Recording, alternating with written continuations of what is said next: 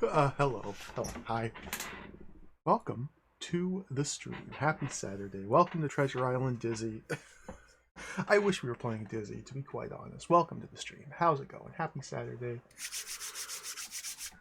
We're going to play more Universe. We're going to play more Universe today. Universe Day 2. I got Dizzy on the brain, obviously. But Dizzy will return. We'll be back to Dizzy probably next week. I think next week. But for today, we have our hands full with Universe. Let me say hello. Hello, Dracados. Hello, Dana. Hello, Alonre. Excellent Scalation Pyramid. Hello, Calm Sun. Hello, Amiga Runs. Hello, Mail. LP. Hello, SGBU. Hello, Smepplebear. Hello, Rubber Kitty. Excellent Pond Pyramid. We gotta play more James Pond, dude. We gotta play more James Pond. I've come to the conclusion we must play more James Pond. There's like the insane. I don't know if it's the Game Boy Advance or the PlayStation 1 version of James Pond 2. It's got like a fully animated cartoon cutscenes. We gotta play that one. I think it's the PlayStation 1 version of James Pond 2, which is a port of the Game Boy Advance version of James Pond 2, which is a different game entirely but uses the same assets as the Amiga James Pond 2. It's very complicated. We also have to play the Game Boy James Pond 2. We also have to revisit James Pond 1. We gotta play the aquatic games. We gotta play more. I'm getting sidetracked. Hello, Tango Bunny. Hello, Dialoco. Hello, everybody. Welcome to the stream. Welcome to the stream. We're gonna play Universe today. We played this for 5 hours yesterday. This is a point-and-click sci-fi fantasy adventure on the Amiga. It is. It's been a little rough. Not gonna lie, it's been a little bit rough so far. We got pretty hard stuck at a couple points at the very start of this game, this Universe game. We got pretty stuck at a couple points in like the opening set of rooms. But that's okay, because we persevered, we made it through the stuck, and surely it's all gonna be smooth sailing.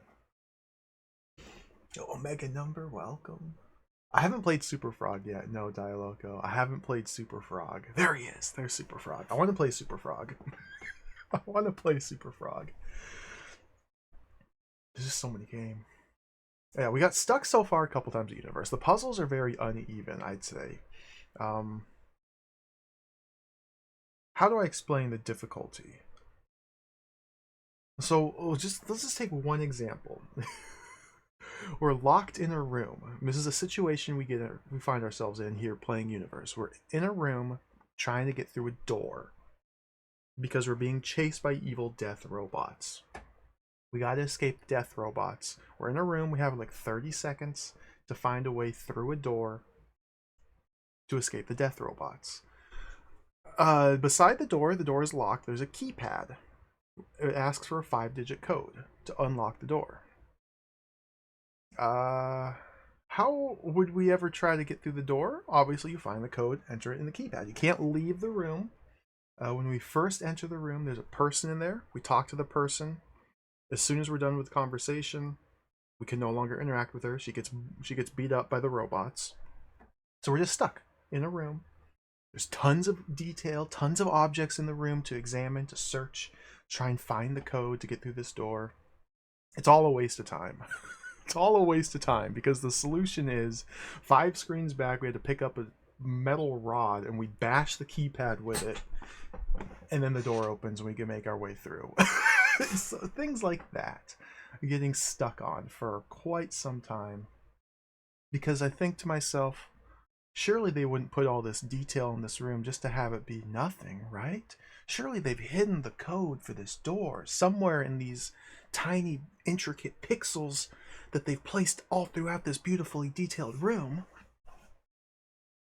You just bash your way through. And yeah, the parser complicates things. It's a point-and-click interface where you have... We'll have to do a count. We have at least 16 different verbs we can select to point and click with.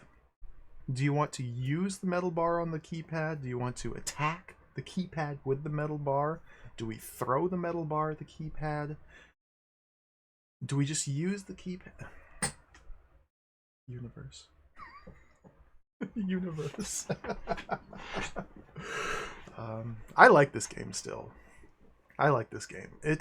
I'm personally happy that they put situations like that at the very start of the game, because now we kind of can get a sense of the sort of wavelength that the developers were on when they were making it, the sort of style of puzzle they're going for, where you don't necessarily want to do what's obvious. You kind of want to think outside the box, even if it doesn't make a lot of sense. Kind of want to just experiment and bash stuff with a stick. So let's play it. Let's bash some stuff with a stick. I'm excited for this. Let's just play the game. 5-disc game for the Amiga. We will be starting on disc 3 today. Where is it? Universe? Sierra games do have a lot of detail, yeah. A lot of it's just extraneous. But I appreciate it, nonetheless. It's always interesting when I play a new adventure game, because you never know what sort of style they're going for. What sort of puzzles they're going to make. Are they going to be logical, or are they going to be universe logic? You never know. You never know. Oh, Sheriff Ram, welcome. Dieter Lavo, Speedy Bree, welcome. I love that Digi emote. That's so good.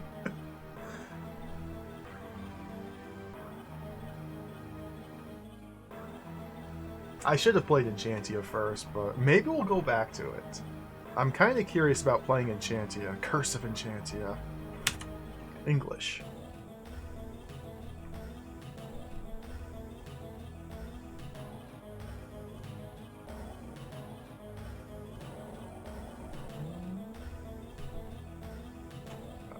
Oh, we gotta watch the intro. Can I skip this? Skip it.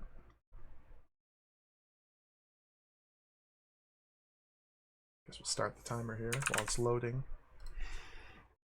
The Curse of Enchantia.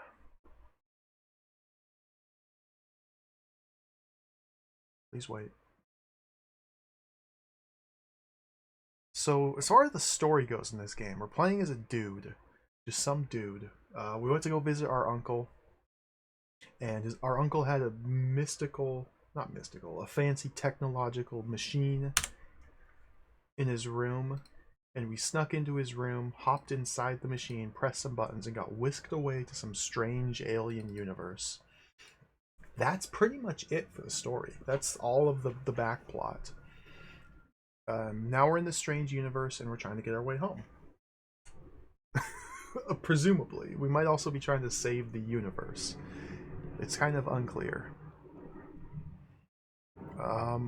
We started on the planet Fallen Hope, which is ruled by an authoritarian regime. Oh, look at this! What?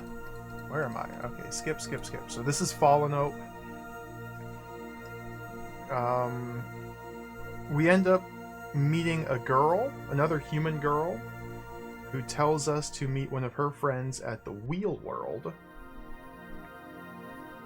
And so we get chased by death robots, we hop in a space car, and we fly around to other planets trying to figure out how to get to Wheel World. We don't have enough fuel to fly straight to Wheel World, so we land on a separate planet.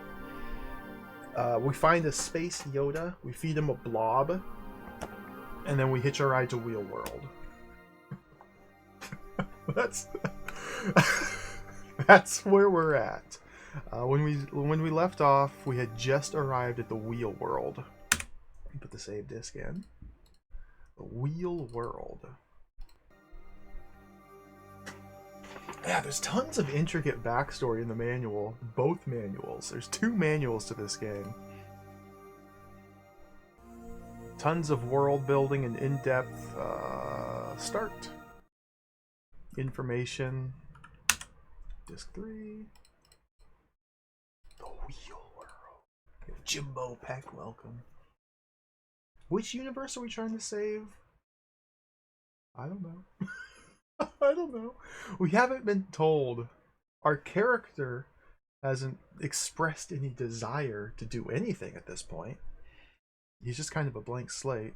During a game over screen, we were told we failed in our quest to save the universe. That's the first time we've been given any sort of quest. Oh, here we are. Look at this. Okay, so we're in the wheel world. We're trying to find some person here. I've already forgotten their name. Jalinda, something like that. Let's start looking around. We haven't done anything here yet. This is all brand new. But yeah, we hitched a ride on Snorglat's ship. This is our space car. We had to ride on Snorglat's ship to make it to Wheel World because we didn't have enough fuel. At so close a range, it's impossible for me to make out the entirety of Snorglat's ship. I can feel the searing heat emanating from the hull of the vessel. Looks not surprisingly like a landing light. Wouldn't have thought that the Wheel World would really need them due to the high-tech nature of things in this place, but there you go. Fairly ominous looking gateway leads from the landing bay to the rest of the Wheel World. That's my cool car. Yeah, lots of incredibly intricate and detailed pixel art in this game. There's a control panel for the gateway. I think it needs some form of ID. Okay. But the downside to having such intricate pixel art is there's often pixel hunting. Like, you never know what could be a point of interest. We've already seen points of interest that were literally 3 pixels large. Now, granted, those didn't help us progress in the game. They were simply for little side gags, amusement. But you never know. Yeah, here's our interface. We can pick things up. We can use. It's 1, 2, 3, look, 4, talk, 5, attack, 6, open our inventory. Click options when we get 7, insert, push, pull, eat, drink, wear, throw, combine, open, close, jump. It's only 14 different icons.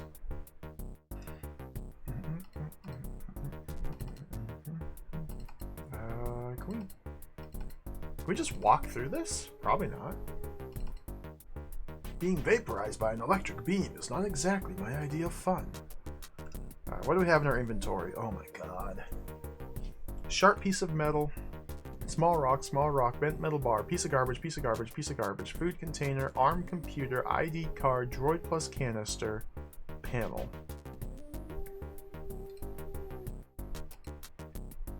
Okay.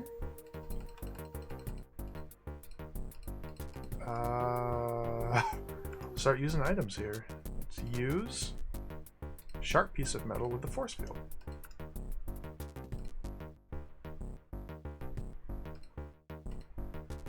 I don't know if we're trying to disable this force field, this gateway, or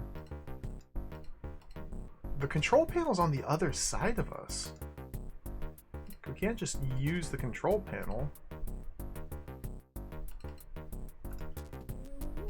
Maybe we can press buttons with the metal bar? No. Maybe we can insert our ID card from the other side? No. Oh, maybe we need to insert, not use the ID card. No? Maybe we use our mysterious ARM computer on the gateway? No. Maybe we use our mysterious ARM computer on the control panel? No.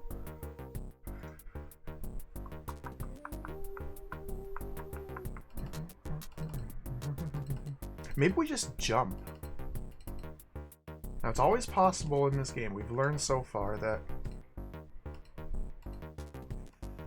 sometimes you just jump. Sometimes the game presents you with a barrier, and rather than try and undo the barrier, You just go around it or bash it with a metal rod.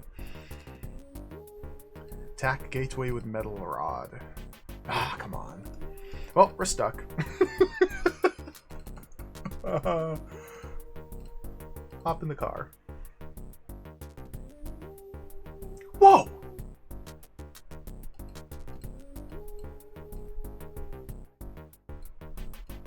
Oh, there's different landing sites on the wheel world. Okay. This map is huge. Okay, there's some sort of glitch going on with the text in these screens specifically. It happens in the inventory screen as well. I'm clicking on it and there's 2 screens of dialogue that appear, but it just breezes past the first one. That's really annoying. Oh, by the way, to use our car, our space car, we have to jump into it. Hey, Bobroskaya, Parstill, welcome. Zetsubera, welcome. Oh, you bought a new desktop. Nice. I got one of those a year ago. They're very handy, very useful. I can try and pause the emulator. Oh god. But I have to time it just right. If I mistime it... There we go. Landing Bay Ref 28B. The landing bay serves the Paladon District area, and as such is generally one of the wheel world's busiest bay areas. Landing Bay is classed a restricted zone, and even if I pause the emulator, we don't get to see the last little bit of the text. Holders. We get the sense of the message. Oh, dude. No. No. Oh my god, come on. No. Landing Bay, Ref 789C. This bay serves the Cortex Precinct, one of the wheel world's recreation areas. Visitors to this area are advised to be vigilant, especially around the Wheel Street and Archway areas. We got a lot of these to look at. Oh, everyone's going to be glitchy. The landing bay down there. Being close to both the Xenomorph Bay and the Magellan Block areas, this is a well-used bay. Fees are charged for use of this bay. To subscribe to this service, contact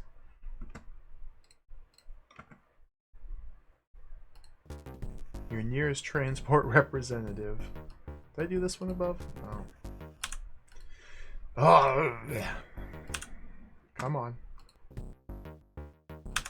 Come on. Twinned with Bay 2B, this bay serves the usually busy Archway area. Recent problems with anti-grav repulsors have been rectified, allowing access to heavier transport, something tons and above, as well as lighter vehicles. Dude, we can click on like everything, and they all have multiple lines of text that just scrolls right by. Dude, this is jacked.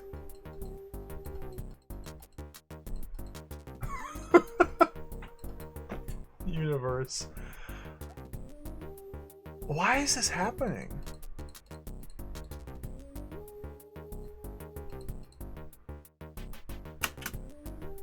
Oh, that's a good question. I don't know. I'll try keyboard command. Spacebar escapes out of the car. Enter escapes out of the car.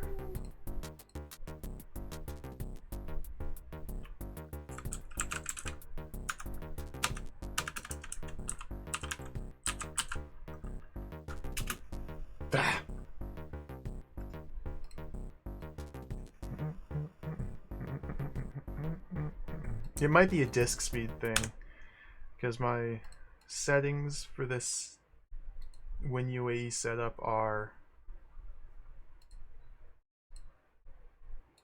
quite fast.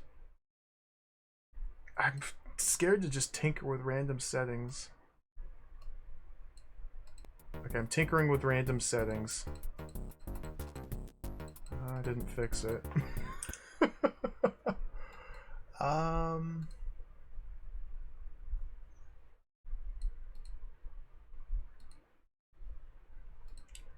Uh, uh, I don't want it to break. Cancel. Abort. Can we fly? Can we even fly to these places? Oh, come on.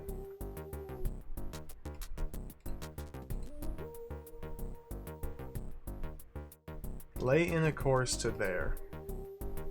Course erase is at your current destination. Okay, this is where we are.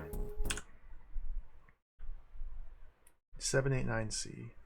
So another thing that this game really likes to do is just drop you into areas with that, and that's it. You're just there. So we don't know what our current... I take that back. We know what our current goal is. We're trying to find woman. But let's go here.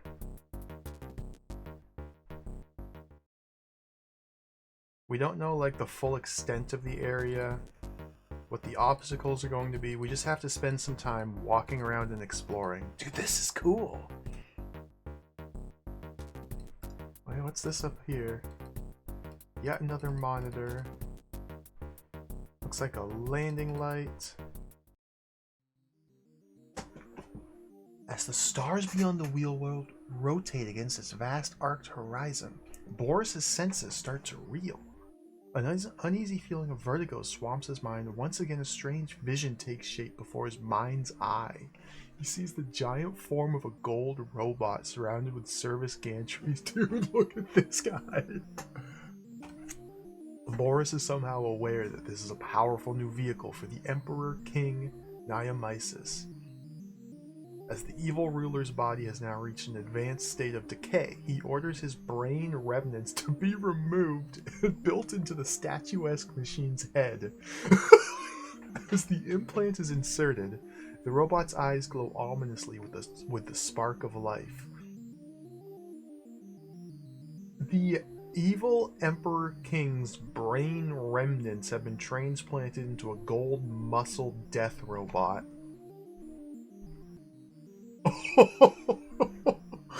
There they go. Little brain remnants. Dude, this thing is enormous.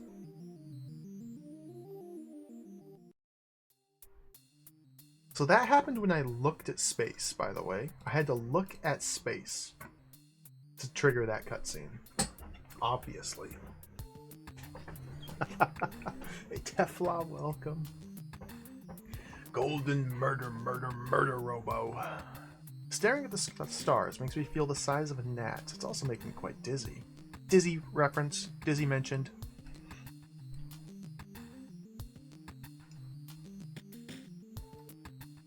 Let's go down here. Arriving at the Archway, the cityscape of the wheel world can be seen seething with life. Hover vehicles flit past along the stressed laminate carriageway which curves into the distance. Various forms of monorail run overhead, and flashing displays and signal lights wink on and off over the faces of alien tower blocks. This is cool. This is like something out of Blade Runner.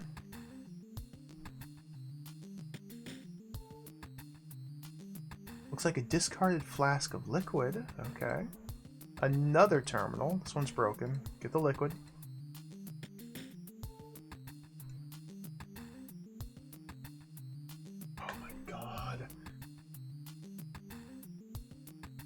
It appears to be a flask of some sort of beverage, although you can only guess at the actual contents since it is unlabeled.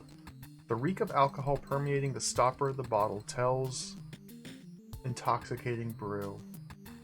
Alright, we got some booze, some space alcohol. Broken terminal, maybe we can use our computer with it? No. I get the feeling trying to walk out onto the road here will get me killed. An exit from the archway over there. One of the thousands of buildings that give the wheel world a stifled, claustrophobic atmosphere. Cool. An overpass suspended by arched suspension beams. Oh, looks like a hotel. It's probably grand in its day, but I can't help but think it looks a bit run down now.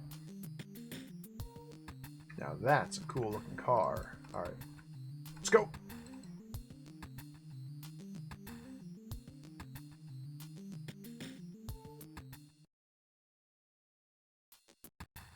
Beyond the edge of the archway lies the Wheel Street, a seedy area lit only by the garish glow of neon signs and advertisement screens. High overhead, the patchwork cityscape of the inner wheel world surface can be seen forming a vast arch across the sky, its edge bristling with docking piers and spaceship terminals. You are separated from the Wheel Street by a deep transport channel, above which hangs a small, precarious-looking elevator platform. Dude, this is so cool! See the inner surface of the wheel world?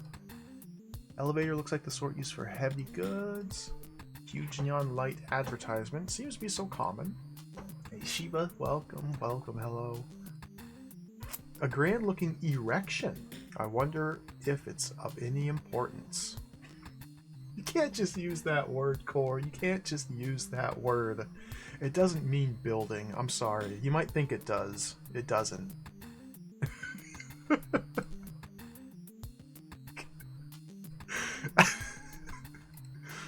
A dejected tramp sits next to a burning barrel to keep himself warm.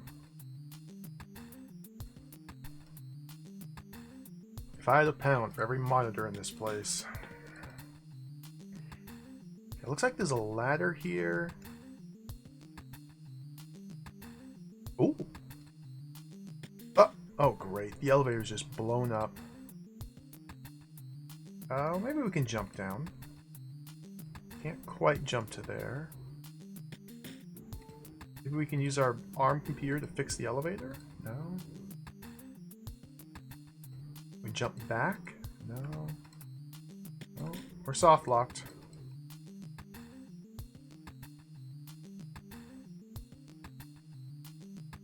Control for the elevator. I can't use that.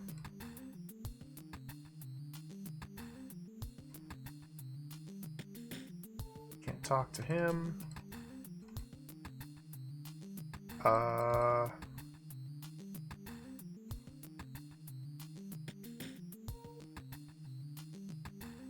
Okay, there's got to be a pixel. Space. Apparently it's the final frontier where no one can hear you scream. It's also really cold. Attack elevator with metal bar. Ah!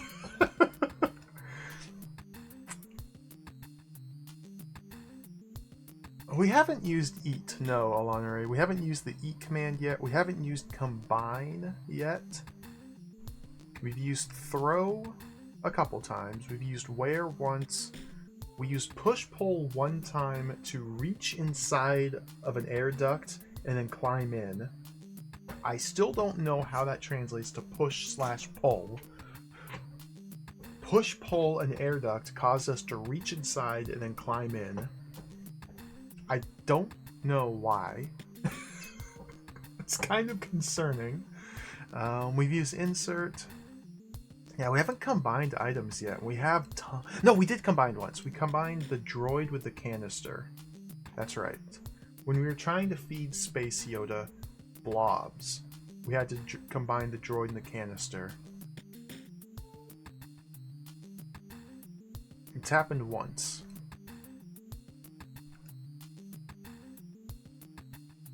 We've used attack. Yeah, we've used pretty much all of these so far. We haven't eaten or drinking though.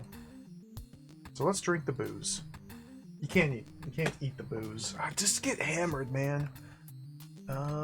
Pick up the elevator? I think we're soft locked. Use panel with elevator? Oh, maybe we push pull the elevator. Maybe we jump up and down on the elevator to get it to go.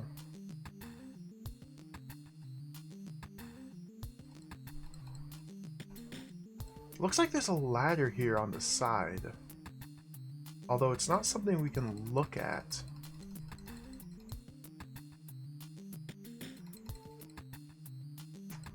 Use this ladder? No, it's not an interactable.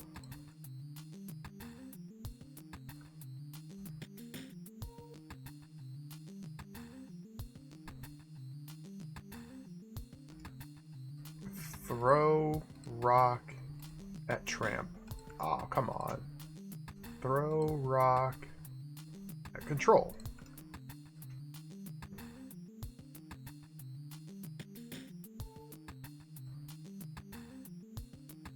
Use droid with canister on the elevator? Throw droid with canister at the control? Now, it's very possible we are indeed stuck here. Because back at the landing pad we were given like 10 different areas we could visit. We might have to do them in a specific sequence and find certain items in a certain order in order to progress down this route. It's possible we're stuck here. It's also possible it's something abstract, like I need to attack the space with garbage. Because this game is demented.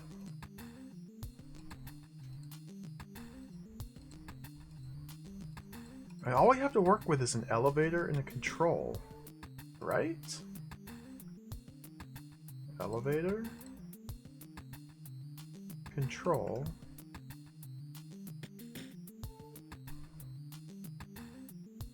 We are wearing a utility suit with an ARM computer. We don't know what this ARM computer is capable of. We've used the ARM computer to open a window by interfacing with like a console.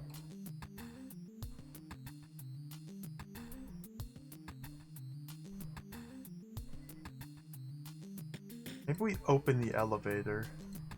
No.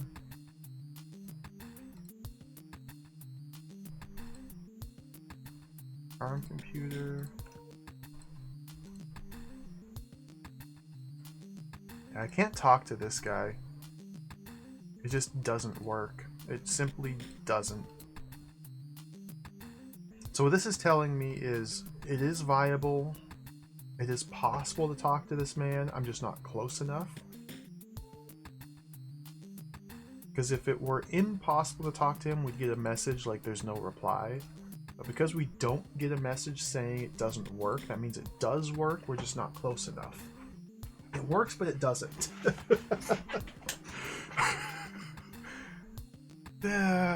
Jump down.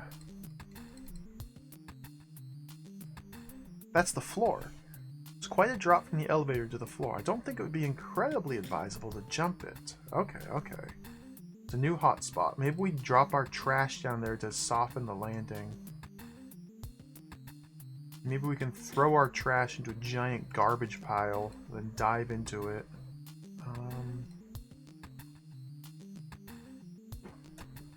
Universe.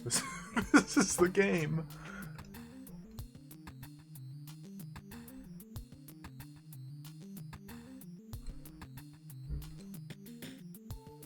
The public transport. I think we're literally stuck.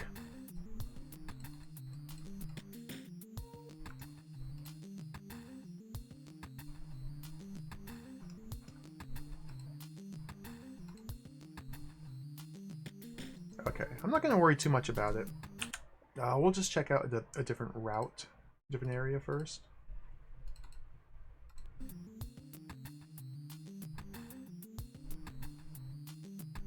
So my modus operandi when it comes to adventure games, I always would like to explore as much as possible before committing to trying to solve any individual puzzle. And it seems to me like we have tons of different areas we can still visit. So rather than fixate on the elevator and try and brute force my way through it, which we may still have to do eventually, it's more valuable, I think, to just simply explore. So we start here. Yep. I went down here. God, I hate that this is glitched. Oh, come on. Oh, I already read that. Let's lay in a course there.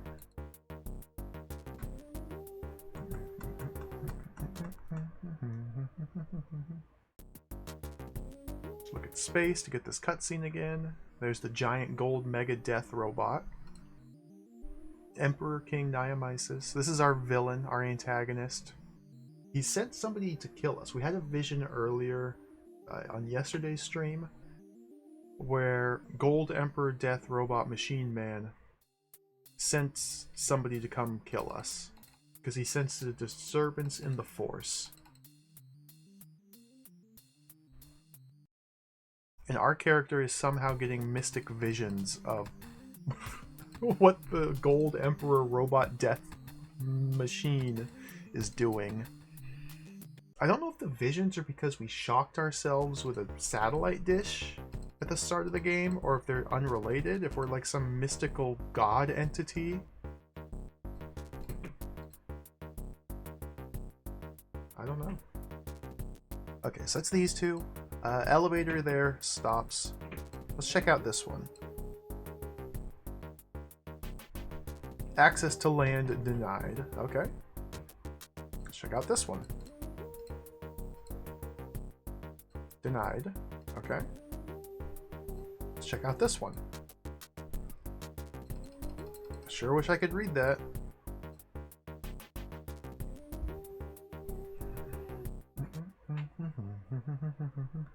Whoa! Oh, look at this guy. What a strange little droid. I think he's a mechanic of some description. It's the second time they've used that phrase, of some description. Dude, you're writing the description. You can't just...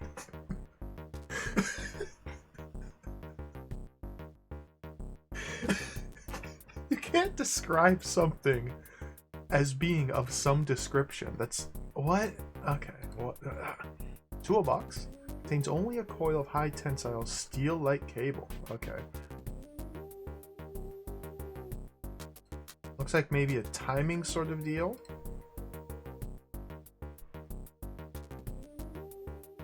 Wait for it, wait for it, wait for it.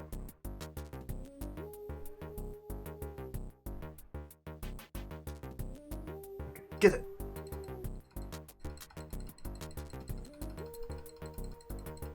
Okay, maybe not.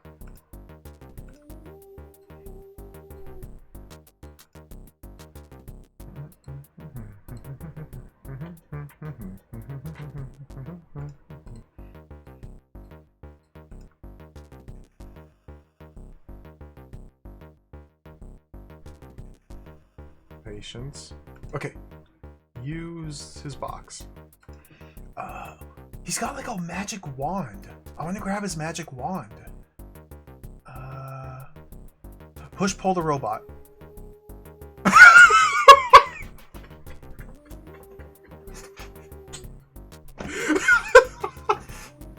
Whoops, I think I might have pushed a little too hard. Alright, he's dead.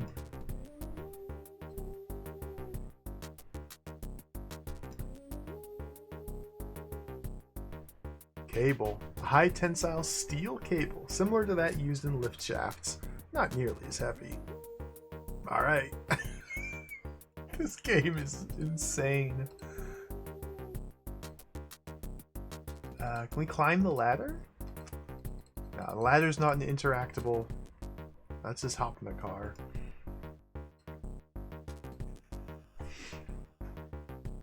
See, I'm being trained by the game. If we're presented with an obstacle, any sort of barrier to progress, I'm being trained by the game to violence. Murder. We have to destroy whatever's in our way. Okay, let's try and go here. Nope.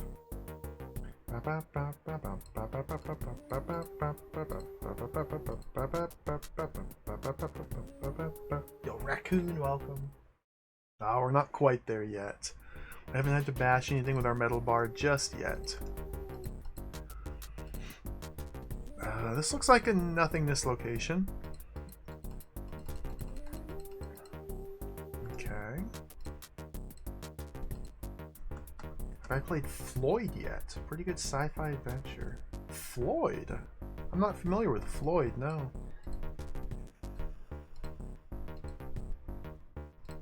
There are tons of adventure games I still want to play. There are so many adventure games. It's quite insane. Oh, Feeble Files? Is that by the Simon the Sorcerer people? It sounds familiar. I haven't played it. It sounds familiar. I think I know what you're talking about.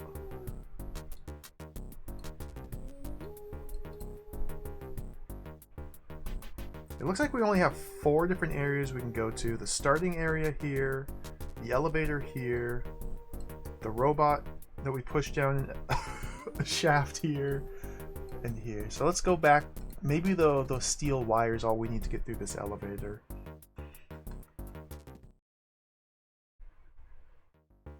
Let's do a save.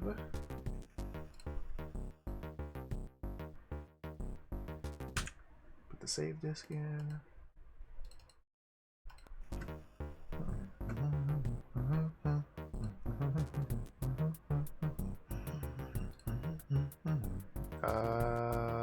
Let's just go back to what to.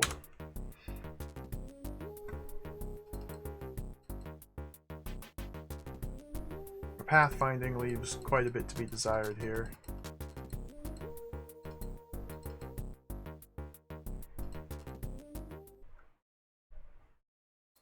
So this leads to the elevator. What happens if we just run down the street? Oh, disc 3, okay. Sometimes you can just play with the save disc in. Sometimes you can't.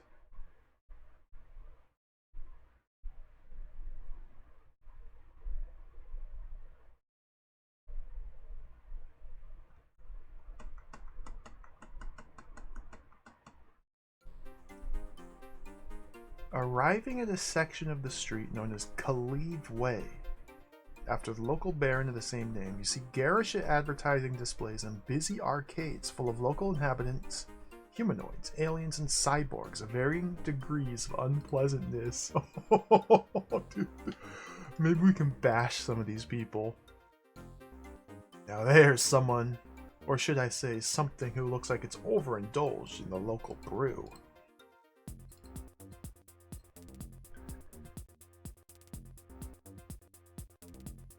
Yes, it's a terminal, but it looks different to the rest. Maybe it's something like a ticket machine for the parked vehicles. This is so cool. Our guy really hates terminals. He doesn't look too cheerful. It seems that here on the Wheel World they also have their share of the homeless. Decidedly suspicious individuals, okay.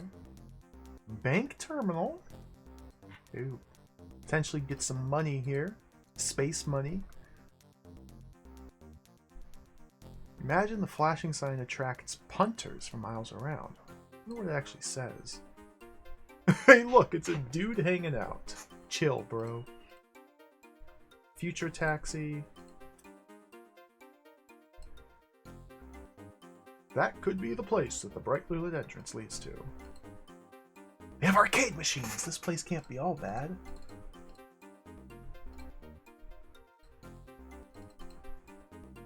Again, there's some very small pixel hotspots we've already come across, so I'm just making sure to take my time to thoroughly scan the room.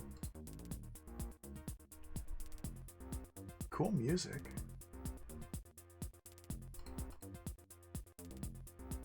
Okay, let's see if we can use this terminal. Let's see if we can use our computer on this terminal. Okay, let's just ignore it.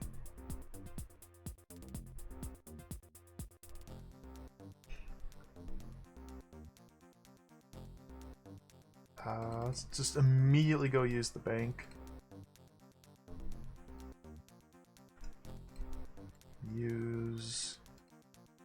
Oh wait, insert ID card into bank terminal. No?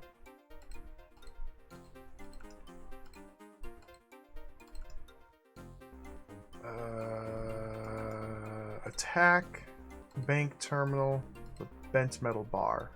No. It's worth a shot. Talk to this man. No reply. Talk to you. No reply. Talk to you. No reply. Talk to you. No reply. Talk to you. No reply. Push pull the terminal. No.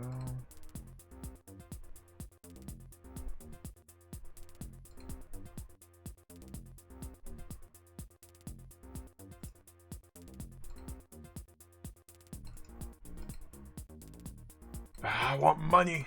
I want space money. Can we go this way? It just keeps going. Oh, this is a space wizard. Seen a modern game called Space Wreck? I don't think I have, no.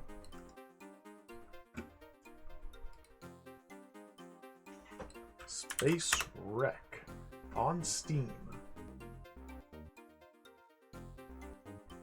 Oh, this looks pretty cool. That looks pretty cool. I'll save that.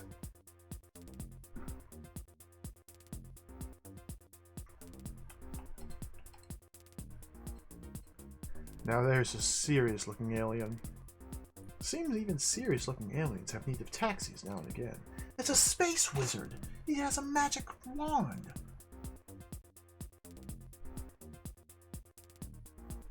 Now this is the future of vending machines. Soon we'll all be harassed by levitating drinks machines. Beware.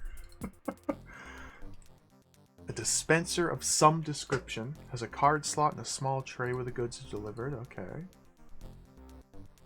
One of the many banks of monitors flashing up images too quick to register on the eye. Subliminal advertising.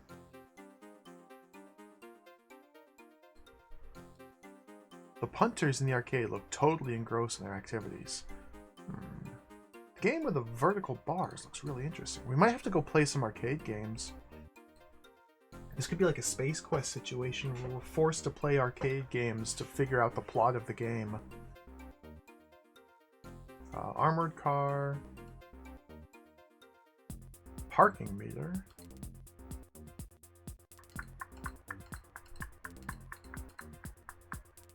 A suspended travelator. I've got to go on that. This map is huge. There's tons of places to go now. Okay, this machine over here had something to insert. A slot to insert a card. Dude, come on, come on, come on.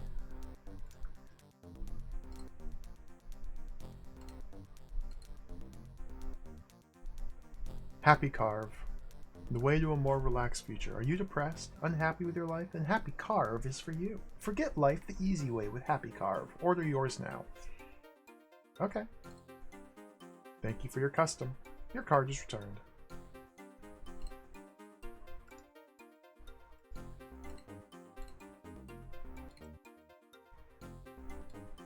Dude, This text glitch is quite annoying. There's two pages of text here with this item description, but I can't read the first page. This is a sachet of a much lower grade of carving than the one given to you by the hermit, and as such is worth far less. Synthetic form is constantly in demand from the local populace. O. Addictive properties.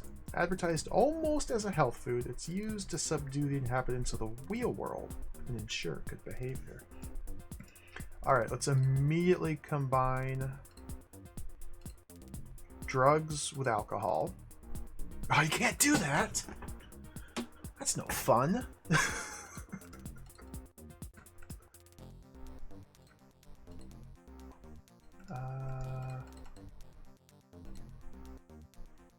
We get to this machine?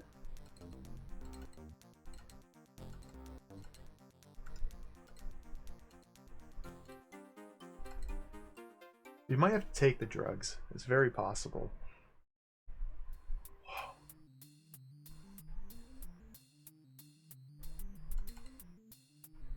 Okay, this must be the other side of that screen. And we're still just in exploration mode.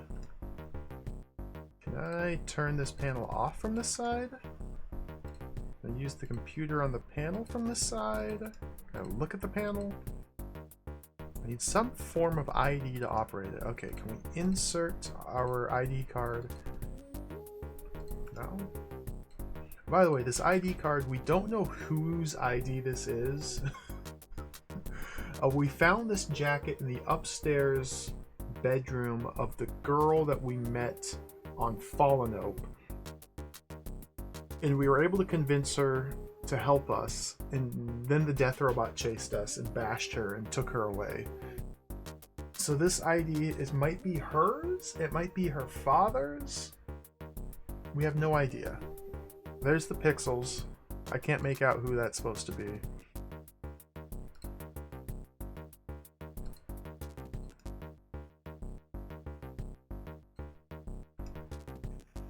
We can't insert the card into the control panel. And it says I need some form of ID to operate it. We can't use the card on the control panel. We can't throw the card at the control panel. I mean, there's no real reason to try and turn this force field off anyway. I guess we're just not going to bother. This card can almost definitely kill me. Gotta be careful here. Okay, so that's the elevator. It's the arcade. Let's go back to the arcade.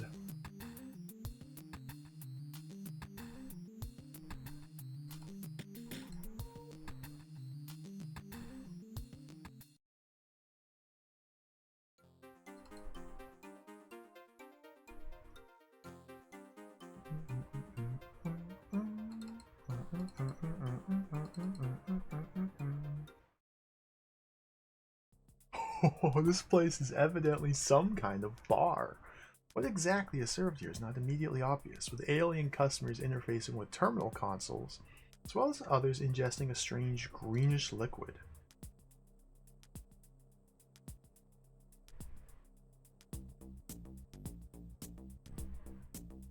Oh, Pac-Man! This game's kind of awesome. I think this is supposed to be a fish tank. Either the fish live in those murky conditions, or they're dead. One of the two. Terminal. State-of-the-art bat and ball game. That's freaking Pong. This guy seems totally taken in by whatever it is he's playing.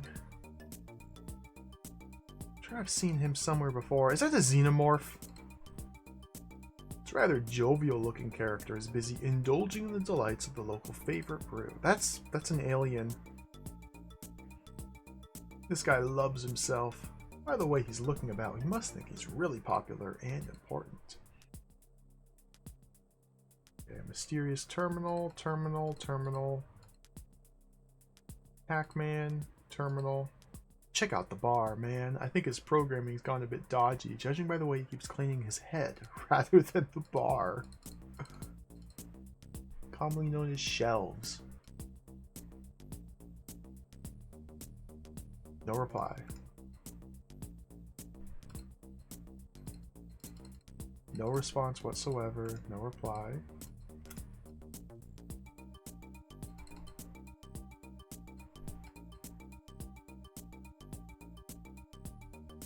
Can we play the game? Ah, come on. Can we play the game? Oh. Invaders. Press fire to play? What? I don't have a joystick plugged in.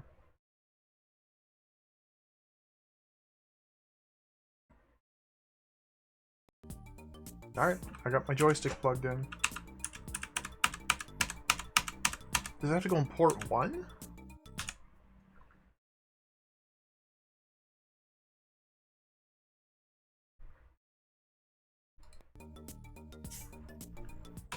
It has to go on port 1.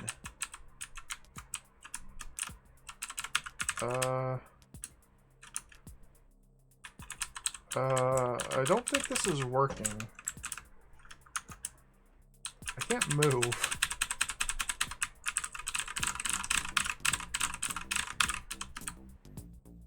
Dude, look at these sprites. I can't move.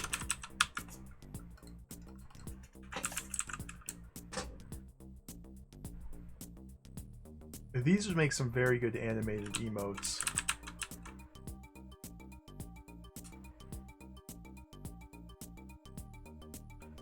I can't. All right. Maybe you don't have to move to play this game.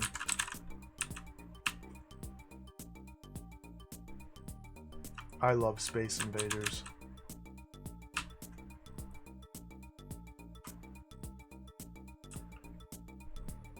Oh, it's getting really fast. That's too fast. Too fast. Alright, I win.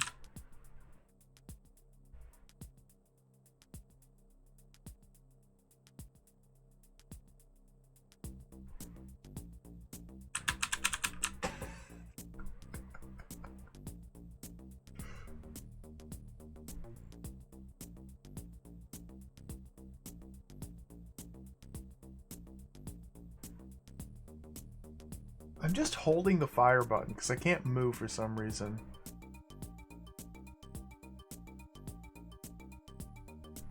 I don't know if I really want to move though and like play this game with any seriousness. Again, this could be a Space Quest 3 sort of situation where the entire plot of the game is hidden behind a secret text message you only receive if you score a high enough score in the arcade game at the fast food joint. It might be. It might be. It might be a Space Quest.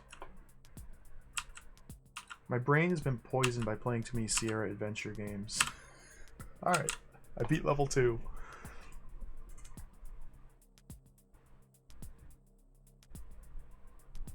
I can't die even if I want to. I can't move into the bullets.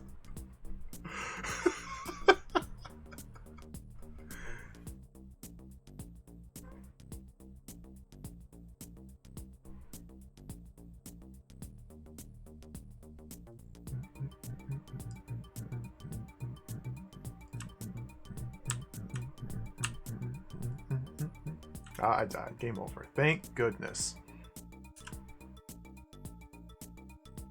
Stephpad, Blimp, Jimbot, Gazoid, Rolfling, Stupod, Jezza the Hutt. Alright. Go back to mouse.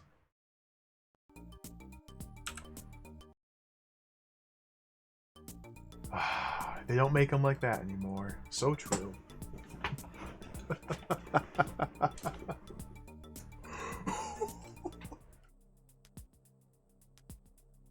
Okay, now there is a mysterious monitor on top of the cabinet we just used. So we might have to actually engage with that game in some capacity to do something.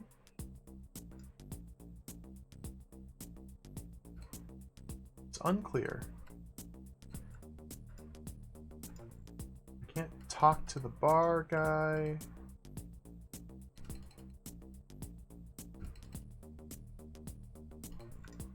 There's another room back here.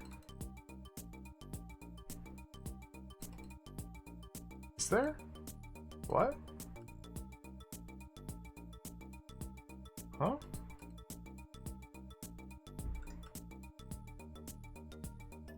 What?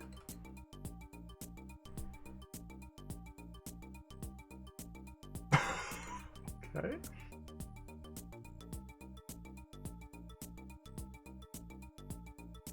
Maybe we're supposed to attack the monitor with our metal bar. Ah, dang it.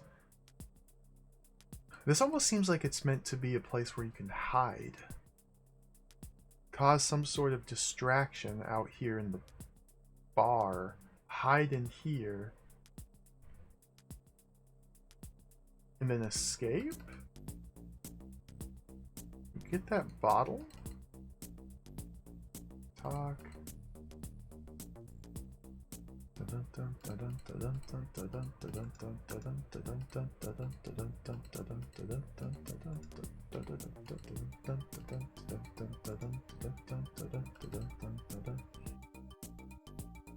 feel like there's got to be more we can do in here. There has to be a reason we can come into this arcade bar. Maybe the entire purpose is to play this goofy little minigame. I have not found that girl yet, Raccoon, no. I don't even know where to look. That's what we're doing right now. We're exploring and investigating.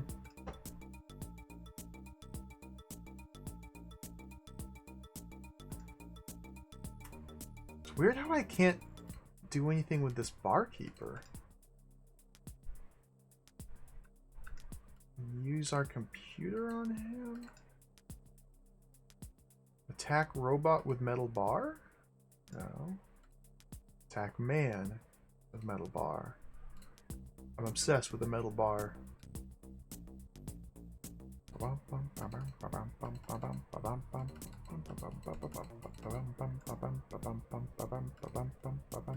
Maybe we have to pour our flask out on the monitor to cause an explosion.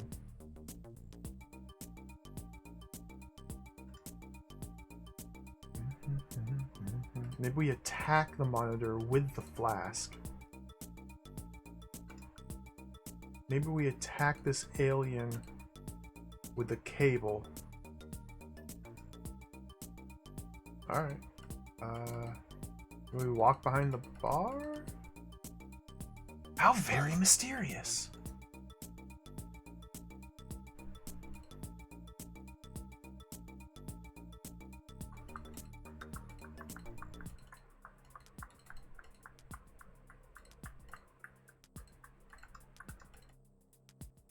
Okay. There might be more we can do here. I feel like almost certainly there's more that we can do in that area. We can't talk to any of these people out here.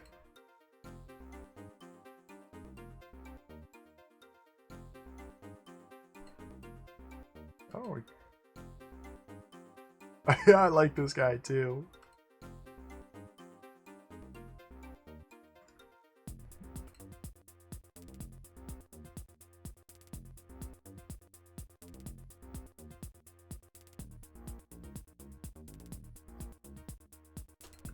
Oh, I thought I was stuck for a second.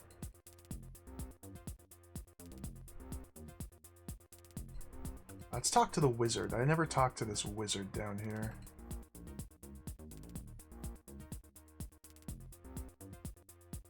Isn't this a staircase here?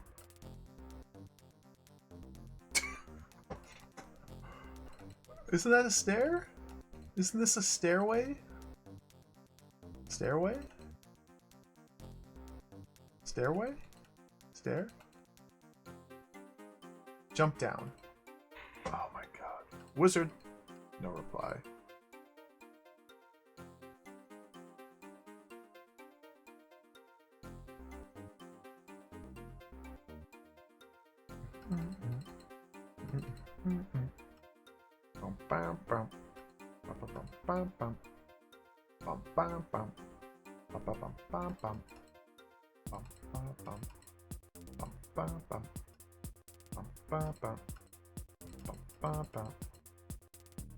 Trying to see if there's any more like exits out of this area. So there's the drugs machine. The vending machine, you can just purchase drugs. What was this robot here? A levitating drinks machine, okay.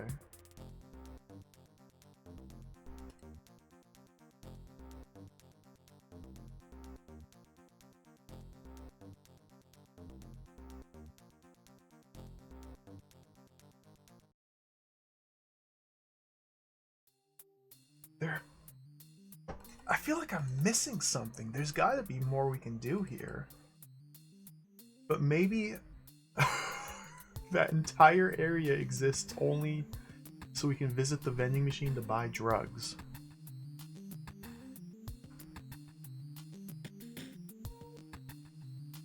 Weird.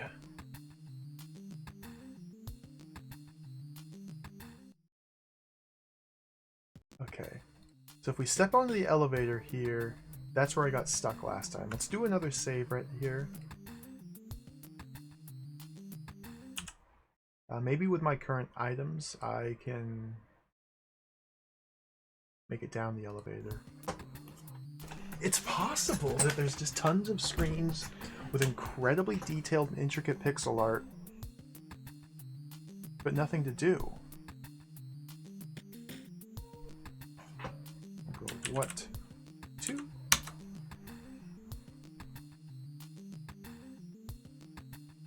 So before we board the elevator, there is the control panel up here at the top.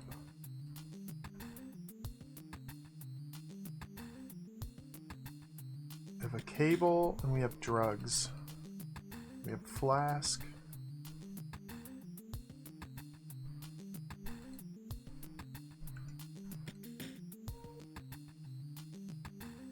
Poof. Okay, let's use the cable. Okay.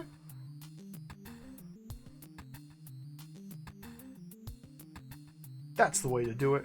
Maybe I'll be a fireman when I'm older. So this is seemingly a point of no return. We can't go back from here, which is a little bit concerning. But we can go forward from here. Disc 3. A lot of disc swapping.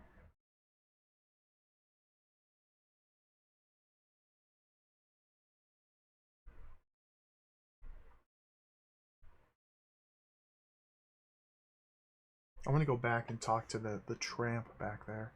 Disc 4!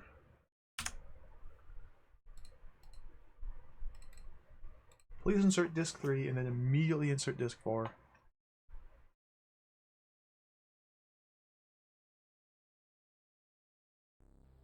A row of stanchions supporting a monorail march into the distant haze of the wheel world's glittering skyline. The monorail emerges from a tunnel between the walls of towering structures either side, rising up from the glow of lower accommodation levels. Look at the speed of that thing, will you? Go back.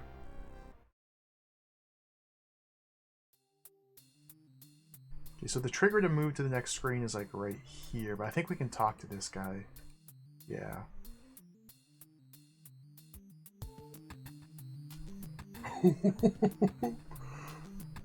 Full-on dialogue. Could you help me out? Probably not, friend. Not unless you're looking for lessons on how to live rough in misery and despair.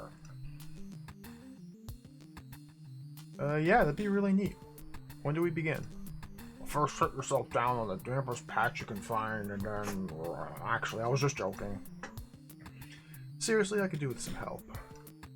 First, let me introduce myself. I'm Bolvis Takar, ex-weapons specialist for the Empire. Once I was a highly respected research scientist involved in creating high-technology weapons for use in the war against the mech alien. But things changed when the Empire started using my weapons to subjugate its own people. I was outraged that the Emperor should be treating his subjects in such a way. He's gone quite mad, you know. Anyway, I was dismissed from my professional position and had all my personal possessions and wealth stripped from me. That's how I have ended up jobless without any prospects whatsoever. But I was in a bad situation. Is there anything I can do to help? As a matter of fact, there is. I'm really hungry. I don't suppose you've got any food or anything, have you? I've got this flask. Some kind of beverage. Yes, thank you. I don't have much to repay your generosity with, I'm afraid, but take this ID card. It may prove to be useful getting you into places that are otherwise off limits. I hope it helps you to overthrow the Emperor. Go now, I wish you the best of luck. Alright. An important looking piece of ID. The official scrawl on the card seems to allow access to some quite restricted areas. I gather that the tramp really must have been a weapons specialist after all. Alright. Cool. Good thing we went back here and checked that. Let's see if we can learn any more from him. Greetings, my trampish friend. You've got that right. I'm a tramp. Not always been this way. I used to be a scientist, you know. Looks like this is just going to repeat dialogue. Yep.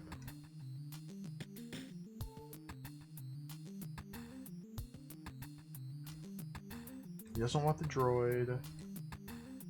He doesn't want the credit card. Okay.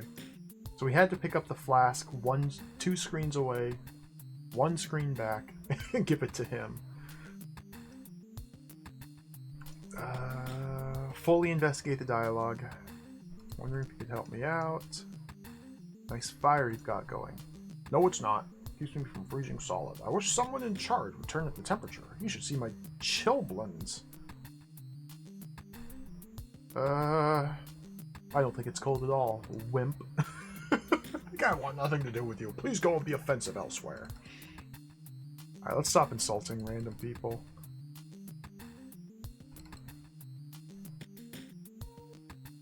Again, I don't think I can go back from here. So it's extremely possible. Disc 3 and then Disc 4. It's extremely possible I'm currently soft locked. Because I didn't get something in one of the previous 6 screens we had access to. The only way to find out is to keep moving forward.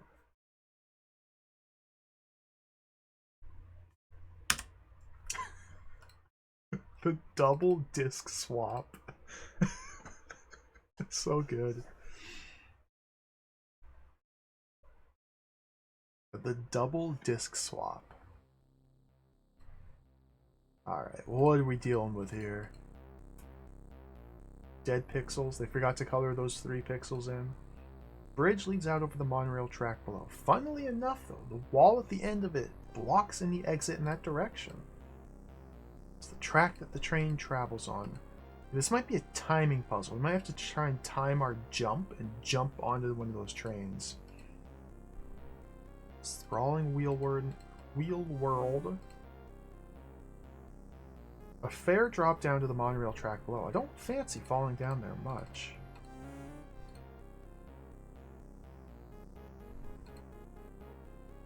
Cool music.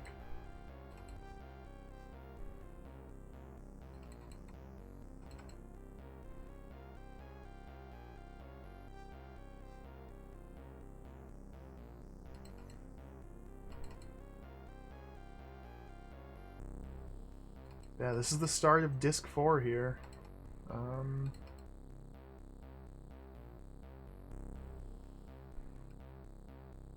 Get ready for it.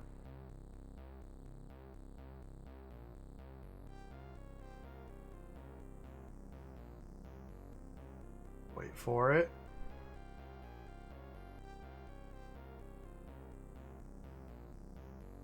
Wait for it.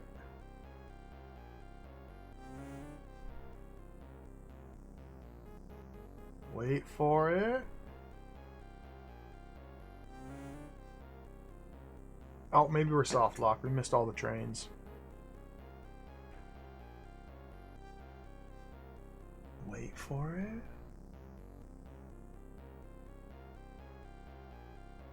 What? Where'd they go?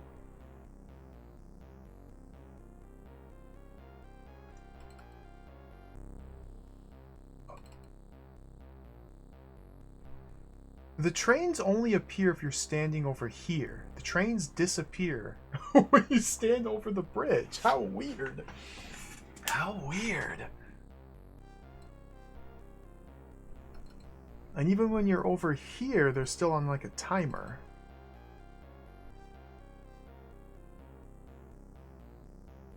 What the heck?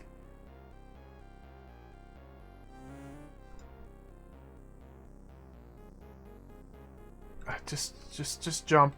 Just jump. Jump. Can't quite jump to there, okay.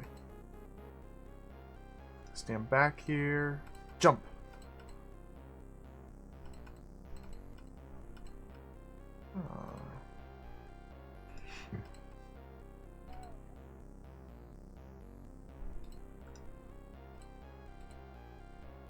Drugs? Panel? Maybe we have to derail the train. Maybe we have to throw a rock at the train. No. Maybe we have to throw garbage at the train. No. Maybe we have to throw our bent metal bar at the train. No. Maybe we have to throw a sharp piece of metal at the track. Okay, there's the train and the track. Train and the track are two distinct entities. Maybe we have to throw food container. So of these items in my possession, I have not used the sharp piece of metal. The small rocks and the pieces of garbage were used in an earlier puzzle. And I still have leftovers. Like, you only had so many chances to solve the puzzle. And the chances were based on the number of small rocks and pieces of garbage you're carrying. So I have a bunch of excess rocks and garbage I probably won't ever be able to get rid of. I don't think they're going to have a use going forward, but they might. I haven't used this food container for anything. Nor have I used this panel for anything. I haven't had a chance to use the ID pass or the drugs yet. I just got them. We used the droid in the canister to scare away some aliens who stole our car for a joyride. We also used to catch a blob to feed to Yoda. We used the ID card here to buy drugs.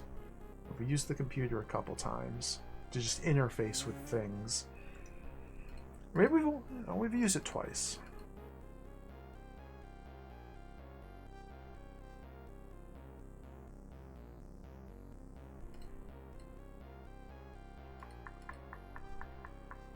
It's a fair drop down to the monorail. It doesn't seem like this path continues around the building. It seems like we have to get down either on top of the monorail or jump onto the track in some way.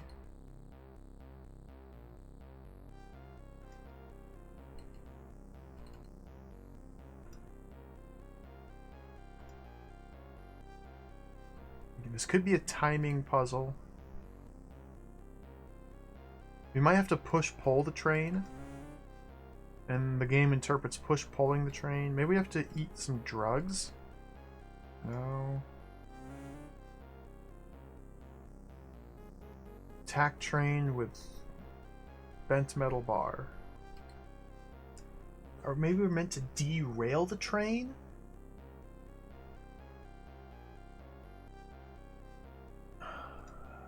How very mysterious.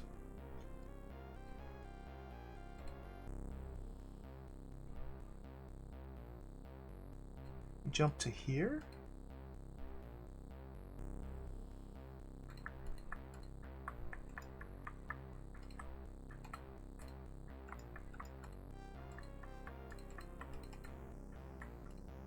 What if we need to be standing here on the bridge? While we're on the bridge, only on the bridge, we're allowed to eat the drugs, which then warp our perception of time because we get so high that it slows down time and we can jump onto the train using our superpowers of drugs.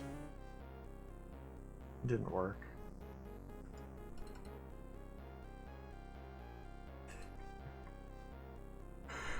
You never know with this bloody game. Alright, I don't really know what, if anything, we can do here.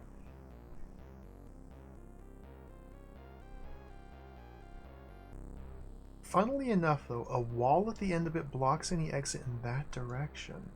I guess the bridge itself is something we can interact with. Maybe we break the bridge with the bar?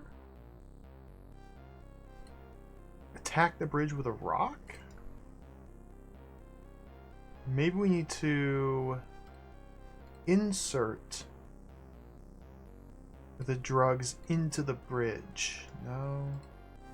Push-pull the bridge. No. jump to the bridge, stomping on it as hard as we can, causing it to crumble, enabling us to walk down to the monorail track. Open the bridge. Open the wall. Just use the bridge by itself. Use the tracks by themselves.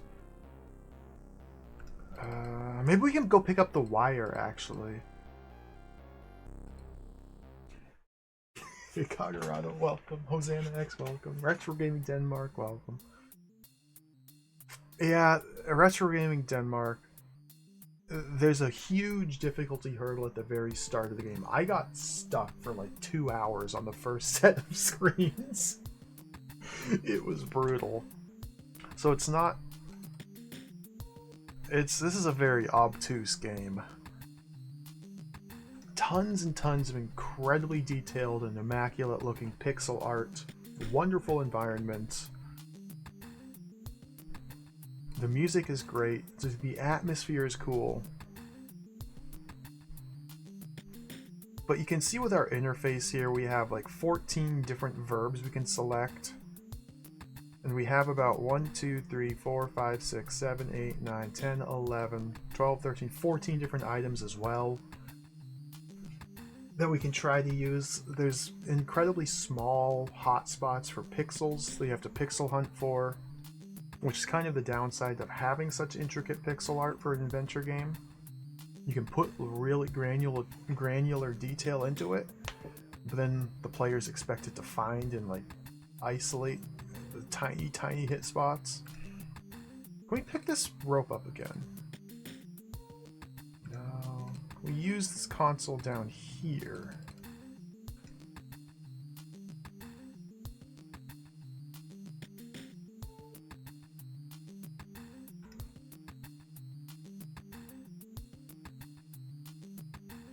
Like, for example, in an earlier puzzle, there was 2 laser turrets outside of a door, protecting the door from intruders. Now, for reasons completely unknown, no motivation, this is unprompted, we had to throw a piece of glass at the door, which caused the lasers to shoot the glass, reflecting the lasers back at the turrets and destroying them, which caused a guy in a window to open up the window and talk to us and tell us how to get into another room. Now, we couldn't throw the glass at the turrets, we couldn't use the glass on the door, we couldn't use the glass on the turrets, we couldn't throw the glass, we couldn't hold the glass, we can't wear the glass, we can't simply drop the glass. You're given this incredibly varied mix of options with which you can interact with the game, but it's looking for one precise combination of inventory items and the 25 different verbs. It kind of backfires. Regardless, though, I'm still enjoying this game. Even if I have no idea what I'm even doing. I think I'm stuck here. I can't go back. Oh, I just click. Okay. Yes, it's definitely a fireman's life for me. But I can't... Why can't we climb back up?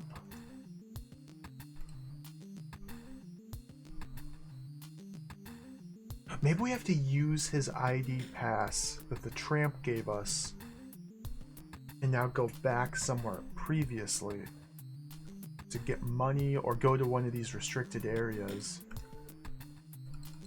The problem is the elevator's broken. I can't... Or can I? Can I just jump?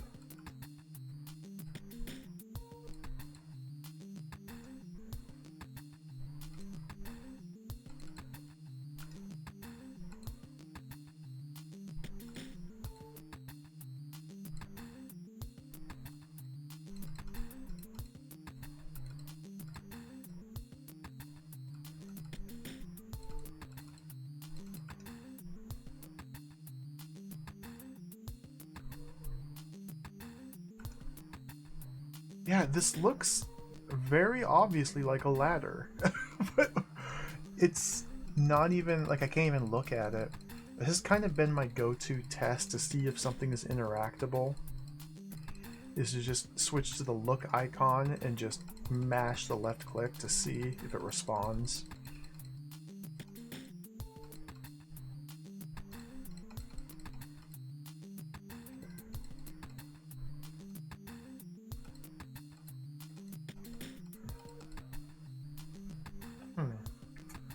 Hey, Pepe Paco, welcome. I'm enjoying the game too. It may be annoying at times to get completely stuck and have no direction.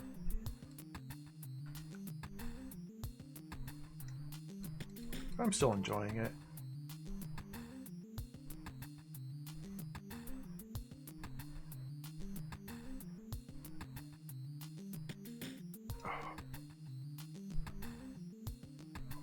ARM computer.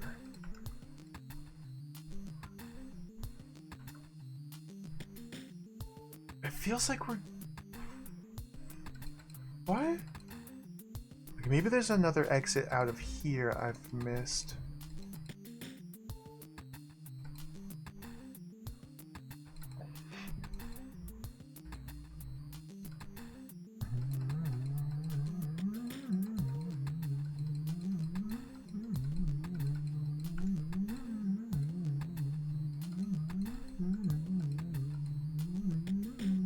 Grand looking erection.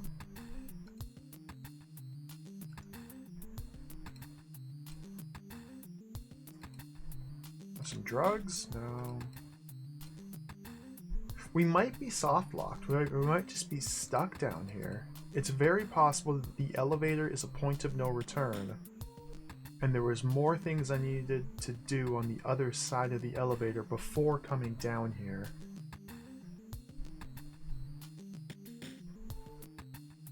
Because from down here, it doesn't look like I can go back. But why? Okay, if I can't go back up, why does it allow me to climb the rope?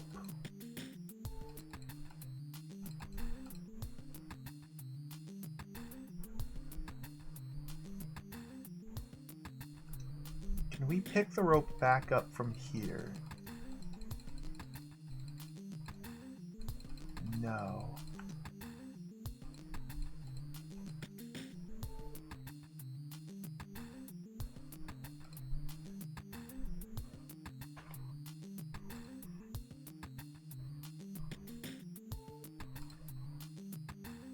The elevator's broken. Can we open the elevator? Is there a tiny little hot spot? A steel cable and elevator. Is there like a panel on the elevator itself that we're meant to open? And fix it with our ARM computer?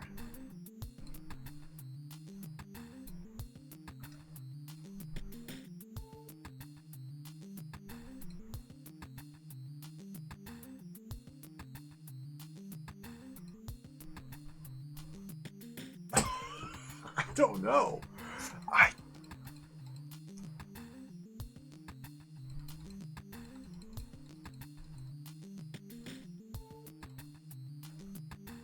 Space.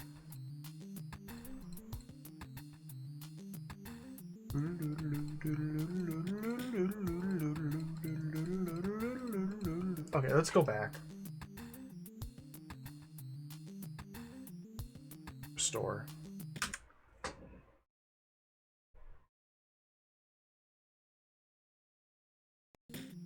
Restore.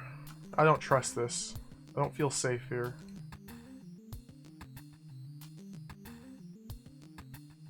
We're doing what to? This is pre-elevator.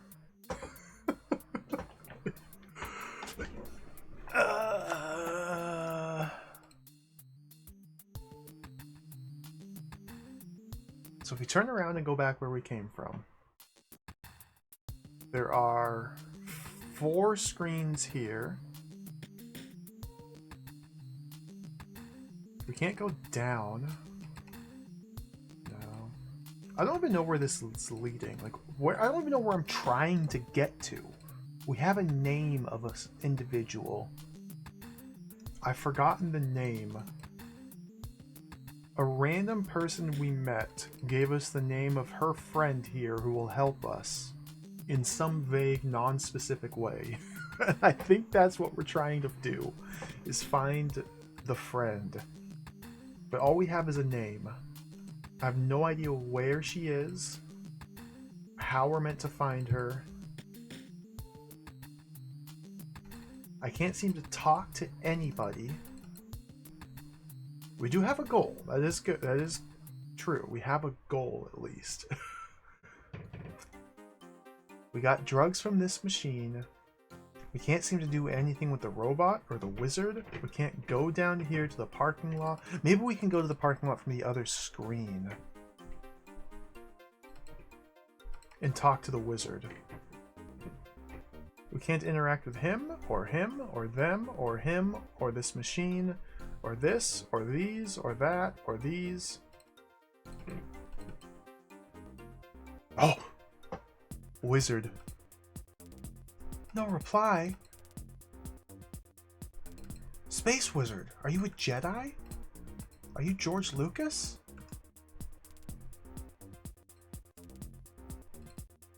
Can we pick him up? Attack alien with metal bar. Maybe we have to pull him down a hole and steal his magic wand.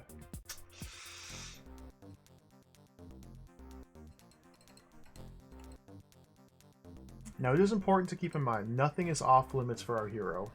Our character. We may be intended to just kill random aliens. We've done it before.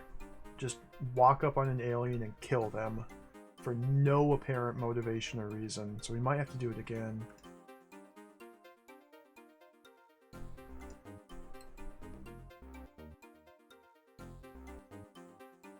Let's try opening these cars.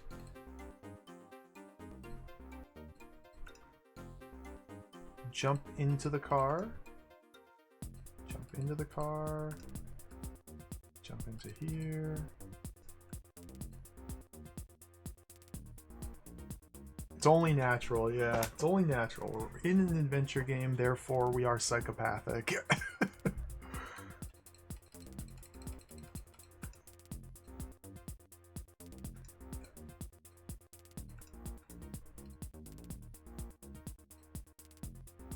Typically, you can trust the look command to tell us if there's something important.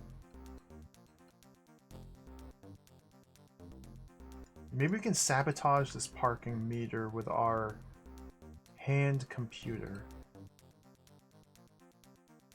Maybe we can attack the parking meter with our metal bar. Can we go up from here?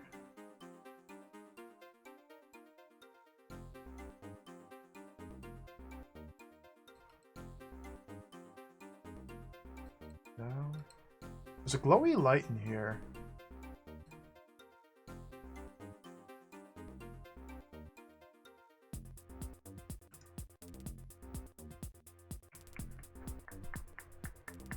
Where the car?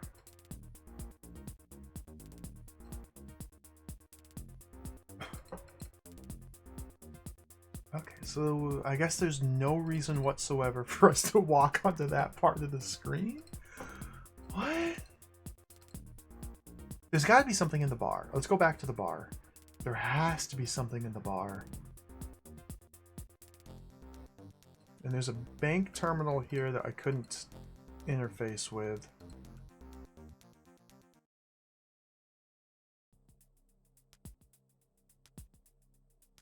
This is so mysterious, this area.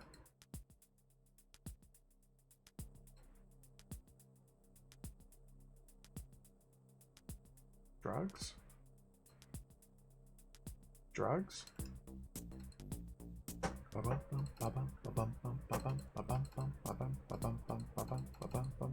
Dude, this music is so good. Okay, there's a mysterious little nook back here we can walk into, but nothing seems to be back there.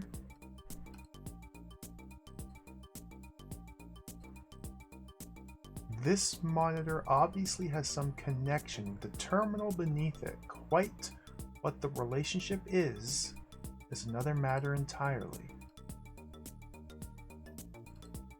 You think we have to play Space Invaders?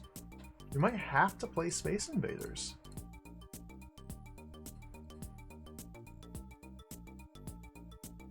Because there's the Space Invaders cabinet down here with a mysterious terminal on top of the Space Invaders cabinet.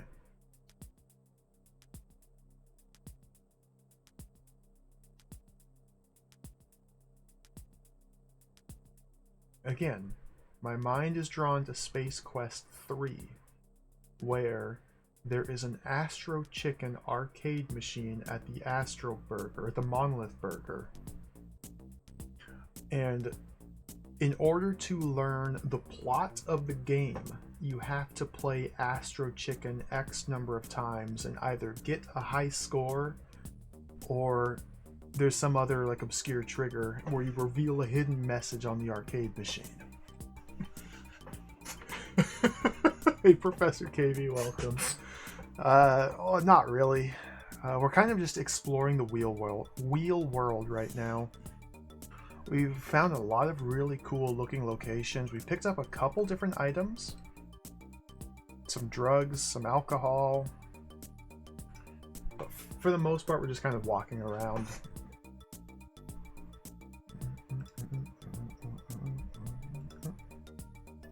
Yeah, this was on DOS, yeah. I'd never heard of it or seen it back in the day. But this was on DOS.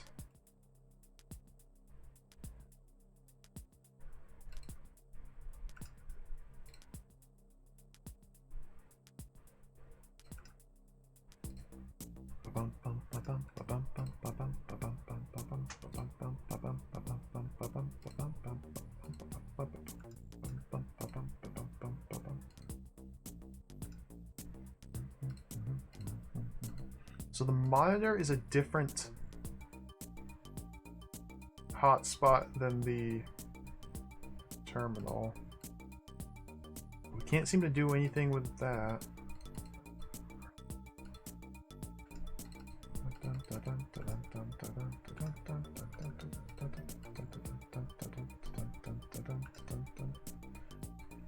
Oh! Okay. It's okay. Okay. It works.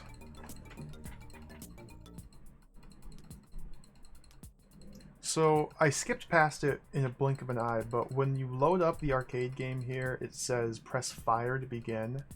I guess fire is left click on the mouse. So I was fumbling around plugging in a joystick and trying to get it to work, and it was causing issues. Now fire equals left click. So we can sit here and play Space Invaders. This may or may not lead to some sort of progress.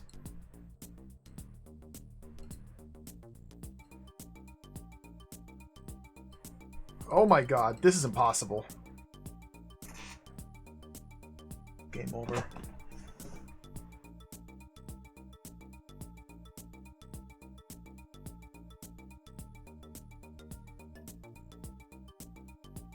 There's not even a high score screen here.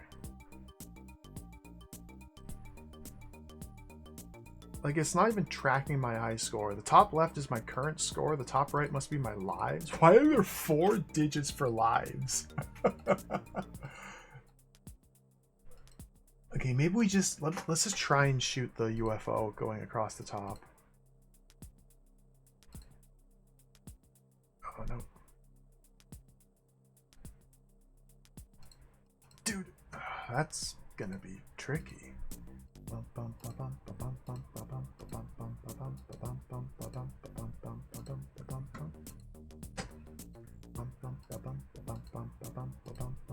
I really like these aliens here, by the way. And how seemingly only the bottom one is animated. The other ones are just mirroring, they're just flipping back and forth.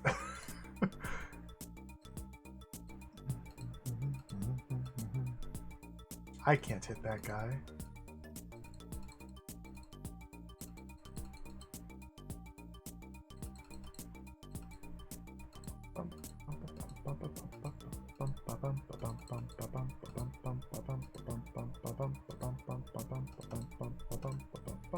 Oh my goodness, dude. What? This is impossible. Okay, it's possible. No fanfare whatsoever. No music, no sound effects. I mean, there's music, but this is just cool. The year is 207,640. It's the year 200 something thousand.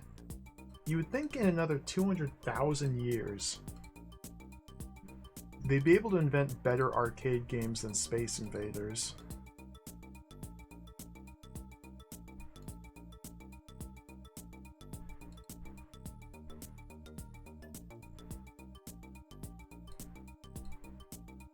Not that there's anything wrong with Space Invaders. It's been 200,000 years though. That's a long time. That's a really long time to be playing Space Invaders. Alright, we're dead.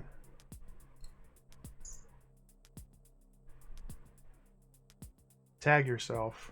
I'm blimp. I'm feeling blimp. Little gym bot.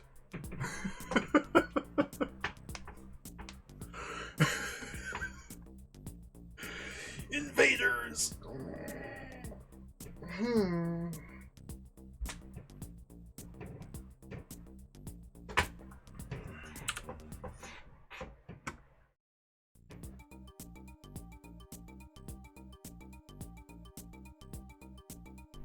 Why is there a machine hooked up to this specific arcade cabinet?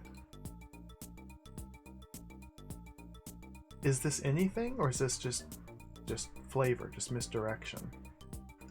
We haven't done anything of note here in the bar other than play that game. We can't talk to any of these people. We can talk to that person. Oh, never mind. I thought I tried that. Okay. Hi there. Is anyone sitting here? No. Would you care to join me? Yes, of course you would. Sit down and introduce yourself. I'm Boris. Who are you? I'm really quite surprised you don't know. My name is Tharan Thuck of Security Services Volunteers. You must not be from around here, otherwise you would know of me. I'm quite important, really. See this badge? It's to show the importance of my position within this society. You probably wouldn't believe that I used to be a nobody. You should consider yourself honored to be in the company of such a respected member of the community. Yes, I better get your drink then. Good. The fresh import of Gnaha brandy should go down well. I said, give me the brandy! 5 credits, please. Here's my card. Enjoy. Well, let's instantly, without hesitation, immediately put drugs into this man's drink. Yes. Of course. Okay. And give him the drink. Oh, you can't use that. Talk to him again.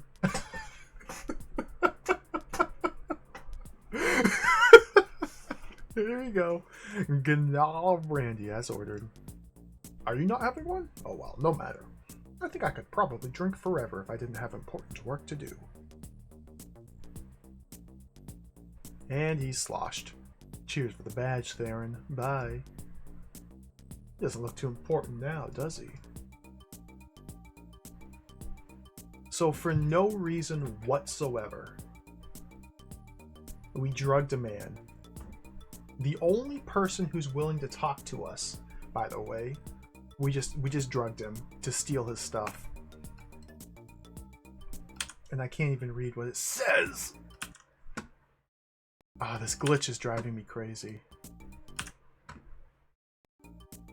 Come on. There we go. This is the official badge of the Security Service Volunteers. Made from an alloy unknown to you, it's supposed to give the wearer an aura of respect and importance. Quite why is a mystery. It reminds you of a cheap cereal packet giveaway.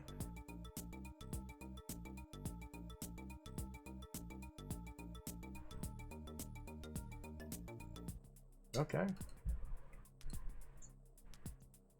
Well, we definitely didn't have this before when we went down the elevator, so this is good. This is tangible, real progress.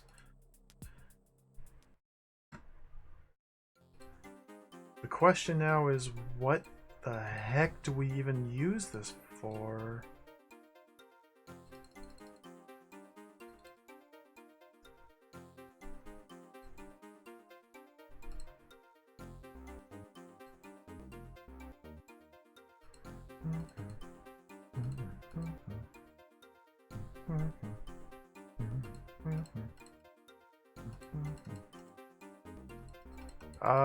I think I'm stuck. I'm stuck. I can't even right click to open the menu. He just glitched himself and now we're stuck.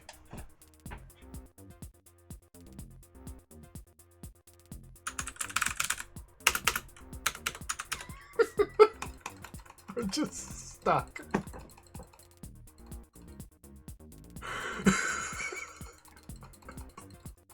Just stuck. I can't even open the menu. I hit escape. Okay, we can restore game. Okay. Whew.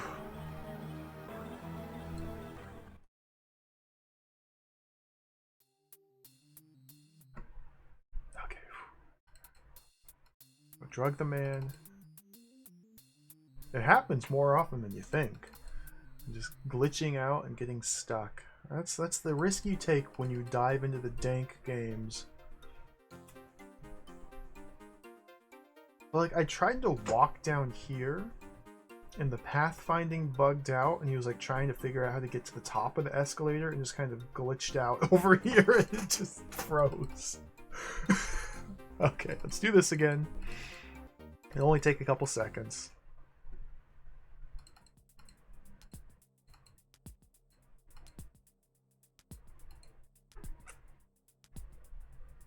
Hello.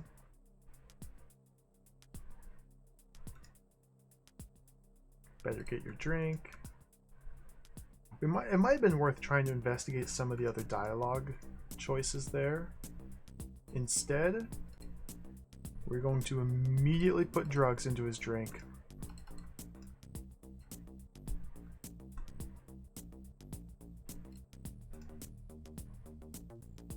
And steal his only source of meaning in his life. His entire life is wrapped up in his job identity, so we're just gonna steal his badge.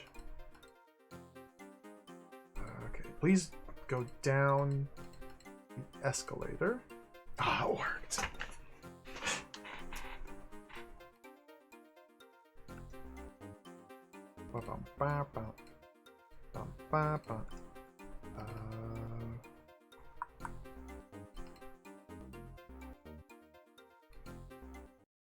I'm not really sure where to use this badge. Whoa!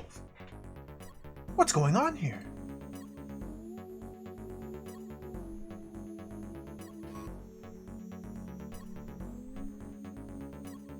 Hi, my name's Boris. Are you in some sort of trouble? Yes! Those packers have cut off my hand. I won't die from it, though. I'm a healer, you see.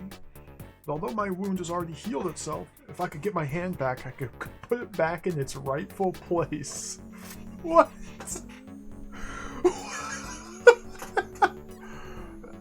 What are packers? They are packers. Jet packers, that is. Oh, I remember reading about that, yeah. They terrorize ordinary people like ourselves, but there's no time to talk now. Please, I beg you, go after those men. I'll meet you in Kaliv Way. There they go! I better go after them. I'm not in control of his movements here.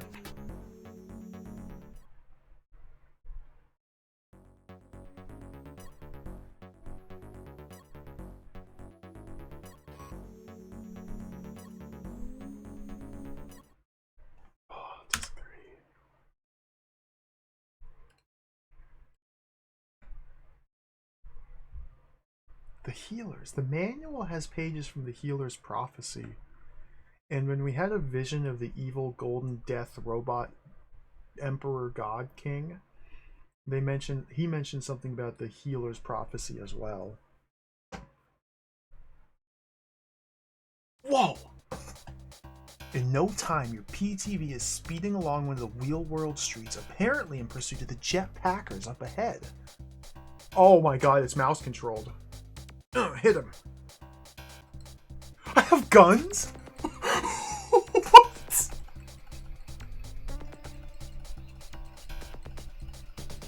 Shoot him! Got him. Shoot him! Alright, this might be one of the greatest games ever made.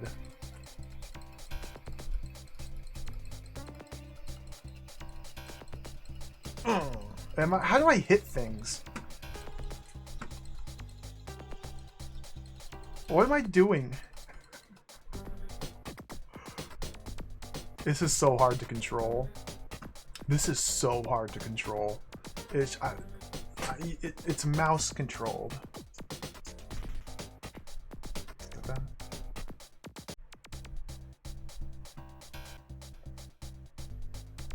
Am I hitting them? Just bash them. Alright, take care, Sheba. Thanks for watching. Is this a survival thing? Am I just meant to fly to the end here? Do I have to shoot them down? Am I taking damage? Am I dealing damage? Why are there so many of them? Oh, we definitely shot that guy. This is so sick. When did Halo come out? Halo Combat Evolved. Wasn't that like 2002? 2003? Oh, crash and burn, Boris. I guess the healer will never get his hand back, and the universe will be forever under the rule of the Emperor King Niamisis. What a legend you turned out to be, eh? I died.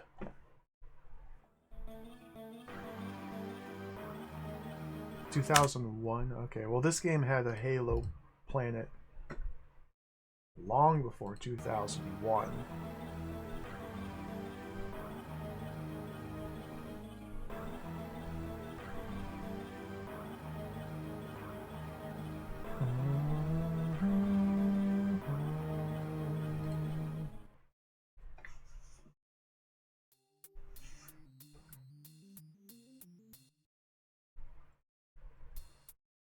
Okay, let's go get the badge, and then that sequence happened as soon as I re-entered this screen after getting the badge. So I'll put a save when I get to this point after getting the badge. Because once I entered the screen, I didn't have any control anymore. We had the dialogue with the Obi-Wan Kenobi healer, and then just immediately took over into action sequence.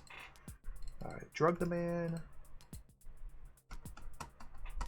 Fenkirk, welcome. Yeah, they didn't care. Just bully the player. That's fine though. Like, death isn't too punishing in this game. You go back a little bit, as long as you're saving, of course.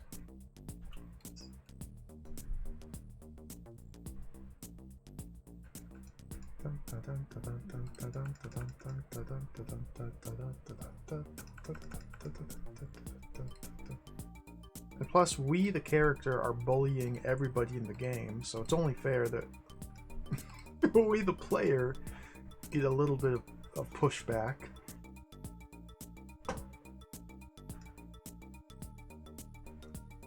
Oh, Ring World? Isn't there a Ring World adventure game?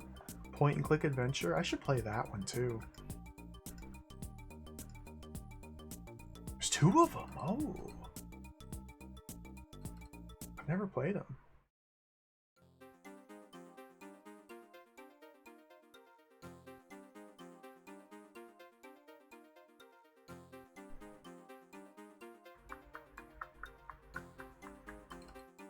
Okay, stand here. Let's save now.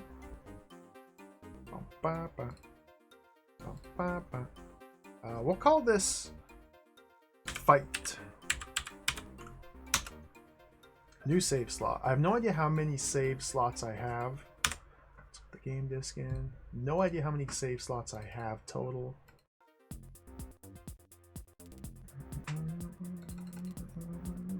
All right.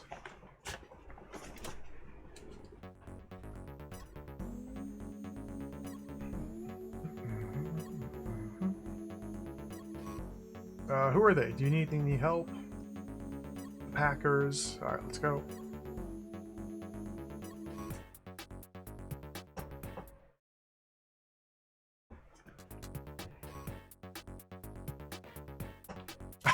Although even in the cutscenes, he just kind of runs all over the place. Pathfinding is so bad. All right, here we go.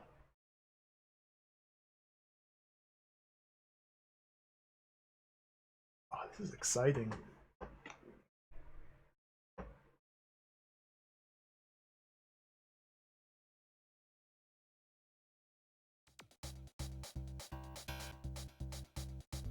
So you can just hold down left click and it auto fires. And there's an incredible like momentum going on here that makes it almost impossible to control your car, but it's all mouse controlled. I don't even know how to aim at these guys. Its perspective is very strange.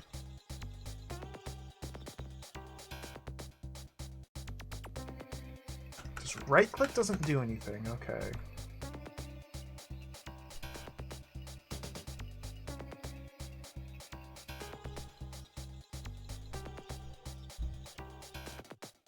Okay, we shot that one.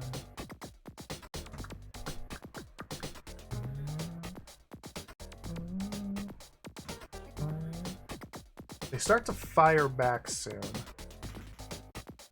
Just bash them. Just bash them.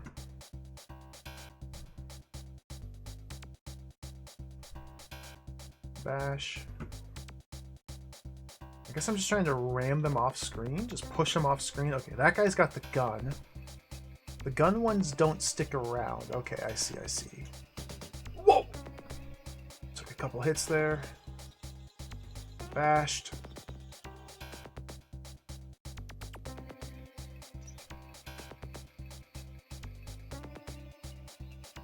Yeah, I don't know what my goal is here. One of these guys, I guess, stole the other man's hand. There's a lot of them, though.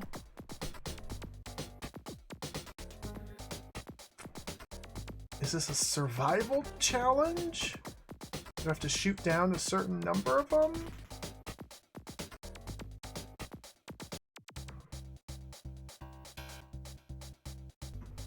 Bash. Alright. It's over. That was pretty cool. He doesn't look in particularly good form right now. Whoa! Okay, friend. I think this has gone far enough, don't you? Yeah? Come closer. We'll see how far this thing can go. Okay, I won't be responsible for my own actions. No, look! I can hardly move. Take the hand. It's more trouble than it's worth. We were sent to find that healer friend of yours by our boss, the Baron Khalif. My mate Lydos told me that the Baron wanted the hand to increase his own powers. He's very powerful and can do magic. It's true, I've seen it. As far as I know, he was going to have his hand replaced with the healer's hand.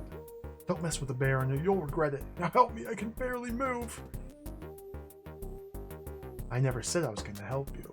You attacked a helpless man, then tried to kill me. Sorry, mate. It's your problem.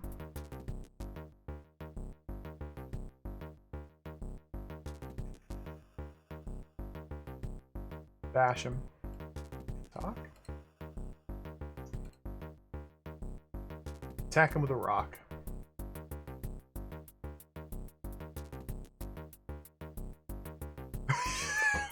Hand! We got hand! Choke him out with the cable.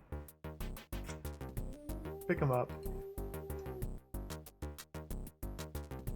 Dude, the glitch! This is the healer's hand, which you extricated from the crumpled heap that was a jetpacker. It looks quite like any other hand you've ever seen before. The thought of carrying around a severed hand quite fill you with the joys of spring?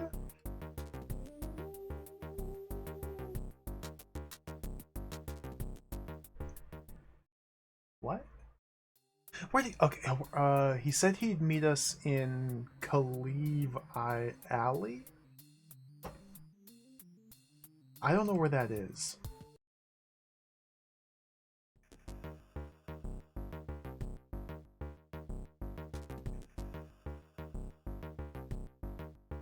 So the wizard healer said he would meet us in Alley once we got his hand back.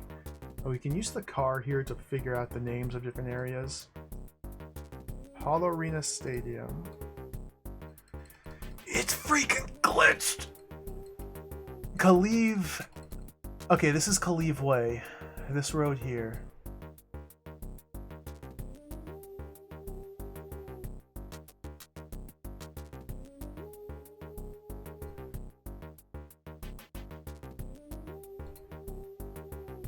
Oh. Probably have to... I bet now we have to go down the elevator of no return. That's probably where he is. Just running across the street. Okay, let's do a save here. This is the elevator of no return.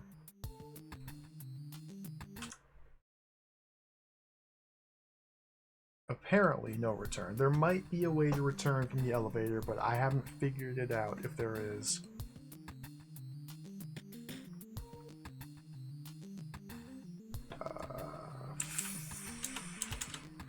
Let's go to the yes save. Go back to yes. Y-E-S.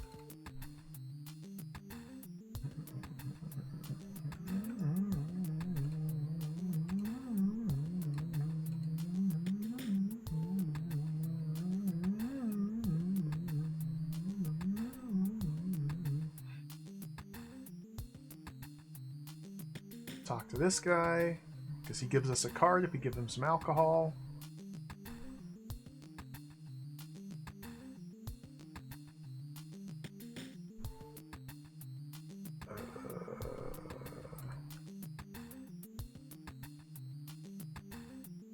Got this flask. Okay. Insert disc 3 and then insert disc 4. So I suspect we're done with disc 3.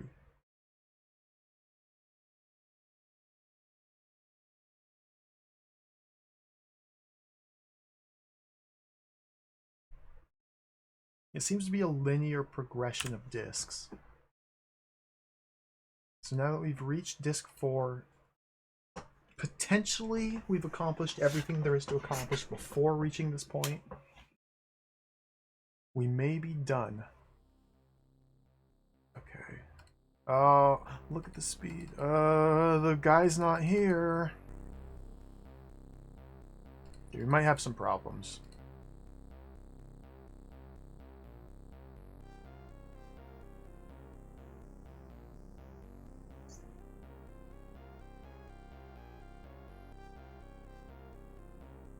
We might be stuck. Dude, this bloody game.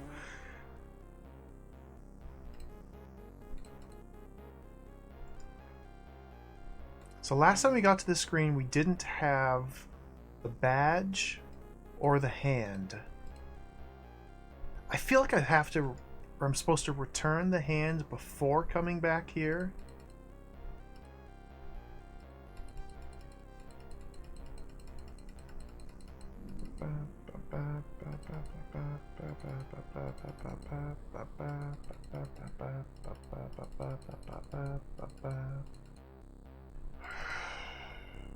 Disaster. Disaster. I can't go back.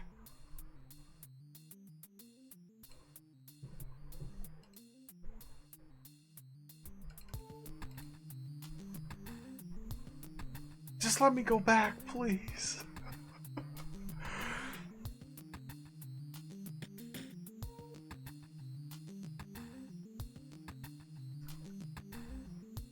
Jump up. Jump up. Jump up. Jump up.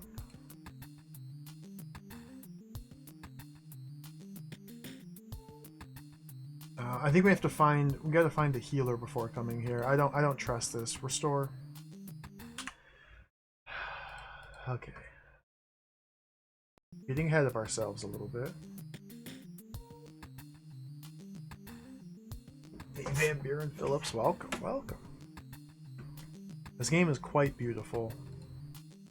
Some of the greatest artwork. Some of the best pixel art on the Amiga, I might say. As for the game itself, well, it's got a couple issues. It does not really exude playability. Oh, there he is! Oh, I need to come here. Okay, okay.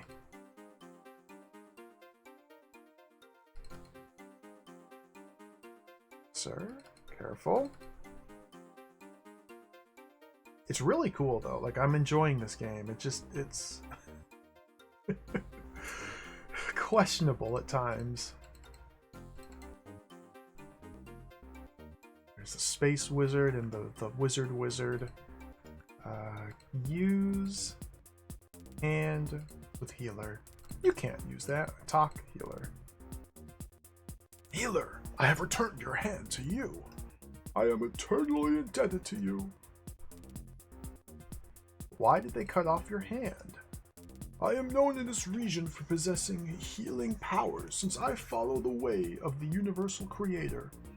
Baron Khalib demanded that my right hand was brought to him to graft onto his own arm. He believes the healing power resides within the hand, and he wishes to develop his own reputation for having mystical powers. Thanks to you, he has been thwarted in his attempt. I was sent by a woman called Sylphina to look for her friend Melina here in the real world. Finally! Oh yes, I know of Melina, but I am afraid the news is not good. The King's security force must have found out from Sylphina that Melina was going to help you. They both were probably taken onto a prefectorate prison ship for deportation. Do not be too downhearted. I had a dream in which my master, the Universal Creator, appeared to me, told me to expect a person fitting your description. He ordered me to give you this fragment of a star chart. I don't really know what to say. This is all a bit much to take in. Don't worry for now, friend. I will take you to a safe place if you follow me.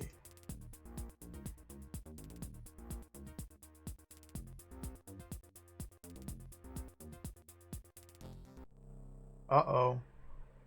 Looks like trouble.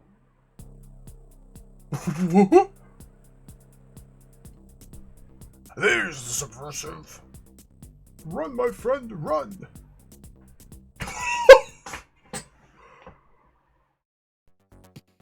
I'm not in control. Death robots! That's the way to the PTV as well. Oh, we're getting forced to come into here now. Okay. So we can't come to this area until we are forced to do so by the game's plot contrivances. Okay, well, we've already solved a lot of these, so we know what to do. Piece of the star chart.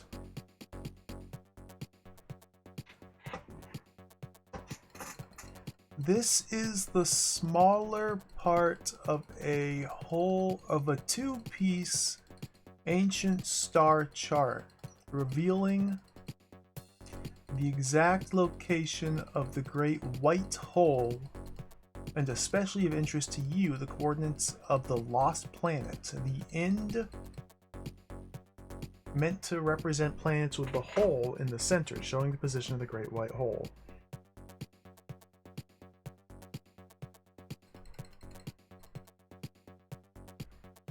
I really wish this wasn't such a problem. I don't know why this keeps happening.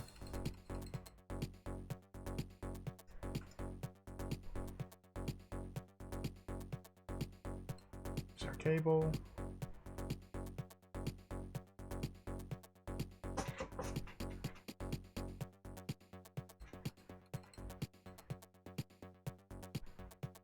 Get the card from the tramp.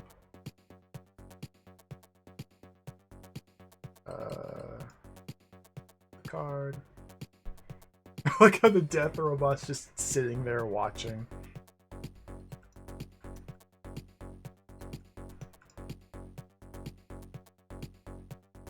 Have the flask. Okay.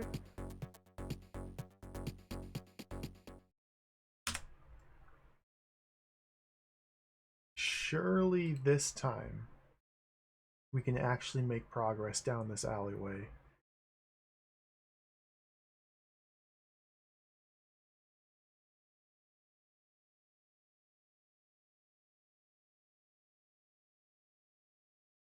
This is the double disc swap. Maybe. We might have missed an item somewhere else still. Could be soft locked. I'm feeling pretty good. Because the game forced us onto this screen.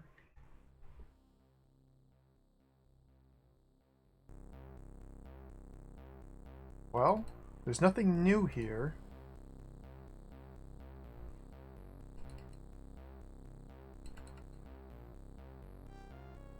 Wait. There is. What a weird way to communicate that. Every other time I've come to this screen, the trains have stopped moving when we walk out onto the bridge. Now, however, because the plot demands us to jump onto the trains keep running when we're on the bridge. The monorail responds to a traffic signal outside the entrance to one of the Wheelworld's many spaceport terminals. The carriages come to a halt above one of the spaceport's flat roof structures, waiting for the signal to proceed them to the low entrance arch. Guess this is where I get off now.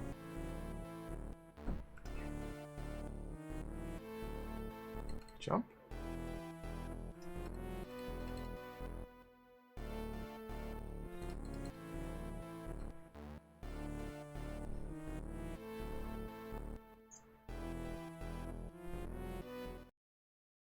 Oh, I died.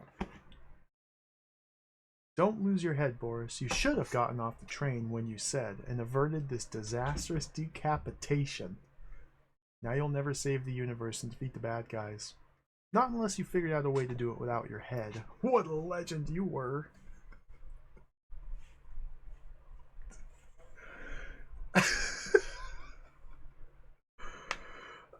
What did I even save after the arcade? I think I did.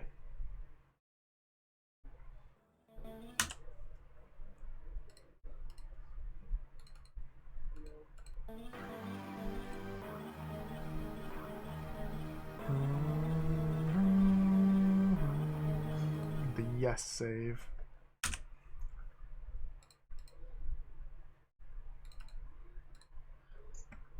What a legend. Sir Fred the Legend.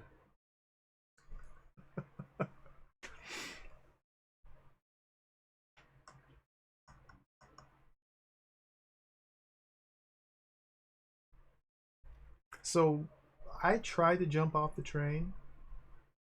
I guess I didn't find the right pixel. And so I died. Okay, let's go back. This time for real. We're gonna actually make forward progress. No take backsies.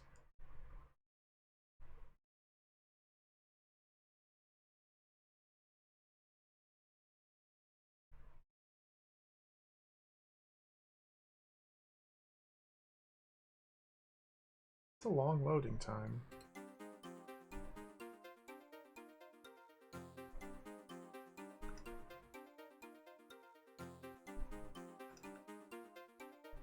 Why'd they cut off your hand?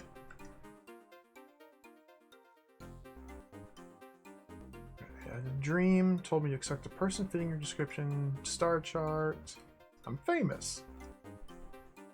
Okay.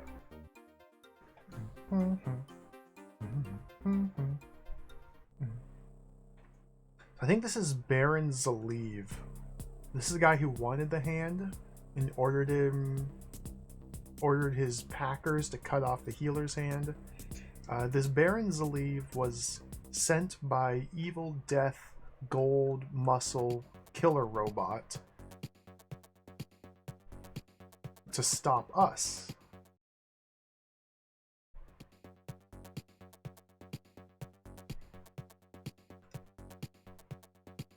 So things are happening.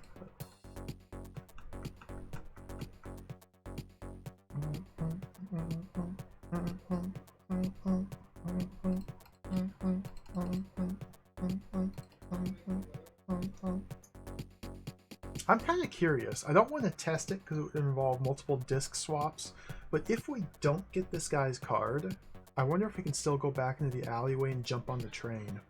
Or if going into the alleyway now causes the train still to stop when we go across the bridge.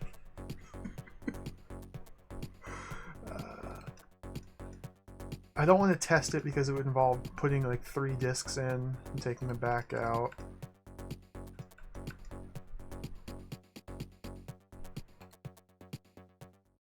Because it seems like certain things in this game only occur if you're holding correct items in your inventory. Like the game checks to see, do you have the necessary equipment to solve these future puzzles? If yes, then allow the player to move forward. If no, then just don't tell them anything, but don't let them keep going. Alright, let's do a save here since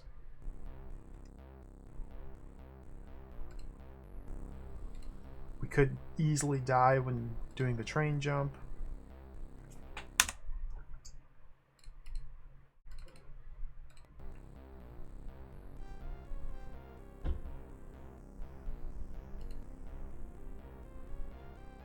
Yeah, that would be a better way to do it. Yeah. Just turn the trains off entirely unless you arrive at the screen with the necessary equipment to move on. Instead of having an arbitrary line where if you step over this line, the trains just stop moving. Then if you step back over the line, they resume right where they were. So weird. Whee! Okay. So how do we get off?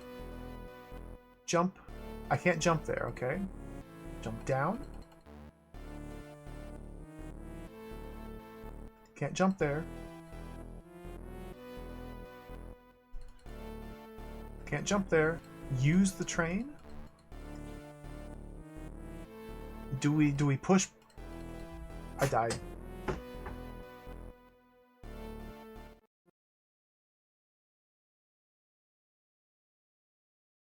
This is awesome.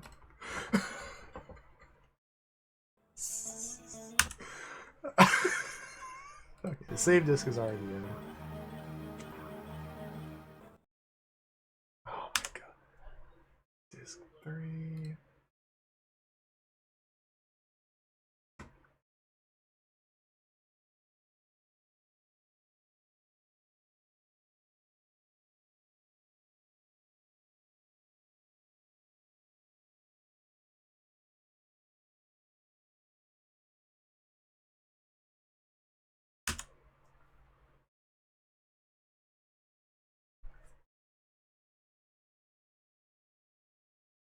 Five disc game.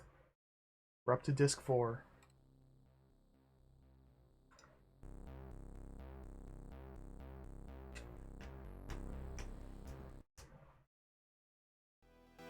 Okay, the monorail responds to a traffic signal outside the entrance to one of the Wheelworld's many spaceport terminals. The carriage has come to a halt above one of the spaceport's flat roof structures, waiting for the signal to proceed under the low entrance arch. Do we just click? Okay, do we use this?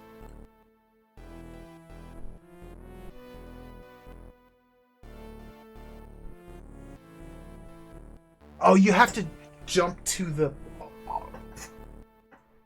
Jump to this thing. Okay. Puzzle solved.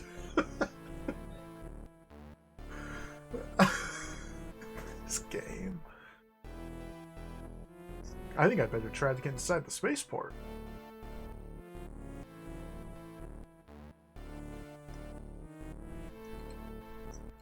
Okay, a fairly hefty door. Unless I can find a way of opening it, there's no way of getting in.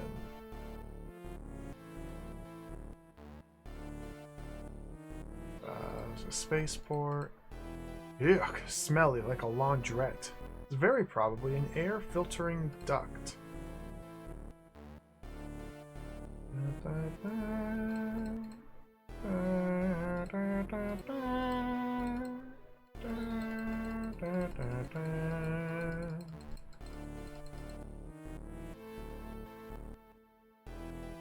wonder where that ship is going, what it's taking.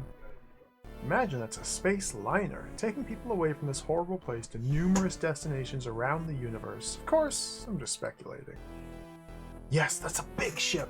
I wouldn't mind traveling around in that beast. Just think, Boris, scourge of the universe. Oh, one can dream.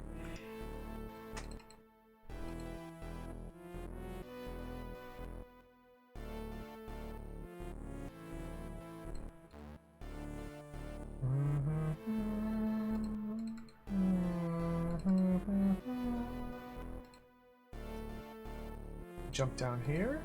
There we go. That wasn't even a jump. That wasn't even a jump. That was a climb down.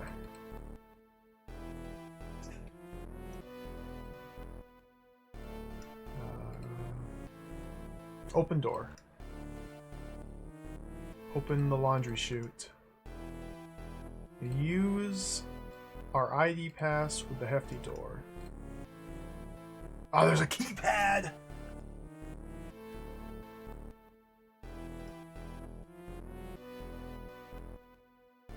Insert... No, it's a keypad. Use ARM computer with keypad. Use... badge with the keypad? That doesn't make any sense. Can't just use the keypad. Attack! Keypad with bent metal bar. Oh, it didn't work! Push pull the keypad. Open the keypad.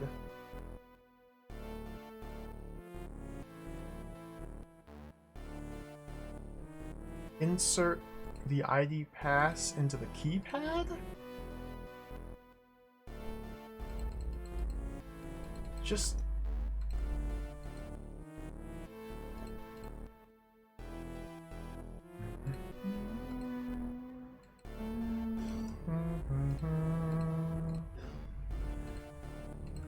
Well...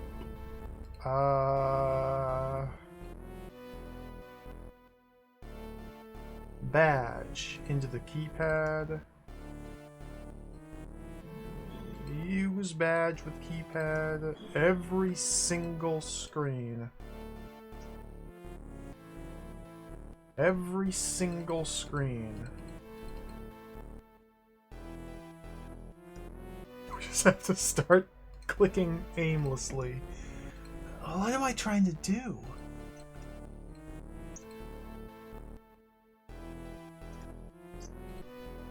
Okay. The train bridge bit, so we jumped down off the bridge onto the train. We solved that puzzle because when we first got there, the trains would stop when I walked out on the bridge. That was secretly the game saying you have to go back to other areas and do some other things in previous zones first. So we did some other things. We found a Jedi Master who got his hand cut off by some Packers. We flew our spaceship and shot down some Packers. We got the disembodied hand back. And then we returned the hand to the old man who gave us a star chart. We also had to buy a drink for a man in a bar and then drug it for no reason whatsoever, and we stole his badge. Basically, you needed to have specific key items in your possession in order to proceed. So we had to go do some other puzzles. And yeah, we couldn't go back, you just had to reload the save game. It's a pretty rude game at times. And now we're trying to get into here.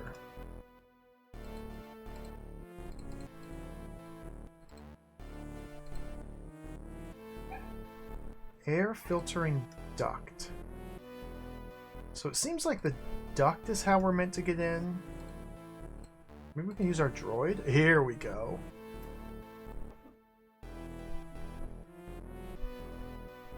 There you go, little buddy. Sort out the door for me, will you?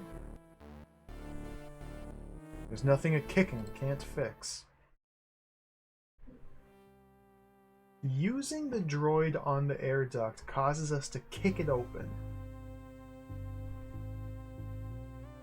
We couldn't attack it. We had to specifically use the droid with the duct to kick it open. The small but useful domestic droid emerges discreetly from a service duct into the spaceport departure lounge. Various interstellar travelers pass by on their way to and from the wheel world, oblivious to the diminutive robot as it seeks out an accessible terminal. Oh, look at this! Bzz, bzz, malfunction, mouth.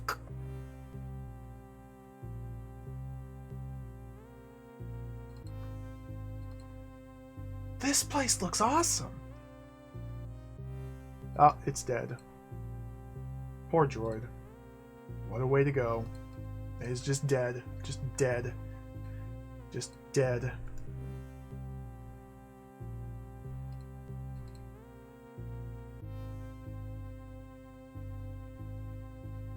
Information screen showing departure times and delays to services.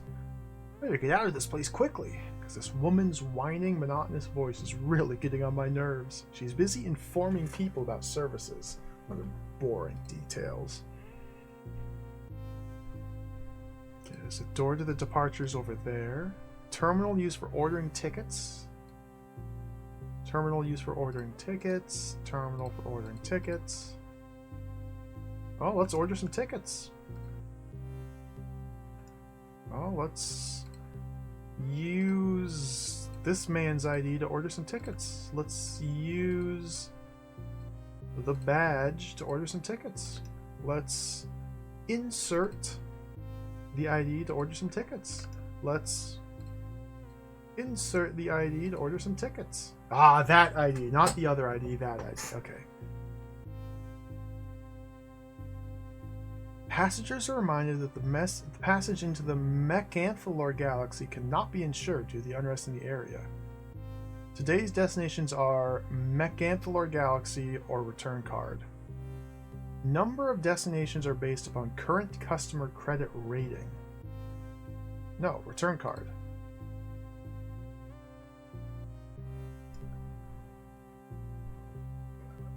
I can't use this one?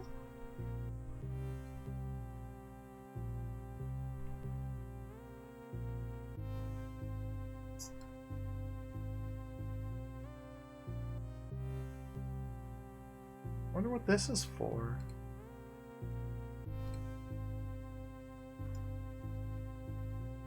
Alright, well, let's go to Mechanthalor Galaxy.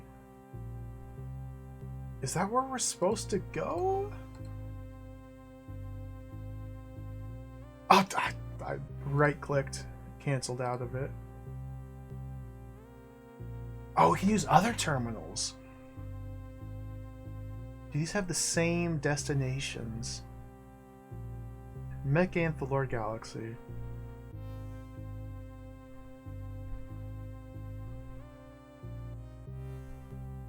Thank you for your custom. Your card has been returned.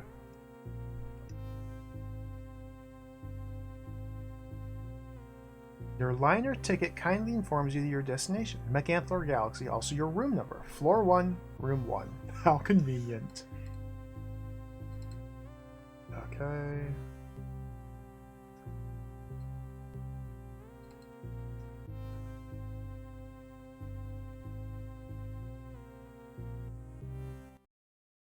Disc 3?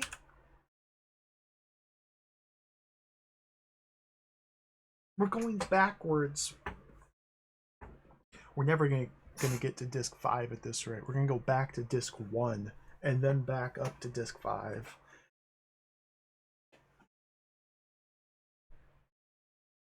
The corridor to the liner shuttle is guarded by a force field of some description. It's like the 5th time they've said that. It's guarded by a force field of some description. That's like the 5th time they've used that phrase, some description, to describe something. It's like, what? They just literally couldn't think of words. They just couldn't think of words.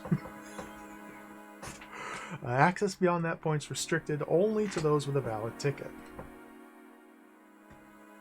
They just couldn't think of words. To be fair, it's difficult to use words. Put our ticket into the terminal. Whoa!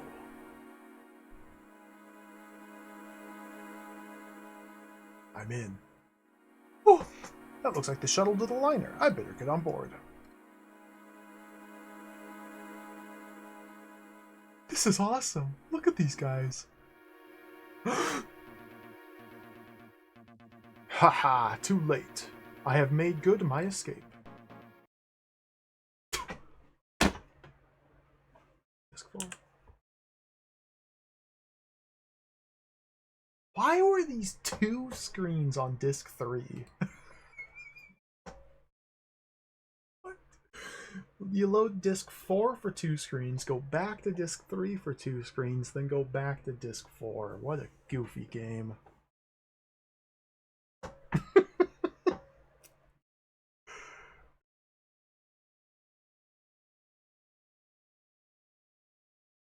This is exciting. A rapid fire progress. The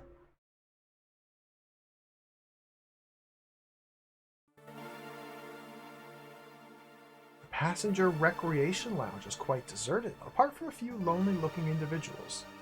From here, one has a quite marvelous view into the unfathomable depths of space through the huge shield-protected view portals. There's also a shop where you can buy various things. Look at that! Space. It's really quite vast when you think about it. Save.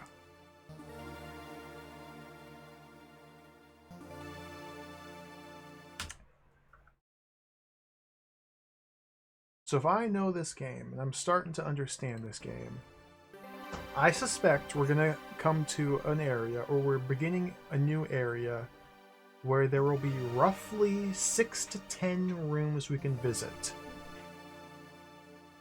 And we have to explore all of them. Let's go back to what? Let's do what 3. And collect random assortment of items, inflicting harm on random individuals, and just doing arbitrary tasks. And then we will just move on to the next zone.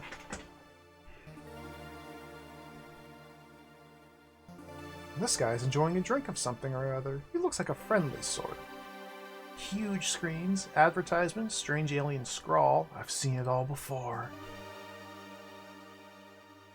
An official of...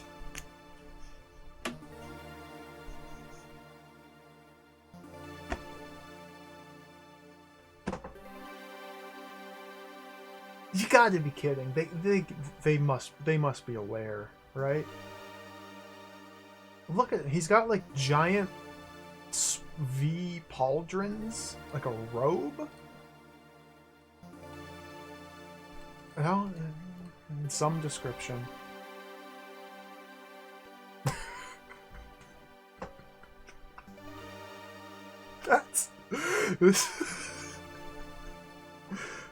This one is wrapped up in his newspaper. I don't think he'd want to be disturbed.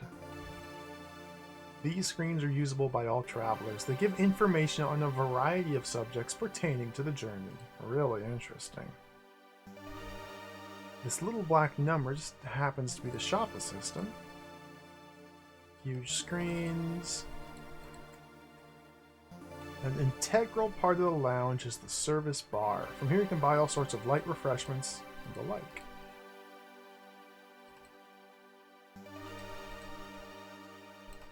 We go down.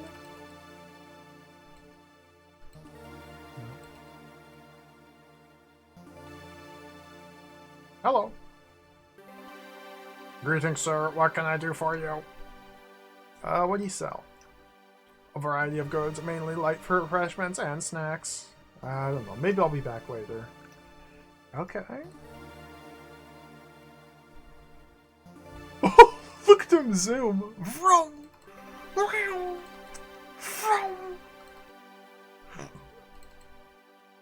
Vroom. Vroom. Vroom. Like, the perspective makes this corridor appear to be like at least, I don't know, 200 meters long, if not more. And we're at the end. But like, they didn't do the scaling appropriately. It's supposed to move slower as he gets further and further away into the background, but no.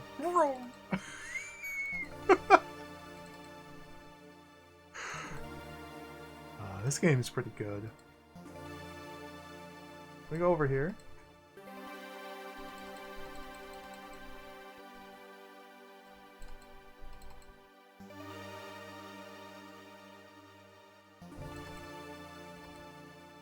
Okay, maybe we have to talk to the man of some description.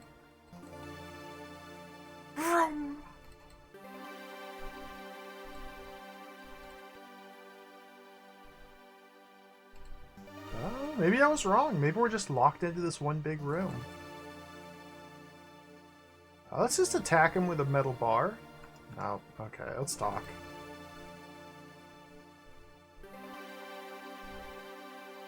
Hello there, fellow traveler. Hello. How long will this journey be? Not too long, hopefully. Journeys to that part of the universe can always be a little treacherous. Why? You don't know. You must be from a remote area of the universe, my friend.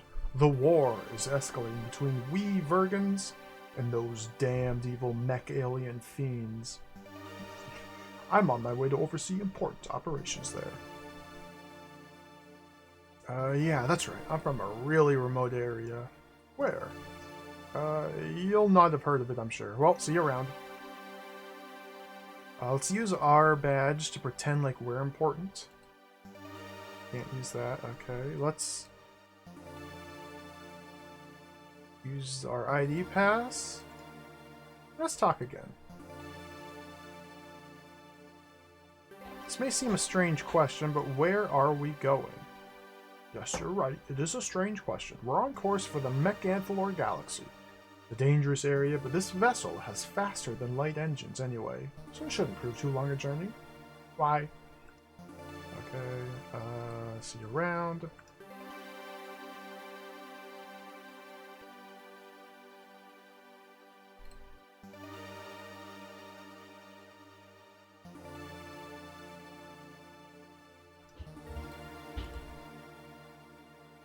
Maybe we can use these screens.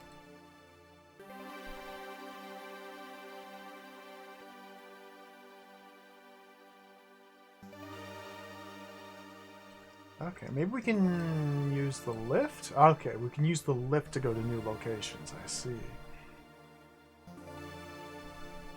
Oh, okay. We have 1,000 different areas to go for. Sorry, I think we're at the lounge now, right? Yeah, we're at the lounge now. Just work our way up, level 1. Hey, Joker Sage, welcome. We're on disc 4. Disc 4. The steel gray corridors are not very comforting at all. From the decor, it's obvious that this liner is not a luxury class vessel. And from the distinct lack of passengers, looks as if the liner is going somewhere very unpopular. We got butt crack, perfect. Yes, I've also got a sneaking suspicion that he's one of those healer subversives. A healer? If we could lure this healer out into the open, we could possibly capture him and turn him over to the authorities. Yes, we would be well rewarded, I'm sure, since news that the healers are collaborating with the rebellions to become known. Any information on their comings and goings is worth quite a sum. Now, if only we could get in touch with the appropriate security services. Look at Buttcrack. He must be a builder by trade, judging by the way his backside's protruding over his trousers. He looked like a lumberjack. Funny, I don't see any trees on this ship. Floating robot thing, okay.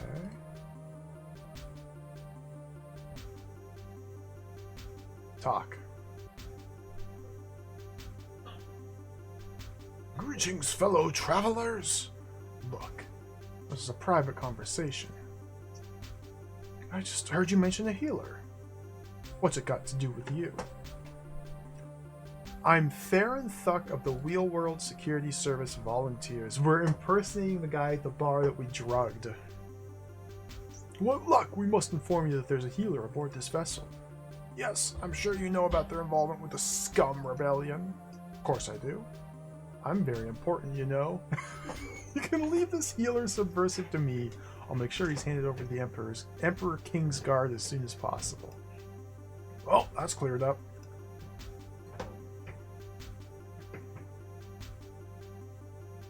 So where is he?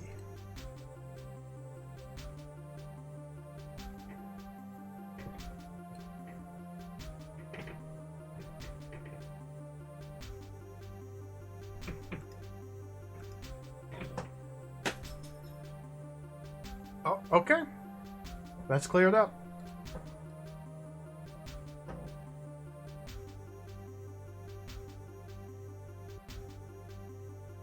Door. Oh, this must be my room. This is my room? It must be.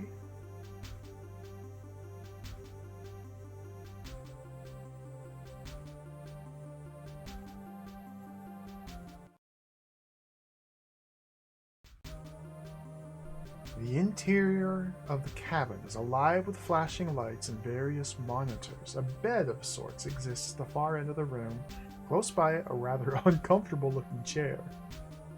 Room's obviously not designed for long trips, offering just enough comfort and privacy. What? Boris Vern, this is a one-way communication from the Rebellion. Help me, Obi-Wan Kenobi. You're my only hope.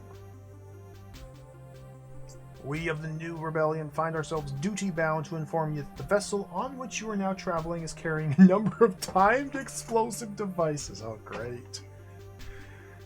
These devices were placed by agents on the Wheel World in an attempt to stop certain of the Emperor King's officials from reaching Koros.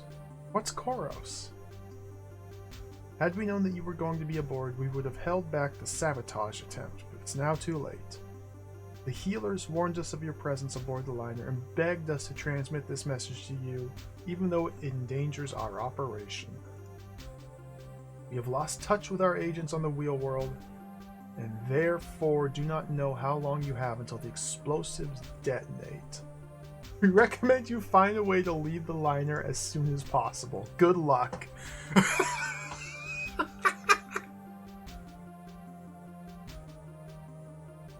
Okay. There may or may not be a timer now. Warning, warning. Wanted? Who's that?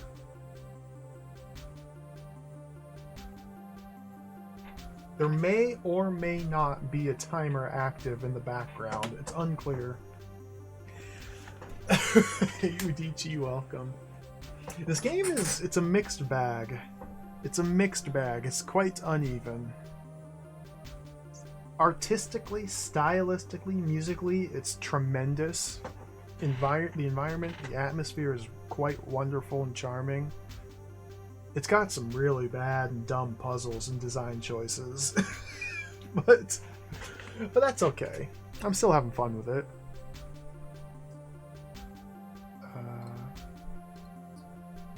Display screen. Inter-room communications.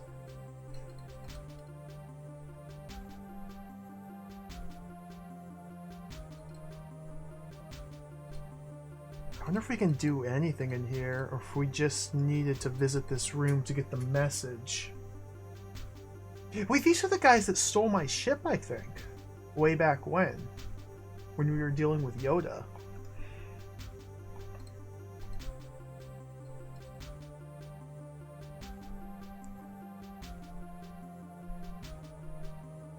Intercom?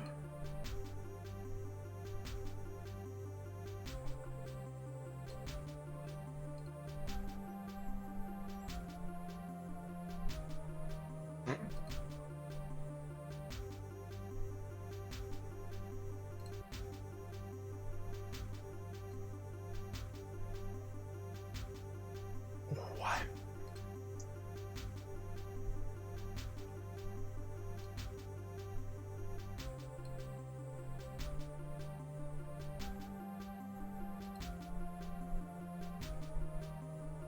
More. More. More.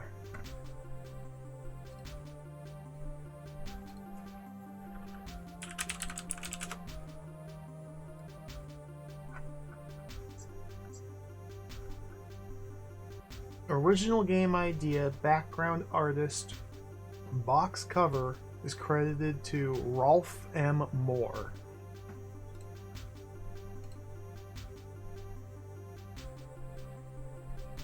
Developer cameo.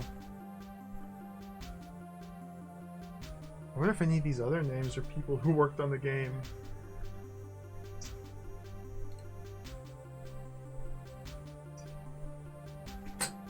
Hello? Who is it? Name's Boris. Go away. What the heck? Okay.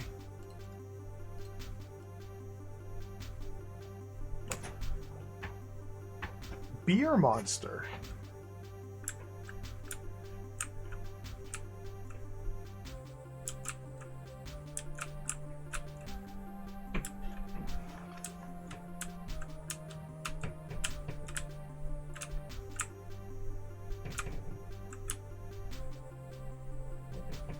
Nope.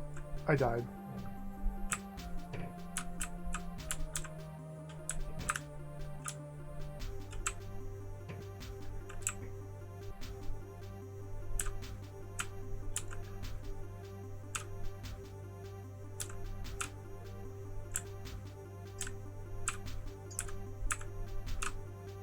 Gaming. Oh, the combo. Come back here. I'm the beer monster. The beer monster.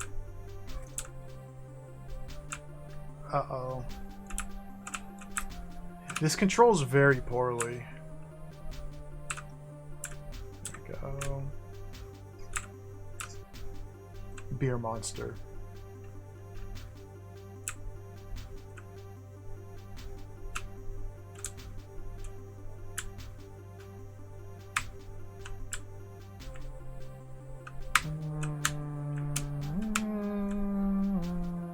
Beer monster. Big points. Beer monster.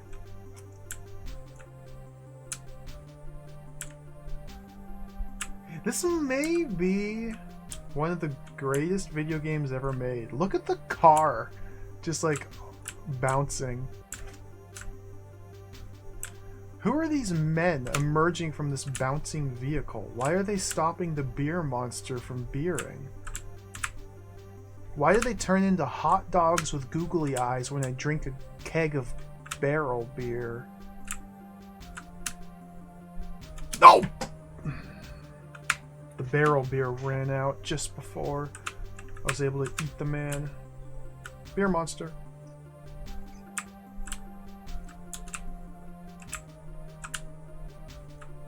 Should we go for 1,000,000 points in beer monster? We're almost to 50,000. Wonder how long it would take to get 1,000,000 points in beer monster. I can't. There we go. The controls are quite bad.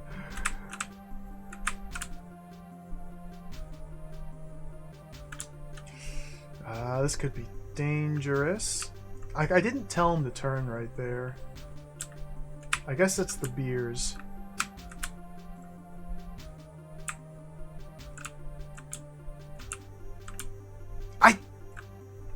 Okay, we're not going to go for 1,000,000 points in beer monster.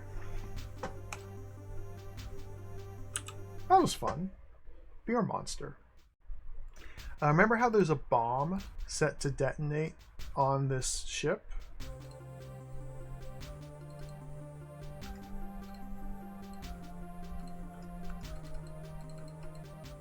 Well, we can also play beer monster.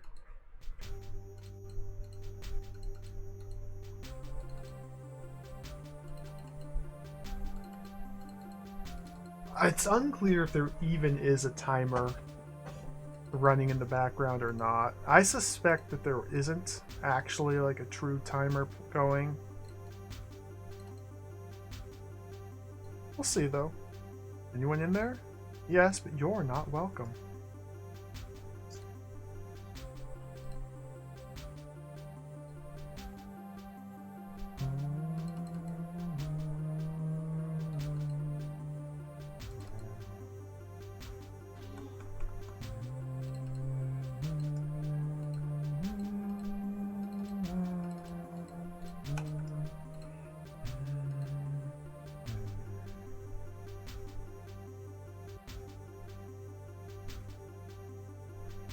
What is...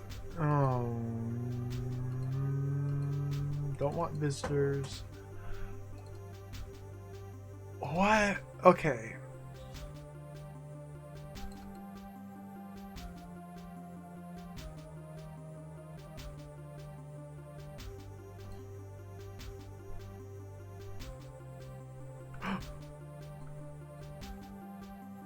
Another thing that looks like it came straight out of Star Wars. Yeah, this is the Yoda machine, or the Yoda alien.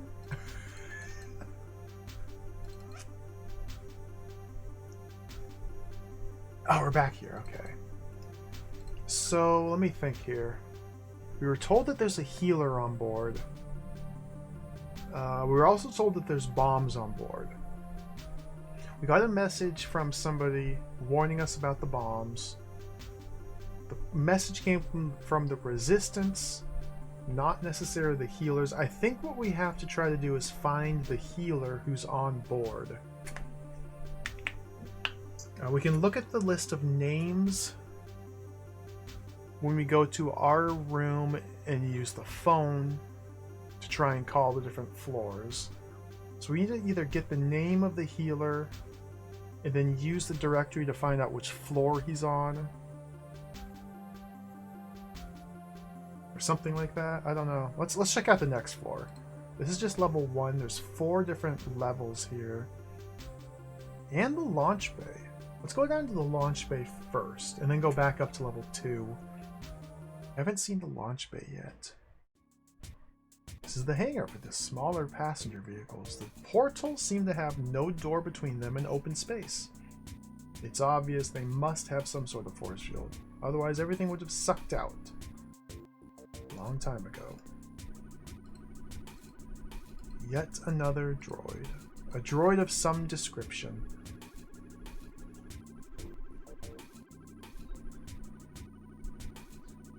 Could you tell me where my PTV is parked? You don't know? Why does everyone always expect me to know where their cars are parked? Has no one got a brain? Has no one got a memory? Find it yourself! You know what? You've got a serious attitude problem. I've got an attitude problem. You're the one who's here annoying the hell out of me. Get a brain and leave me alone. I like this guy. Hi, my name is Boris. So, what do you expect me to do about it? I have little time for your problems. If your name is your problem, then change it and leave me to get on with my important duties. What's your name, then? I can't believe it. Here I am on important duties and you're asking me my name. Well, what is it? Look, I don't have a name, just a job, which incidentally I'm trying to carry out in case you hadn't noticed, so leave me alone. What? You look very official. You must be important. I am. Are you trying to be funny? How do you think anybody finds their cars in this place? Me, that's how. Unless you're going to go swimming in space, you need me. Don't forget it. My name's Boris. Change my name? Good idea. It's really a bad name, isn't it? Yes, it is, Boris. Go away now, please. Let's attack him with the metal bar. Now, let's use the badge on him. Use the ID pass on him. I've been carrying around this sharp piece of metal since the start of the game, and I haven't used it yet. I have not used the sharp piece of metal for anything, and it was like the very first item we picked up. Star chart?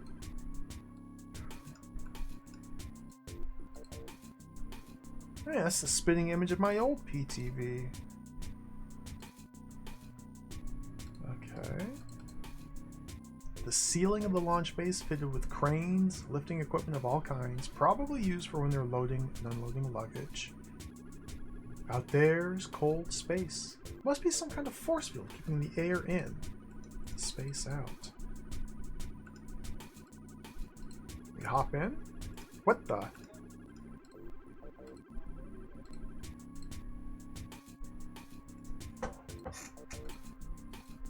And go where, I think it says.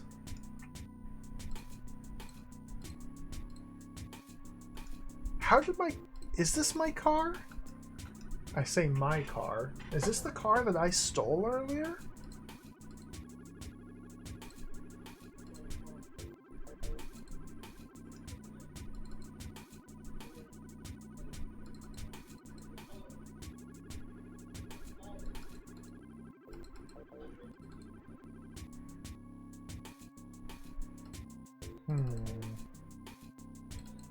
So before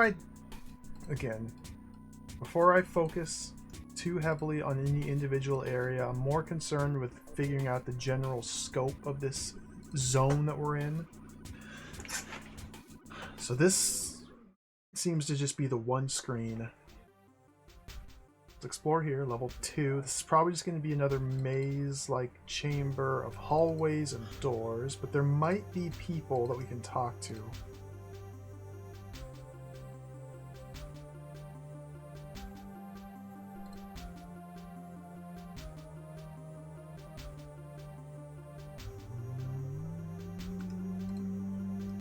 I don't know if these symbols here hold any meaning.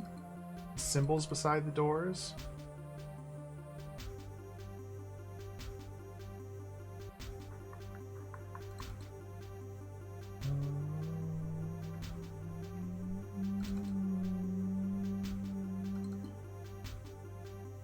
And they are changing. It's not the same symbol outside every door.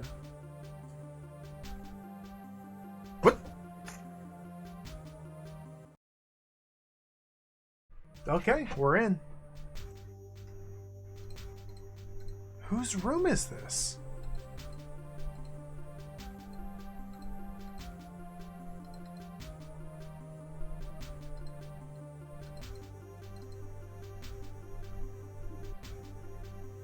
The console for the door also has an intercom unit built into it. You can use it to talk to people inside the cabins. It also has a cunning open and door button. Open and close door button. Okay. What?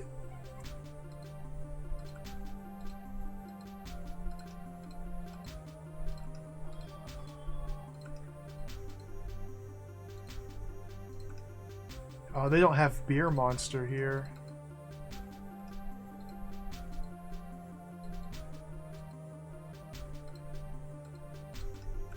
I can't seem to use the computers in this room.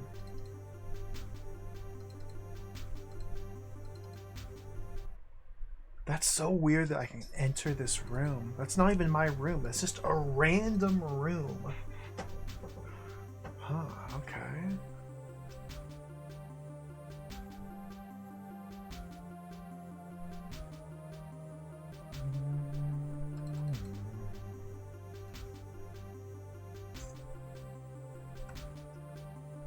Is this the elevator? The elevator, yeah.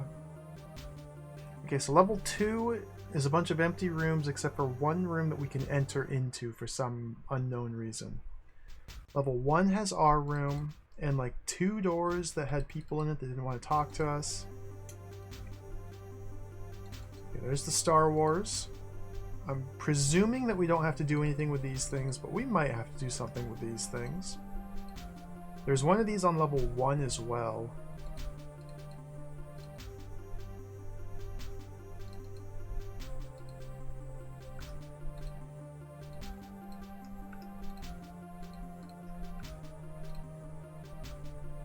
Throw bent metal bar.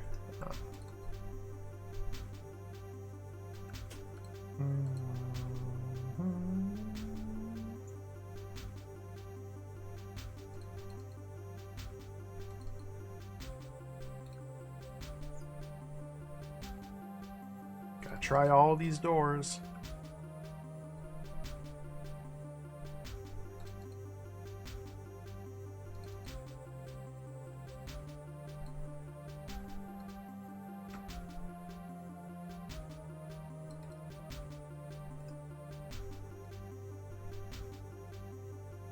No.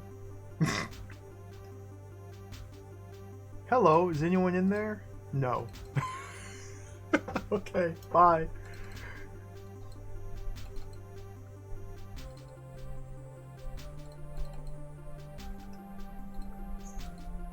There's bombs on board this ship. Another door we can enter.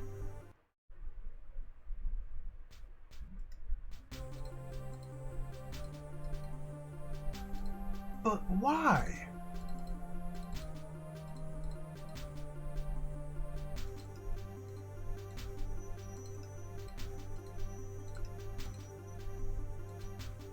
Oh, very mysterious.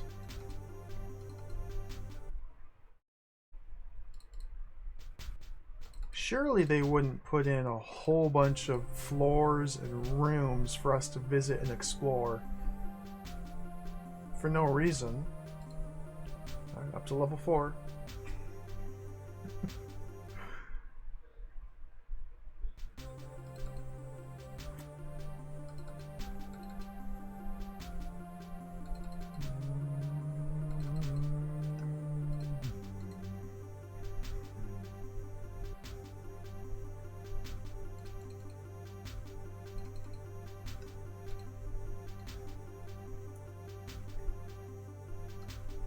Hello to you too.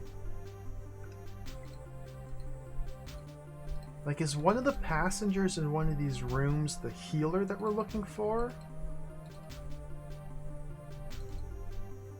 I'm guessing we're trying to find the healer so we can then find the bombs and then defuse the bombs so that we can arrive safely at our destination. Another room we can enter. Okay.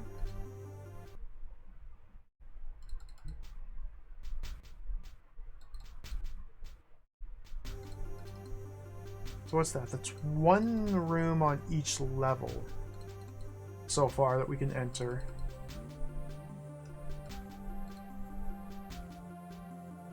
Hello to you too.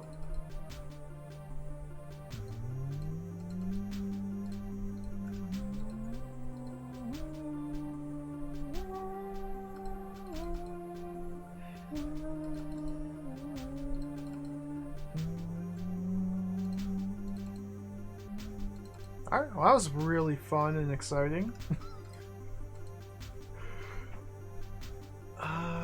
Let's go back to the lounge.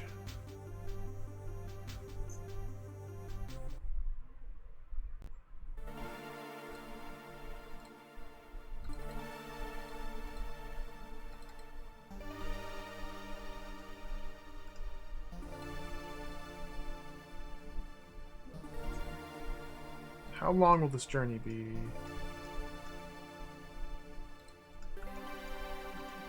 Okay, so he's got the exact same dialogue. Nothing new from this guy.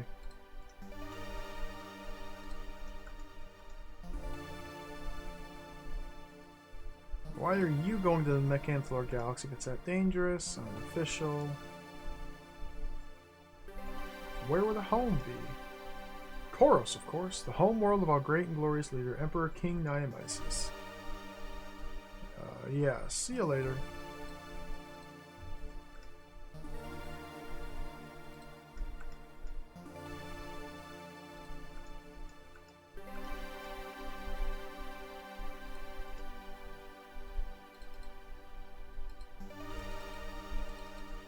Can we use our badge with him? I think I tried this already.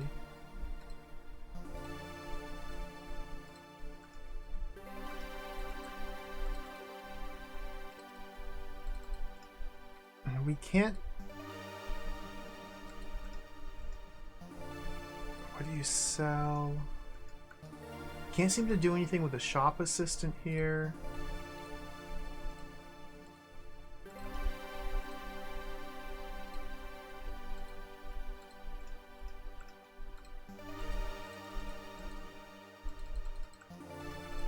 Vroom! Can't talk to back. Well, alright.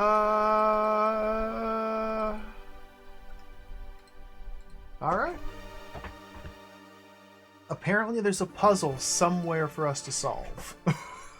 The first step to solving the puzzle is identifying what the puzzle is. Universe. What? Okay, I'm gonna play with the phone in here.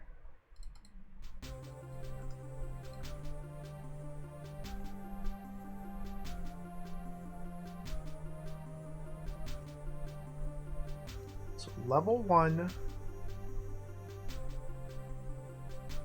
Boris Dunlap. That's our own terminal, isn't it? Who is it? Name's Boris. Go away, I don't know you. No?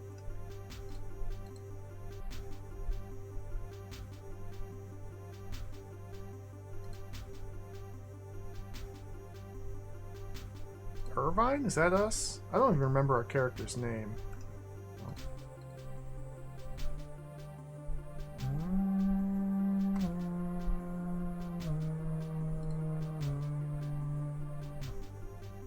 It looks like the lighter shaded names are maybe people who are in. Hello? Who is it? Boris, go away.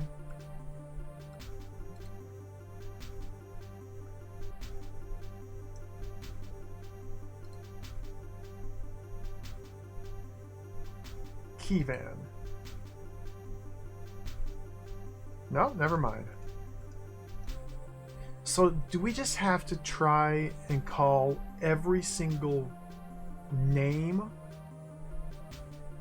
until one of them is the healer that we're looking for, who recognizes our name when we introduce ourselves? Is that what we're trying to do here?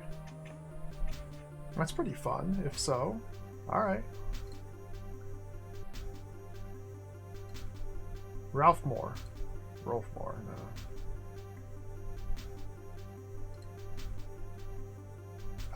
We've done these for Arlos. Is empty, okay. 2. Moore didn't answer. Sanwat didn't answer. Alright. We got a little bit of gaming to do here.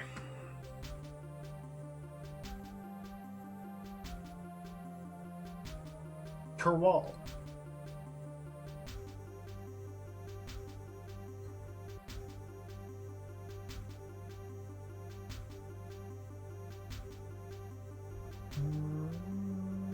Kyog.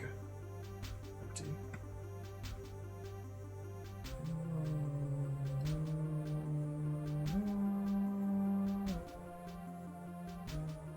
Vantically. Empty.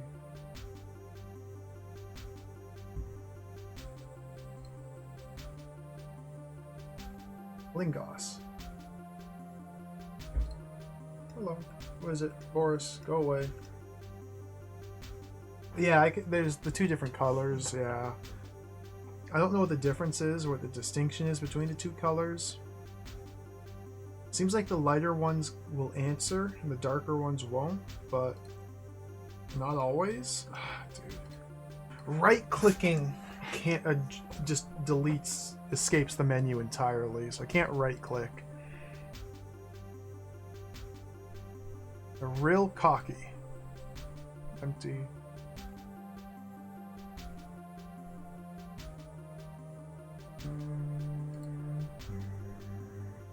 Maybe one of these names is an anagram.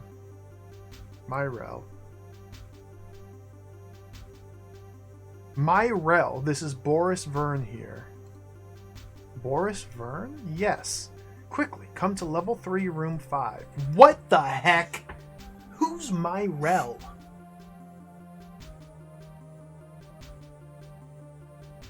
Why did I know?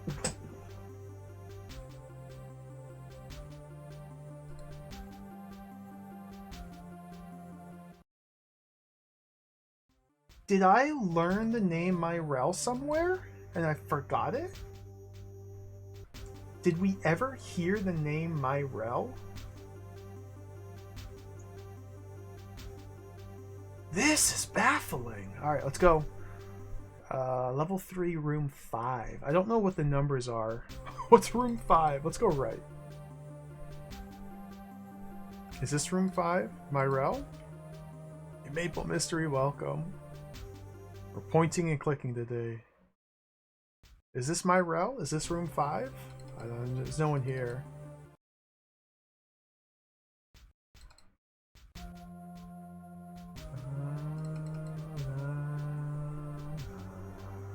Is this room 5? I can't read the numbers. No. Okay.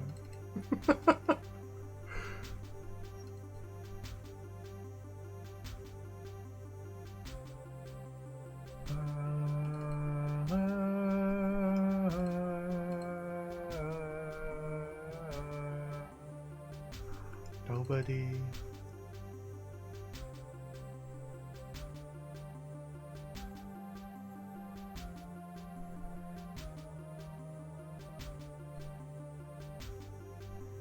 Myrel, it's Boris. Can I come in?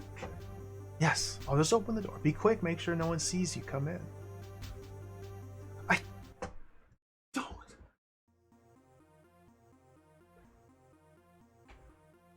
Who is this man? Hi there. Welcome, Boris. I'm afraid I don't look much like a healer at the moment, but I've had to change my clothes to hide my true identity. Nice threads. Sort of like Clint Eastwood. Clint Eastwood? It doesn't matter. Anyway, what did you need to see me about? I feared for my life on the wheel world, and although I was supposed to find and help you, I ran. I bow my head in shame, but it seems that fate has brought us together as if it was meant to be. I was not convinced that the legend was true, but now... Do you still have the star chart piece? Of course I do. Good. I have a present for you, the second part of that chart. It's just recently been delivered into my hands. You must make your way to Haldabar, the Lost Star. There you will find the power gem. And what am I supposed to do with it? You must find a way to use it against Niamysis. In that respect, we know nothing. The legend simply says that you defeat Niamysis with the gem. Oh great, there it is again, the legend! I'd like to meet the guy who wrote that damned legend. The originator of the legend is forgotten in time, sorry. Okay, I'll try and find this Haldabar place. Thank you, Myrel. I'd stay hidden here if I was you. There will be a mob looking for you soon.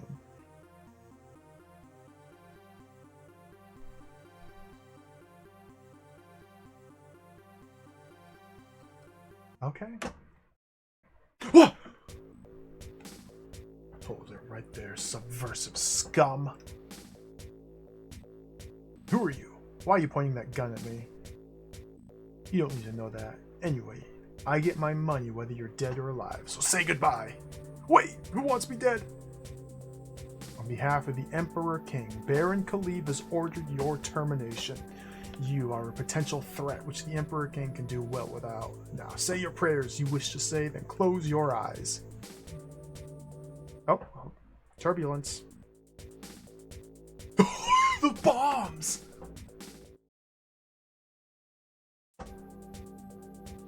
What was that? Pick up gun.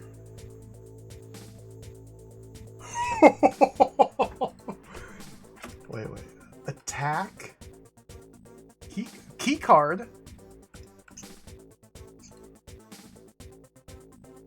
It looks like the fall knocked her out. I can just about make out a PTV card on her belt. Could be my ticket out of here. Oh, okay. I wanted to shoot her dead. Can we still shoot her dead? Use gun.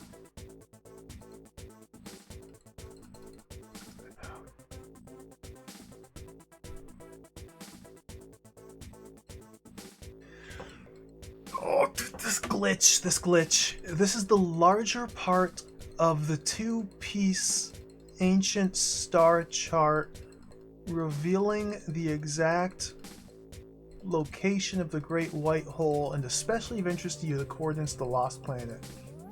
Something is meant to represent planets with the hole in the center showing the position of the Great White Hole. In theory, the assassin's gun would make an excellent weapon. Unfortunately, the device seems to have been damaged when the assassin dropped it. Must have only been cheap. The assassin's PTV card. It's quite similar to the one I used to have before I went and left my PTV on the wheel world.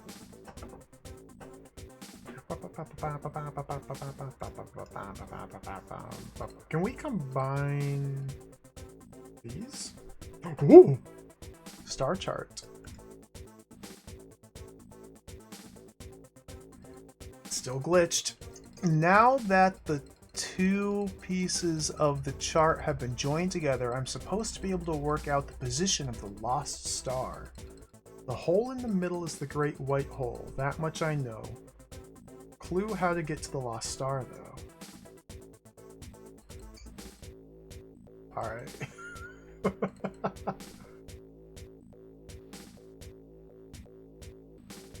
So I think we have to go down to the car bay now and use the robot to find the assassin's car. We can fly using the star chart to the new area.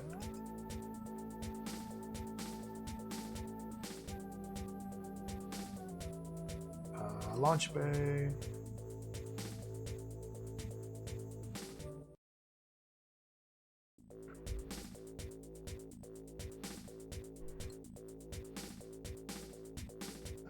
Let's just run over here.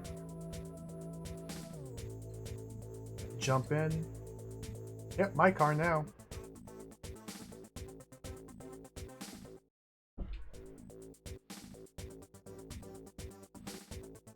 Okay. Oh, disc 4. That was a really quick area. There was barely did anything. Whoa.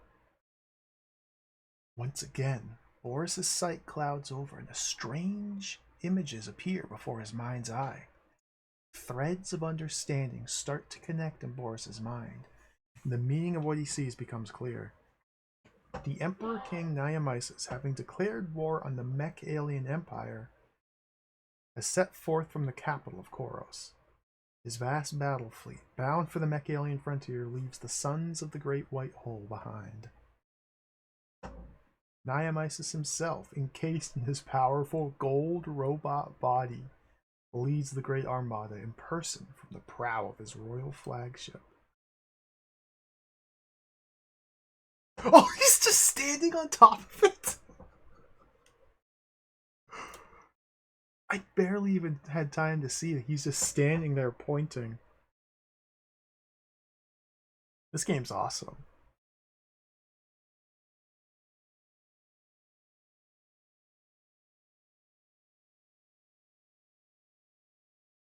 Please wait.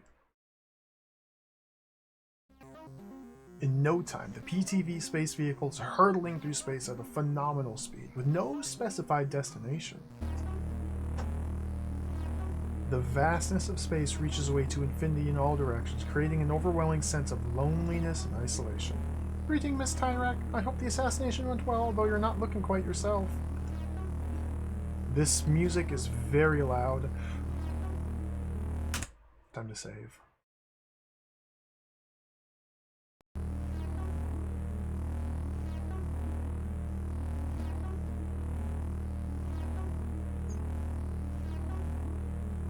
We want what 3?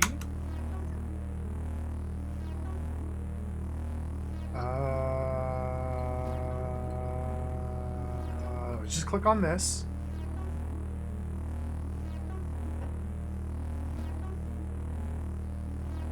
Oh, this is a different map.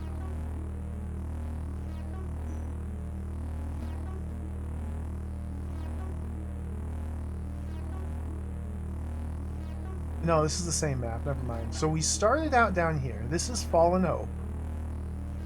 The game began here. We visited Balkamos 7 and Jorslev 4, where we found the Space Yoda. Fed him a blob. From there, we were able to travel to the Wheel World, which is over here. From the Wheel World, we've now sailed all the way up here.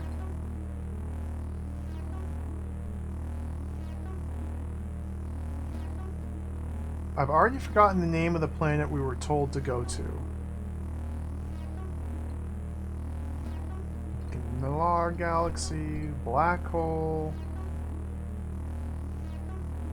There's a white hole here. The Great White Hole. Okay, so maybe I need to use Star Chart.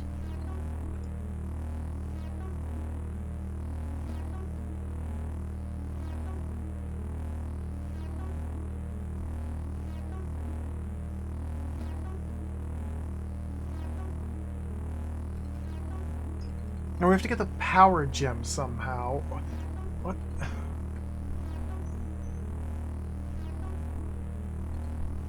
Koros? Koros is the capital of the bad guys' empire. Virgos, Judd Fornos, Calcum, Rango 9.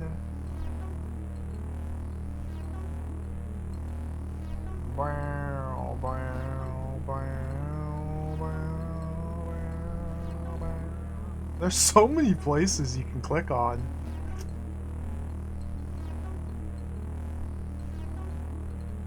They've packed so much detail into this game.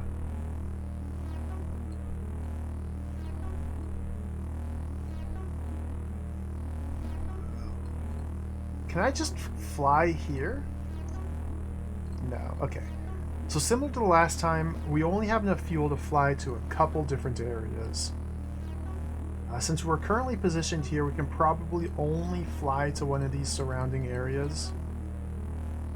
So let's just try to go to this one. Okay, we can go here. So now we just have to kind of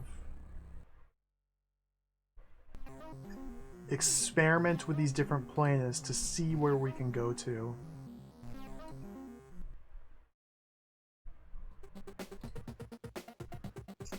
Select the quadrant. Top left. The surface of this battle-scarred planet is burnt and ruined. Any wildlife that was indigenous to this world looks to have been made extinct in the raging battles that have obviously taken place on Ankarlon 5. In the distance lies the wreckage of a huge crawler vehicle. Who the crawler belongs to is anybody's guess. Whoa, that thing's big! Holy smokes! Huge vehicle on numerous legs stands before me. Never seen anything like this crawler before. Not even in this strange universe. Flashing lamp type thing is still flashing. Maybe somebody's at home. Smoke bellows from the top of the crawler. Looks like this mighty machine has seen some action recently. Let's just go in.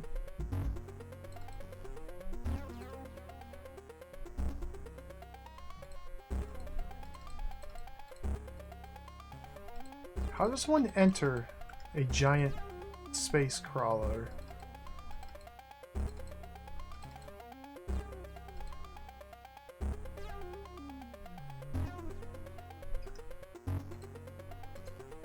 Antenna. A pile of junk. Oh, another metal bar. Go. We gotta get the metal bar. You can't pick it up.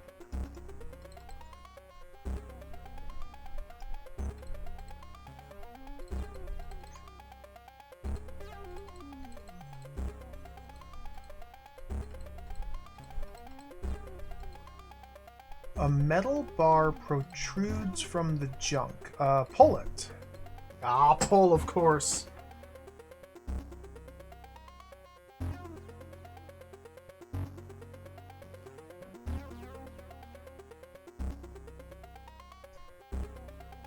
Alright, we got it.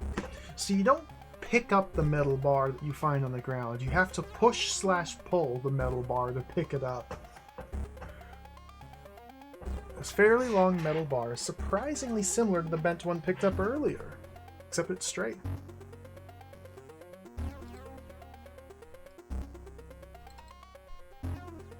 Alright, we're all barred up. Got double bars. Can we combine the two? Combine metal bar with bent metal bar. No. Oh, why did we... Use metal bar with the light?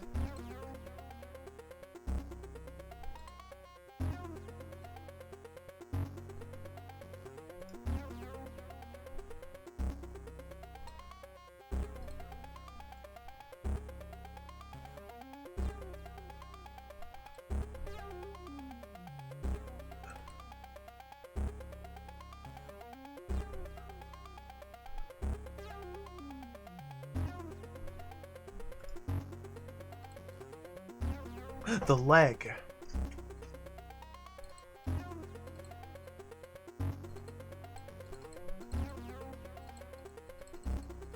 What? A leg.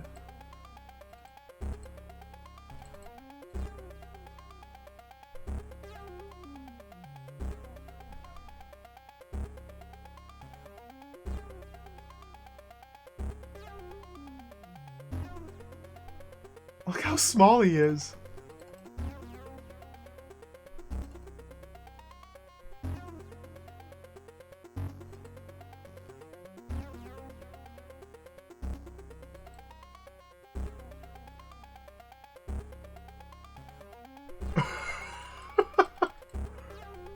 Uh-oh.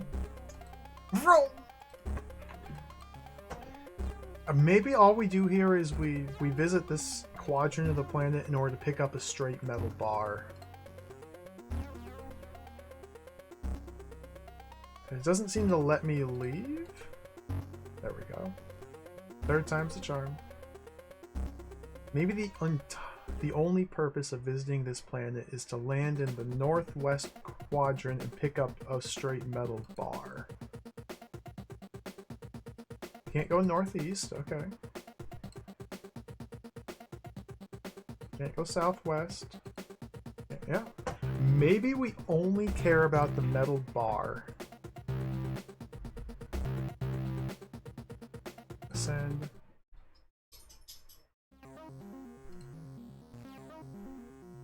Navigate. So that was here. Military outpost.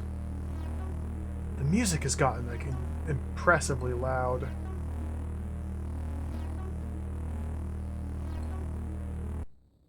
Let's go here.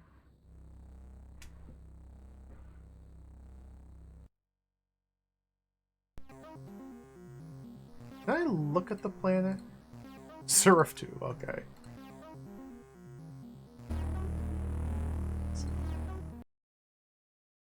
So yet again, I really don't have any direction here.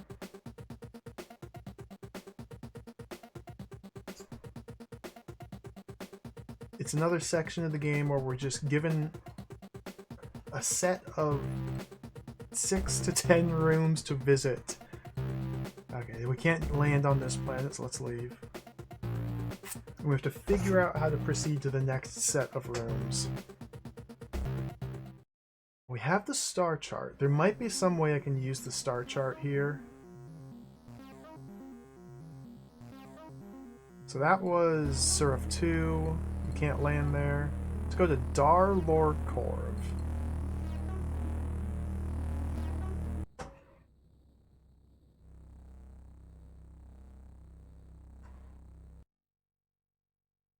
There it is.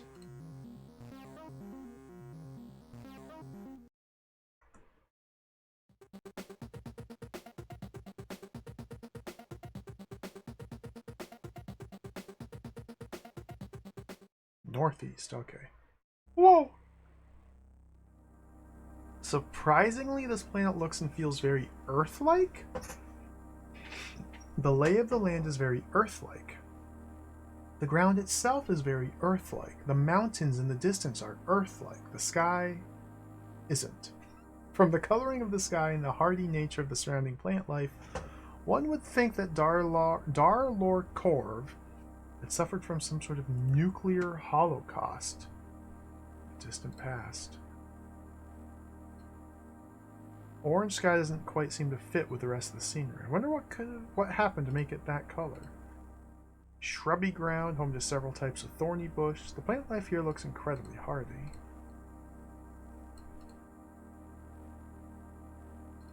Interesting. Go up. Right. Go up. Thorny plant looks well capable of surviving in the harsh conditions of this world. Let's kill it. Pick it. Attack. Plant. Not the ground. Attack. Thorny plant. With rod. Ah. Kill it.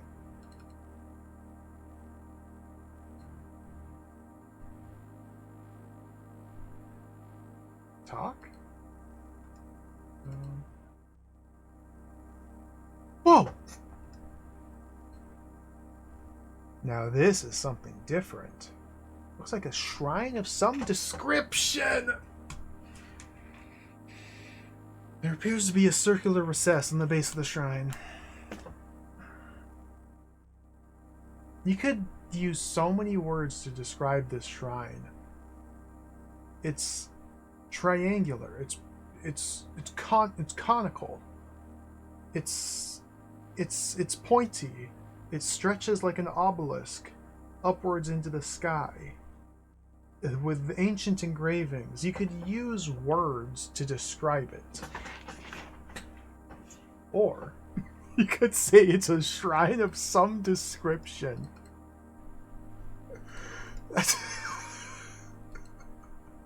The recess seems to have a hole in the center. How deep the hole goes is anyone's guess. Well, since we're in space and there's billions of infinite planets out there in space, surely there's not a chance that we just happened to land on the planet where we use our star charts on the shrine. Okay. It's not going to be quite that simple.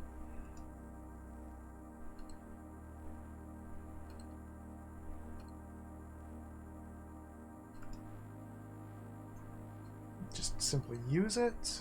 No, use that.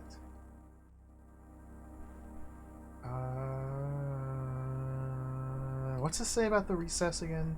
Have a hole in the center. Oh, we have to insert the star chart. No, okay. Insert the metal bar. No. Use the metal bar. No. Use the bent metal bar. No. Insert the bent metal bar. No. Use the sharp piece of metal. No. Insert the gun. No. Talk. Alright, let's just keep exploring for a little bit. It's very possible that there's items we need to find on adjacent screens we haven't visited yet. It looks like a monument to The Sims, yeah. You might be onto something. I think it's just lazy, Dana. That's all I can think of. That's all I can think of. It's just lazy. They had to write so much text for the game. Unfortunately, we do have pictures. So, like, it's not the worst thing in the world, but the fact that that phrase keeps popping up, it just keeps popping up. Like, if it would happen once or twice, yeah, I could give that a pass. It just keeps happening, though. It's like the 7th time they've described something as being of some description.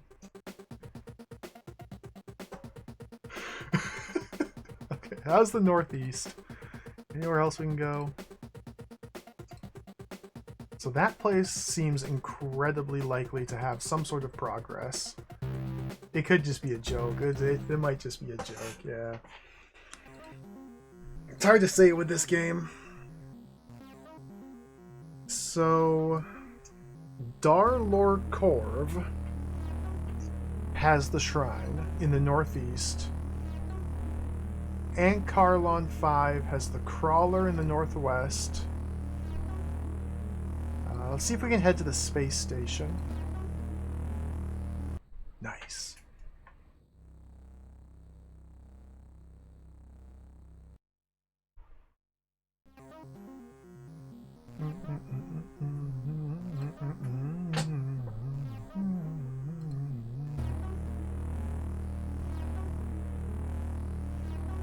What?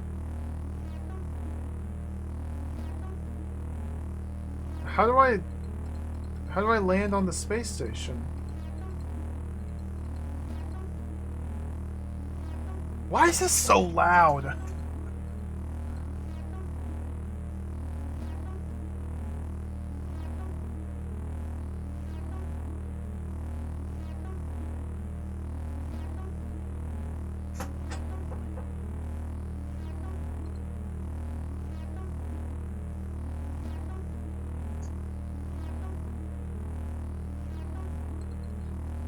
I can't visit the space station? We can fly to the space station, but we can't dock?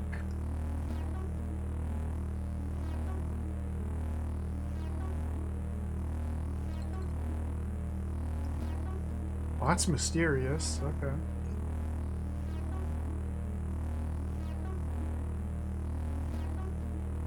We go here. Out of range. We go here. Out of range. Can we go here? Out of range. We go here. Out of range. Can we go here? I think we might be dead. I just flew to a black hole.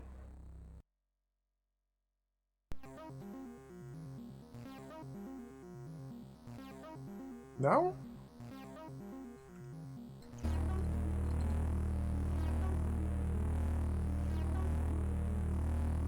Descend to the black hole.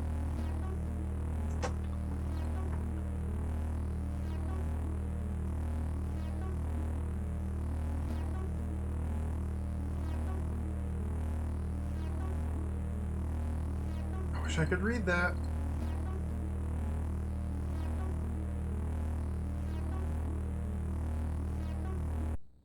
The Mechanthlar Galaxy?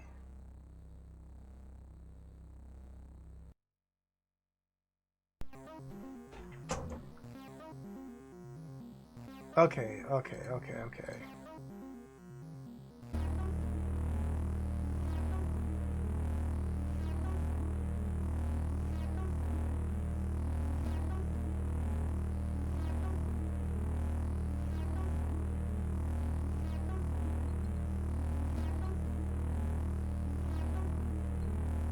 What? Let's head back to the crawler. Surely there's something more we can do with the crawler. So it seems like the only place we have access to is the crawler and the shrine.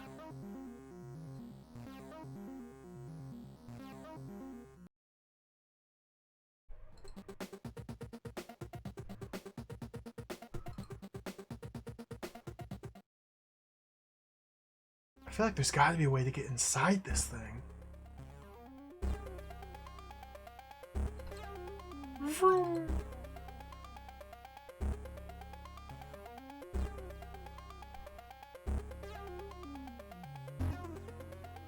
What's this back here? Some sort of antenna. An antenna of some description. Wait!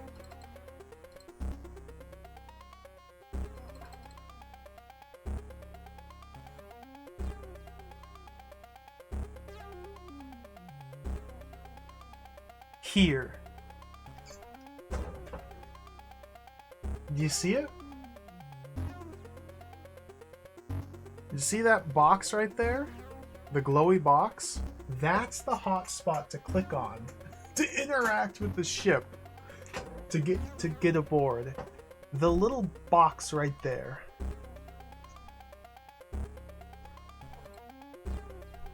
That flashing light looks quite interesting. Wait a second, I think I can just make out the form of a terminal next to it.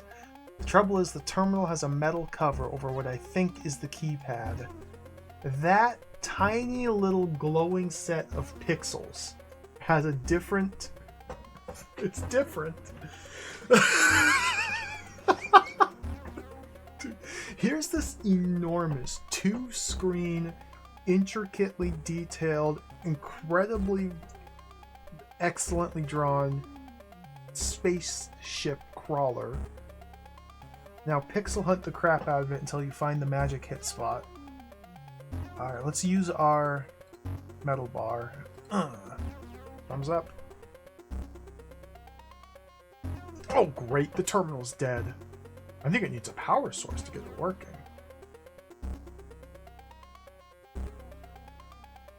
Power source, you say? Gun. No. Hand computer. No. Star chart.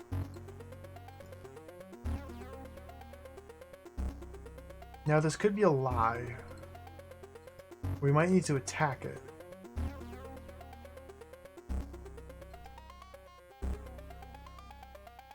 Panel. You might just need to push-pull it. We still haven't eaten or drinking anything.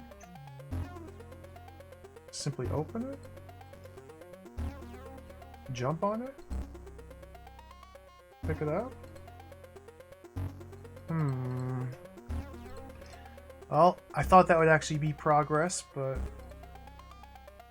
Power. Terminal is dead. I think it needs a power source.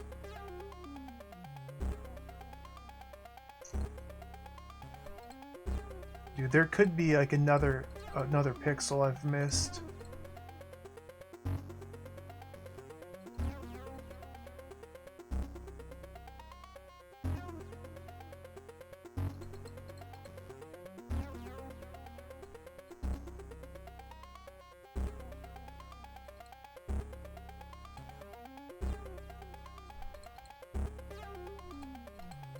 Huh.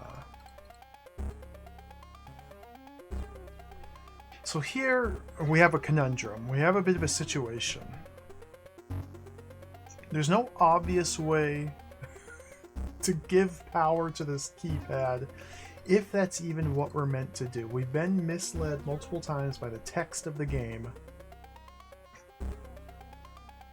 We might have to use one of our 25,000 inventory items on it. We might have to insert one of our 25,000 inventory items on it. We might need to attack it with one of our items.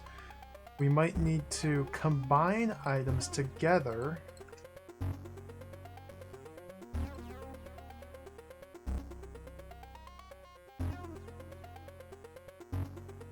I still have not used this food container or this sharp piece of metal on anything. I have not used the badge or the ID pass or the panel or the star chart or the metal bar or the gun on anything.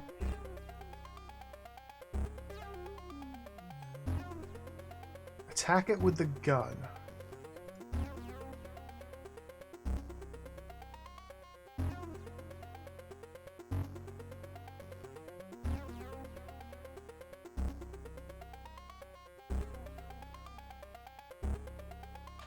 Maybe if we head back to our ship, we can like move the ship over here and hook the ship up to it. Maybe there's a pixel on this screen I've missed.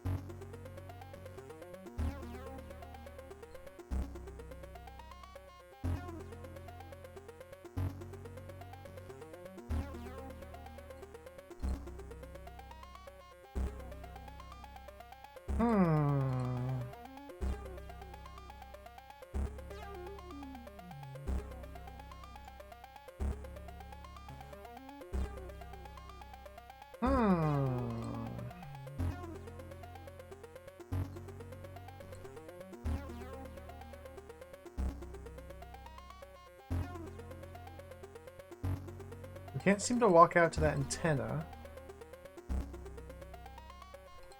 Can't go left from here. Can't go down. Huh.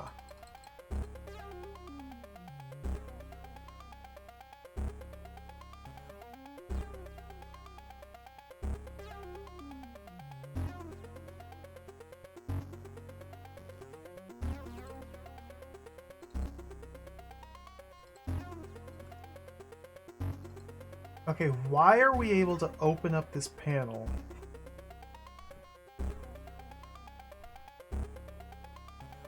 Why does it let us open the panel? The terminal is dead.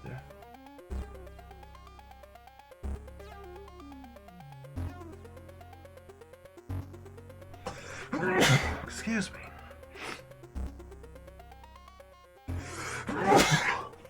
Oh, excuse me.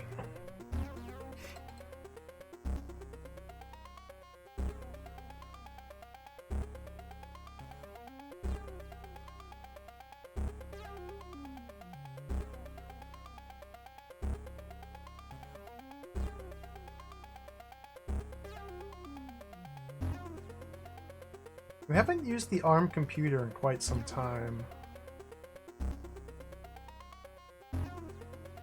Metal fragment with jagged broken edges. We've never used this on anything, and it was one of the first things we picked up in the game. ARM computer. Insert the ARM computer. Eat or drink.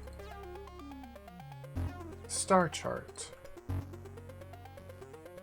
Throw the ARM computer. Just use the terminal.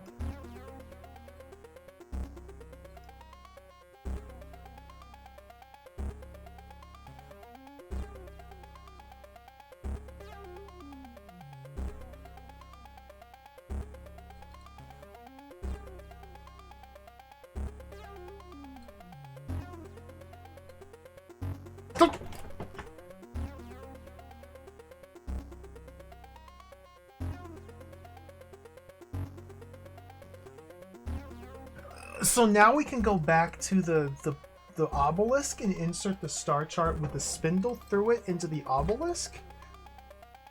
This might just be misdirection. This might be misdirection. This game might be vile and sinister. This might be a complete red herring of nothingness. What? Okay. Send. This might be a complete red herring of nothingness. Navigate to Darlov Korv. Out of range? Are we soft locked? Oh my god, we might be soft locked.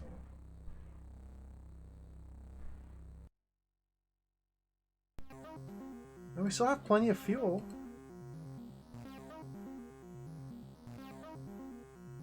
Darlor Korv. Lay in a course for Darlor Korv. We just can't jump directly from one planet to the next. Okay, we have to take pit stops. Okay, of course, of course. Of course. Send. I might have misclicked as well. Quadrant. Northeast.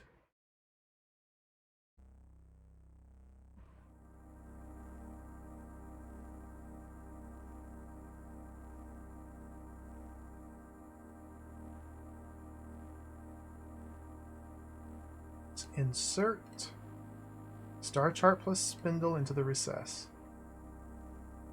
Oh, gaming seems to fit nicely. Oh! Okay. Disc 4.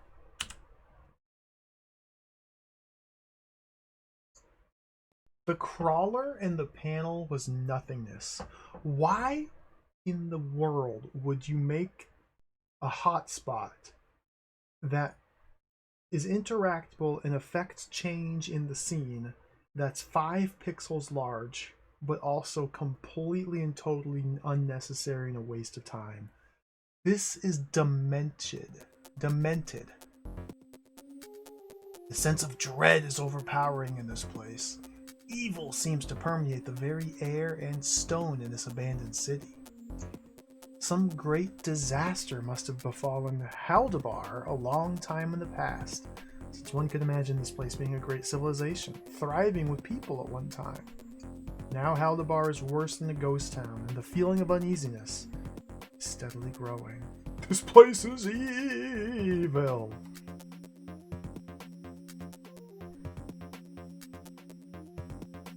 Save.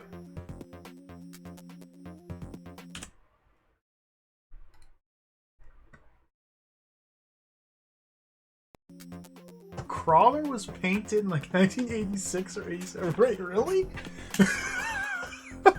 That's wild. So they just had a whole bunch of this artwork that they wanted to put in the game. Okay. You know, it doesn't make for a very good game, but it sure looks cool. It sure looks cool.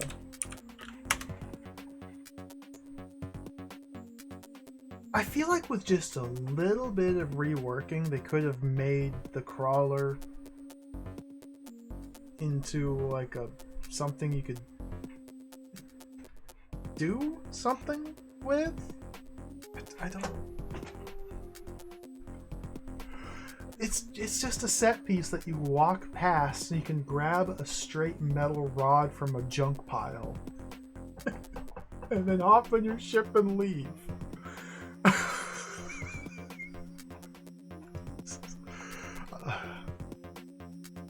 I hope this building's in a fit state to support me. I'm not heavy, but this thing doesn't look in very good condition. The ruined cityscape enforces the feeling of doom now present in Haldabar. It's sad to think that once this place was probably a great city. Large, pointy, ornamental appendage to the building's roof. I imagine it looked quite good at once upon a time. Now it's crumbling to pieces. The bridge connecting the top of this building to wherever it goes. I better be careful. Let's just charge. Let's just run across. Perfectly safe. Whoa! You come across an open-air temple-like area. Although now in ruins, it's still possible to imagine the past splendor of this place. People must have come here in order to worship or have social gatherings of some description. And right there, at the focal point of this place, is the altar. It's obviously guarded by those rather intense energy beings. Whoa! What? I was double clicking to run as a text box appeared, so I didn't get to see what it said.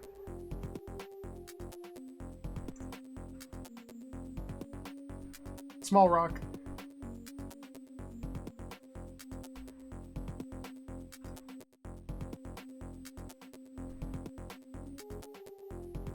Alright, now we're back up to 3 small rocks.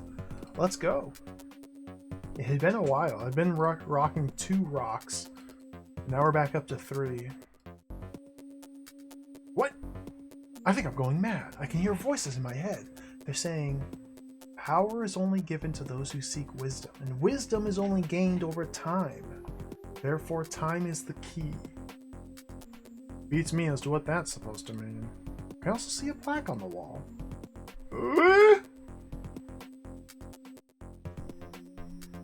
What?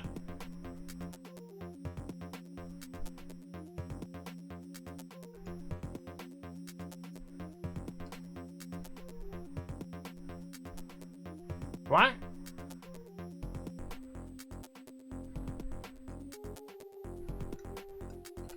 Okay.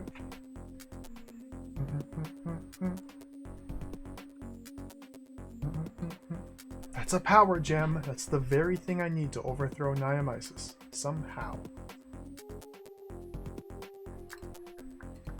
You can't pick that up.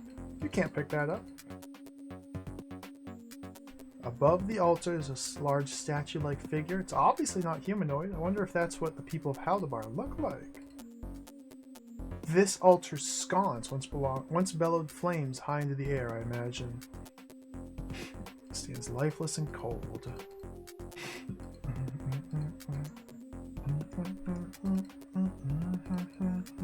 Just look at this again. Power is only given to those who seek wisdom. Wisdom is only gained over time. Therefore, time is the key.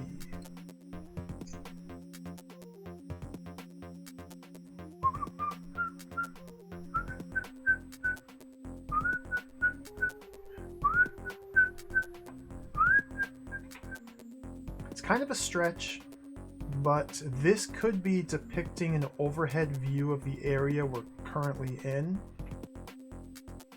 The 3 different prongs stretching downward could be the 3 different paths here. This path is broken, this path is broken, broken, broken. The middle one's where we arrived from. The little U-shaped curve could be this little U-shaped curve here.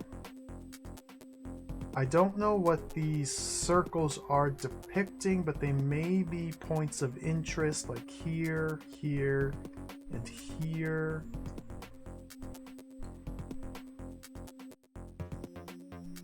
Yep, the stone looks slightly different from the rest. It's also quite worn. Okay. There.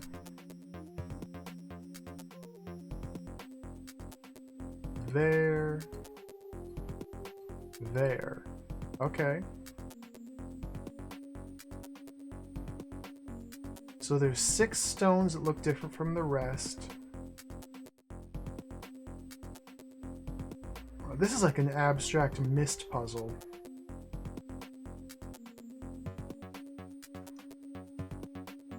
Oh, is that what it said? Thank you, Neko Girl. I already forgot about that. The dialogue you skipped was, oh, the slab beneath my feet just moved. So that happened as we walked over this stone that's marked. So let's step on this one as well.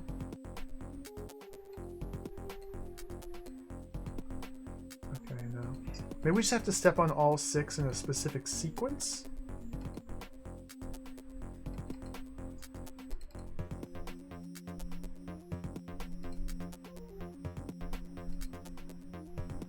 Yeah, thank you for checking. I forgot about that. Oh, the lights are changing! I'm not even paying attention. We're enabling and disabling lights as we walk over pressure plates. I was waiting for a text box to pop up. No, this is a puzzle. It's a lights out puzzle. Okay. Alright, sure. Sure. Sure. Sure.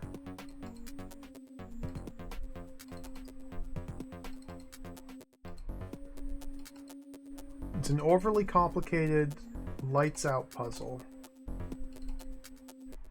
We're almost there. Step on.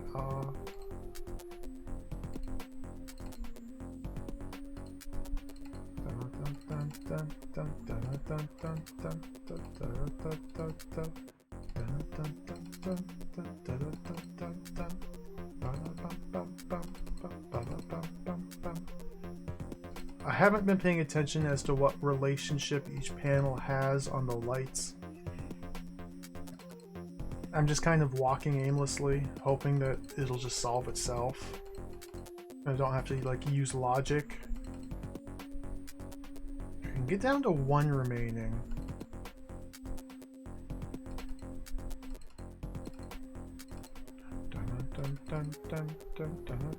Okay, this button seems to get rid of those 2.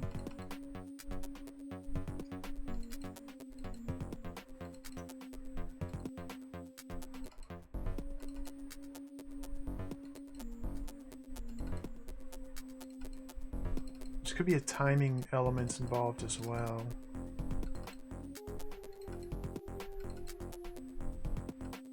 Okay, get it! Ugh.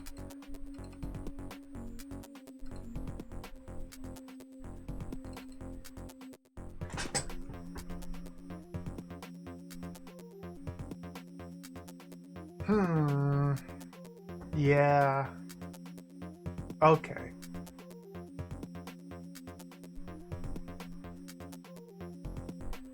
Okay, I think I understand. Roughly. Vaguely. I have an idea. There are 6 different lights total. Each floor panel toggles one of them off, but only for a limited length of time. So this floor panel toggled this light off, and it stays off for quite some time. Or until, is it movement based? And now it just goes right back on. Okay. We may have to use logic. Okay, this panel here gets that light. And it's still off.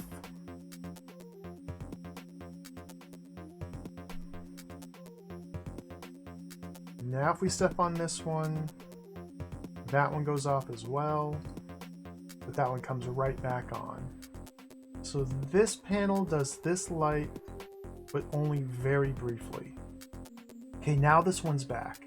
So this panel does this light for a considerable length of time. So this might be the first one we have to step on. I feel like we're just trying to find the correct sequence of floor panels to step on. Once we find the correct pattern, then it'll be simple. Okay.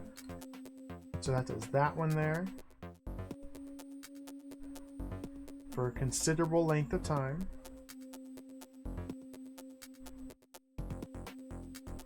I have a timer running. I could just time these. That does that one. Okay, now that one's back.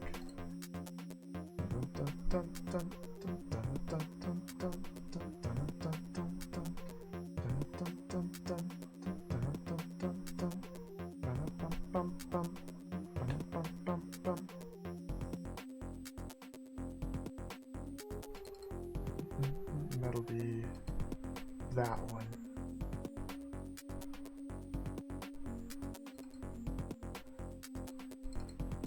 Well, let's use a little bit of brain logic here. Since this panel here does not stay pressed for very long whatsoever, let us use the small rock we were given with the worn stone. Okay, now perhaps we can throw the small rock at the worn stone. No. Maybe we can insert the small rock into the worn stone.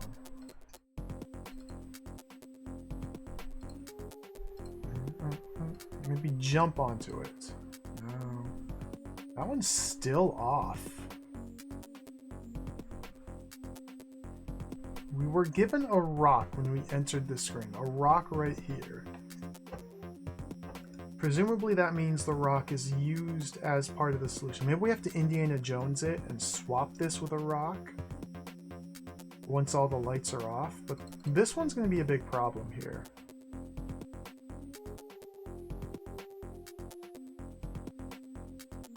Because it just doesn't stay off unless it's actively being weighed down. Yeah, we have to actively weigh it down. Small rock.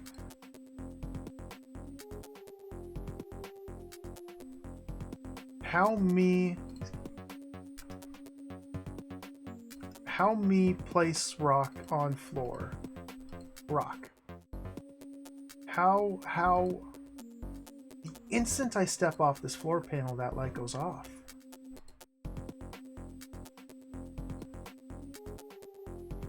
How me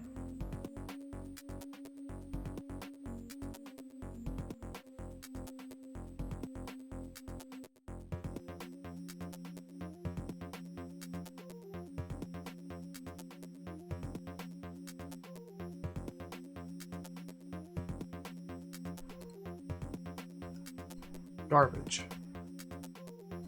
Wet, hot garbage.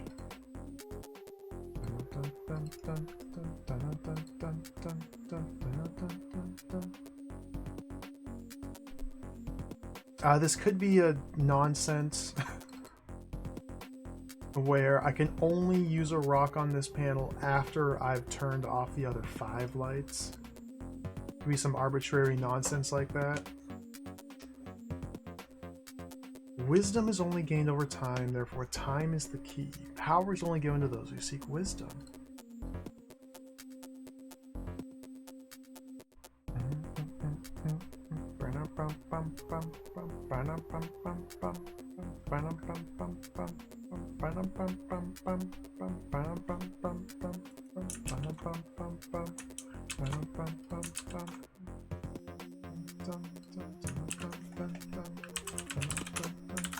Window snipping tool. I took a screenshot of that picture.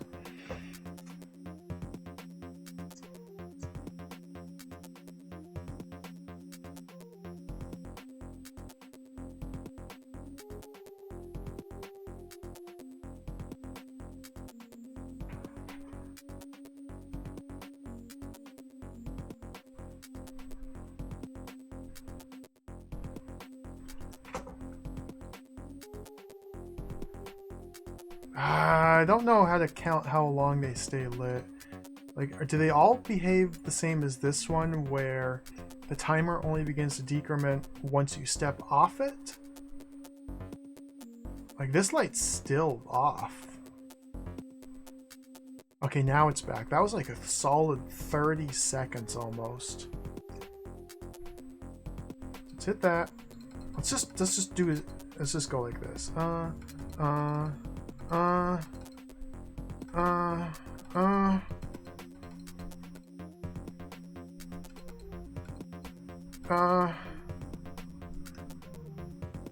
Okay, now stand here. I got shocked. Okay. That one came back. What was that one? Okay, this one. So we need to do this one first. No. No, I had it. I pretty much had it. I don't know, dude.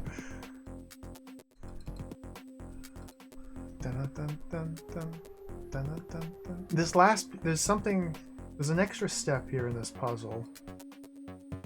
There's definitely an extra step in this puzzle. Okay, hit, go.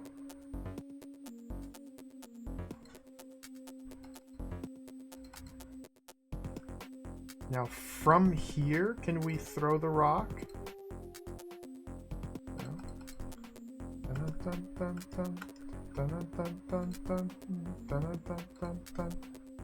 Do I have to throw this rock specifically?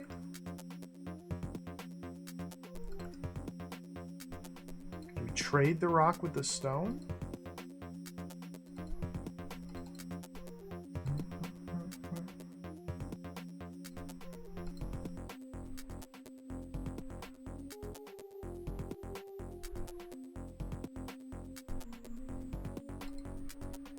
How weird.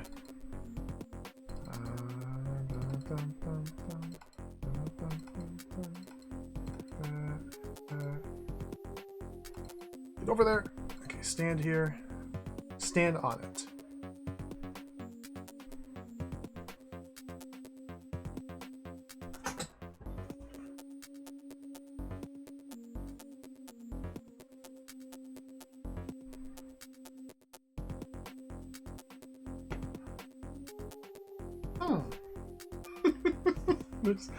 I mean, obviously one more step. I'm not understanding. We can go back.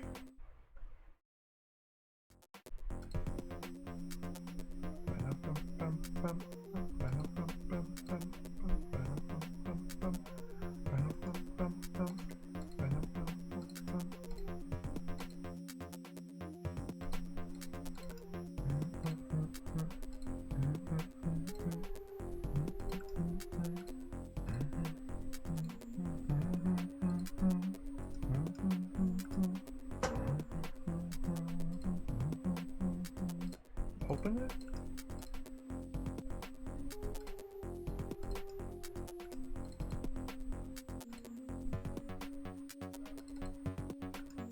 Like, the goal here is to turn off all these lights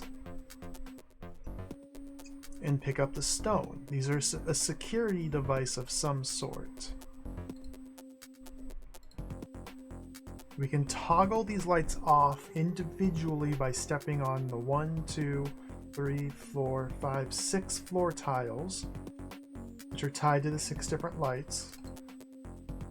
5 of the 6 floor tiles keep the light off for a considerable length of time, upwards of 20 to 30 seconds. Except for this one here.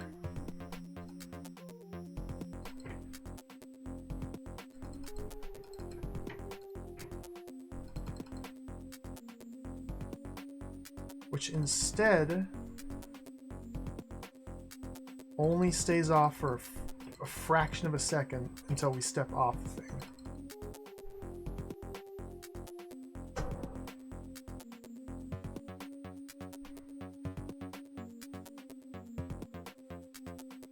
Now I noticed it stopped glowing when only this light was active. Is that significant? So what's this light? That panel. Okay, so let's leave this panel. This is just kind of some alien logic here. This is literally just alien logic. Sky Realms of Jorune. Okay, get it. I said skip that one. And now stand here.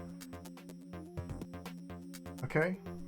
Oh, what if? Okay, I think I know. I think I know. I have an idea. I hope this works, because this will be really funny if this is the answer. Okay. Hit that. Run to this. Okay, hit that. Hit that. Hit that. Okay. Now go back here. Stand on the panel. Stand on the panel. Okay, while all the lights are off, throw a rock.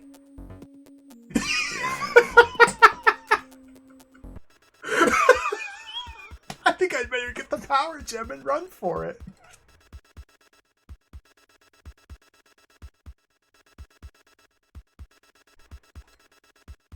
There's ghosts! Spooky ghosts. Okay, that was pretty cool. I like that. Uh-oh, there goes the bridge. Jump! I like that puzzle so much, we're probably gonna have to do it again. Get in the portal! Okay, we're good.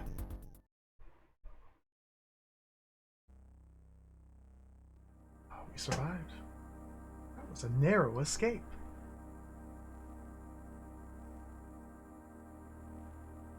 That was a fine puzzle. That was pretty cool. That's funny. That's a funny puzzle. The power gem, which you now hold, is a mysterious object indeed. It's highly coveted by the Emperor King. Must be hidden from him at all costs.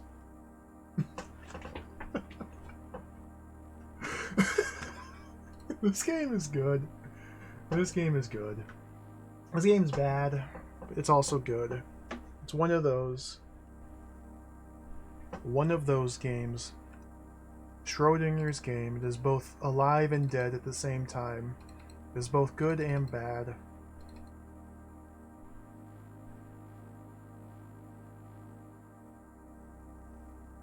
So now we have the weapon to defeat the evil alien robot gold emperor brain lord king. Now we just have to find him and defeat him. Let's go. Universe. Save the universe.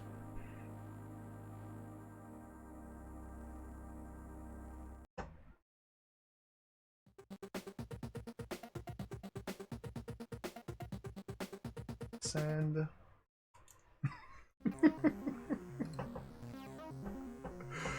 Navigate. We have to go in steps, so we go here.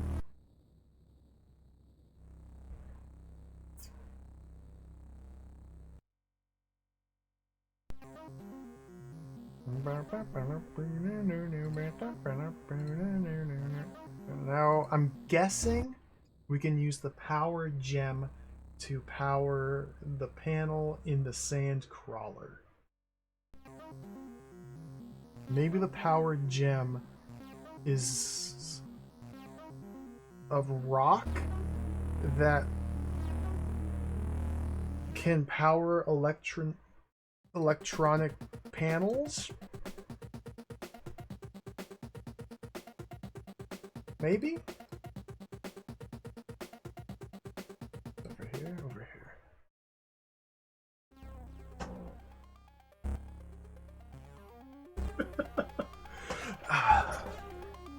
It's hard to compare them, Dieter Lavos. It's hard to compare them one-to-one. They're very different games. Return to Atlantis was cool. It was really cool. But it was supremely janky. And, what am I using? Power gem with... Yep. Now the terminal keypad has been uncovered and powered up, but it looks usable only to very alien hands. There's just a way I could interface with it. So this power gem, it just powers electronic devices. I can just hold it and give power to electronic devices. Use the computer. Whoa!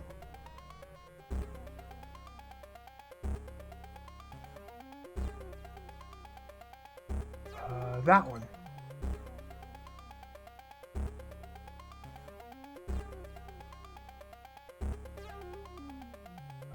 That one. Very impressive. Looks like some sort of transporter beam. I'm in.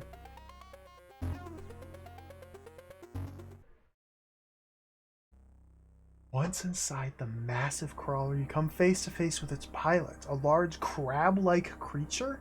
Skulks in a corner, seemingly wounded, but it does not act aggressively toward you. You feel compelled to communicate with this strange being. So you are the savior whom the ancient texts speak of. This is sick. Who or what are you? Of course, you will not have met my kind before. I am of the mech aliens.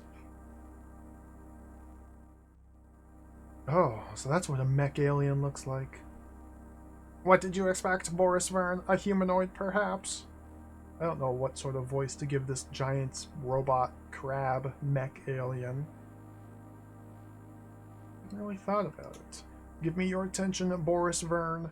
We have little time. My vehicle has been crippled. I am nearing death, and I have things yet to say to you. I sense you're in possession of what the Vergans term a power gem. Although much sought after in Vergan space, they are commonly used in our technology. The Vergan King seeks to accumulate large numbers of these gems in order to increase his power. The mech aliens seek to prevent the abuse of these gems since their purpose is not for evil. I get the impression the Vergans have got you guys all wrong. It is good that you think this way. In my condition, I can offer little in the way of help, but I trust that you will pursue the path which you feel is right. I now leave you with a parting gift. Farewell, Boris Vern. The wishes of the mech alien go with you. That's it? Okay, bye. I think the Vergans have got the mech alien all wrong. They seem like decent beings, if not a bit strange.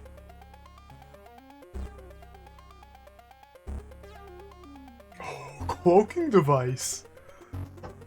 This is the cloaking device housing given to me by the mech alien. It has a space in the center for something.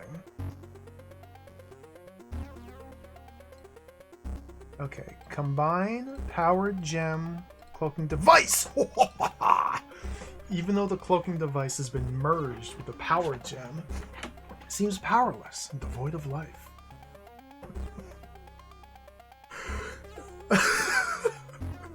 Giant crab aliens! Okay. Let's use it. What are we doing?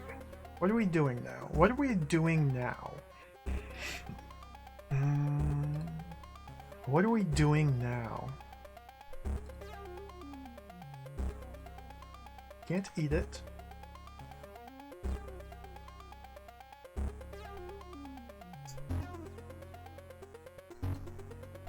Oh, we have to kill the evil Emperor God King.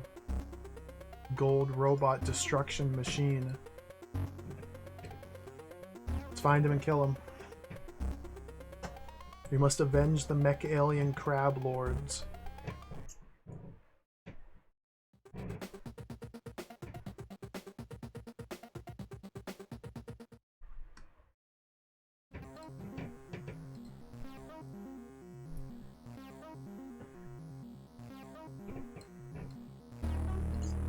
So we saw a cutscene of the metal gold super awesome cool robot man leading his fleet, his armada, and standing on the hull of the bridge, or the hull of one of the ships. Can we fly out here? No.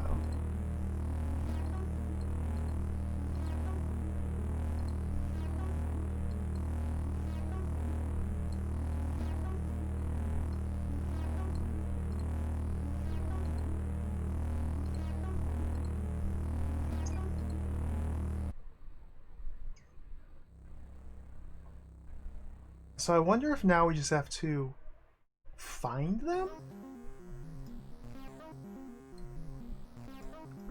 I still haven't used this badge. I haven't used this ID pass. I haven't used the panel. I haven't used the gun. I have a power gem. Why did we put the power gem inside the cloaking device? Was there more I needed to do with it? There's probably more I needed to do with it. Maybe we take this to the obelisk. The obelisk back at the other planet. Darlar Corv. Stop, Eldorado! I gotta play Inca one of these days. I've watched multiple playthroughs of Inca, but I have not played it myself.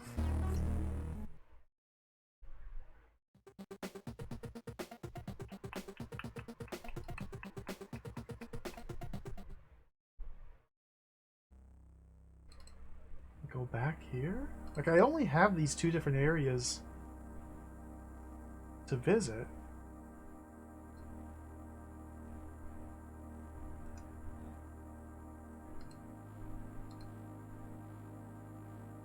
Can't do that.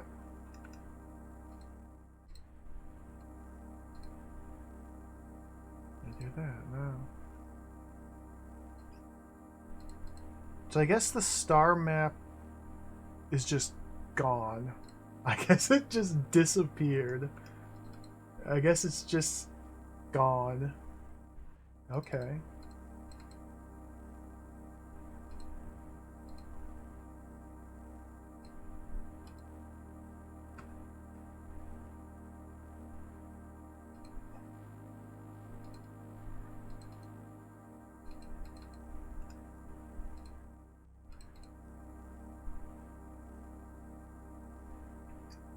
I wish the mech aliens would have said something of value. Other than the bad guy's bad. And we gotta stop the bad guy because he's bad. And he's collecting these power stones. And we can't let him collect the power stones.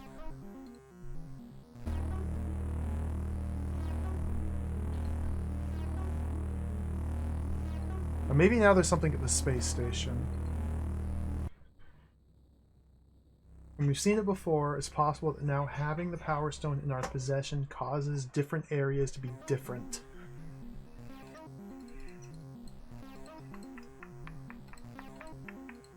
Is there a place like in the...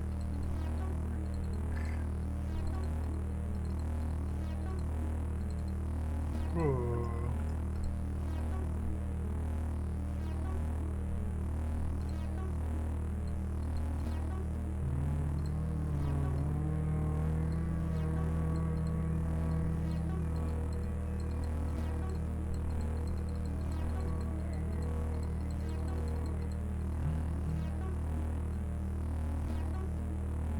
Koros is the capital. Fly to the capital.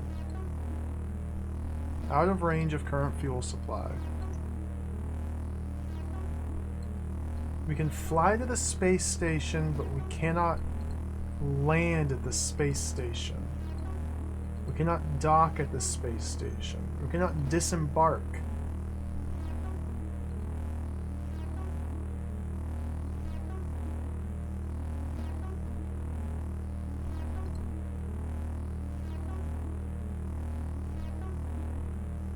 Huh.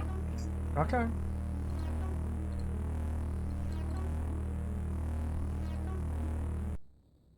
We can fly to the black hole.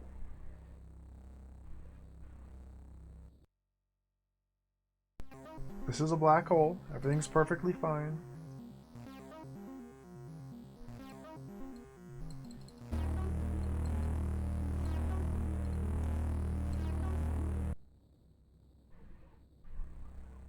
We can fly to the galaxy. Oh, yep, something new is here. Okay. We had to fly to the galaxy. We're just in the galaxy. Incoming message, alien vessel. Hold your position and prepare for tractor beaming. We simply had to fly to the galaxy. Just 4? We've arrived in the galaxy.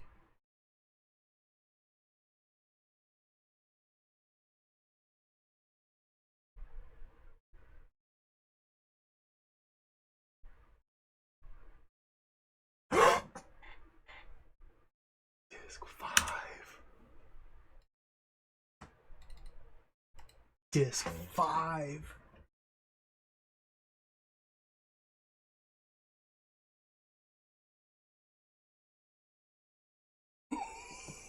Look at this. Look at this artwork. Beautiful. And it's gone. You get to see it for 3 seconds and it's gone. That was so cool. You seem to have appeared aboard the bridge of the huge Colossus prison ship. Before you, you see the huge forward viewer, and standing in front of that's a huge man-like creature dressed in some sort of battle armor.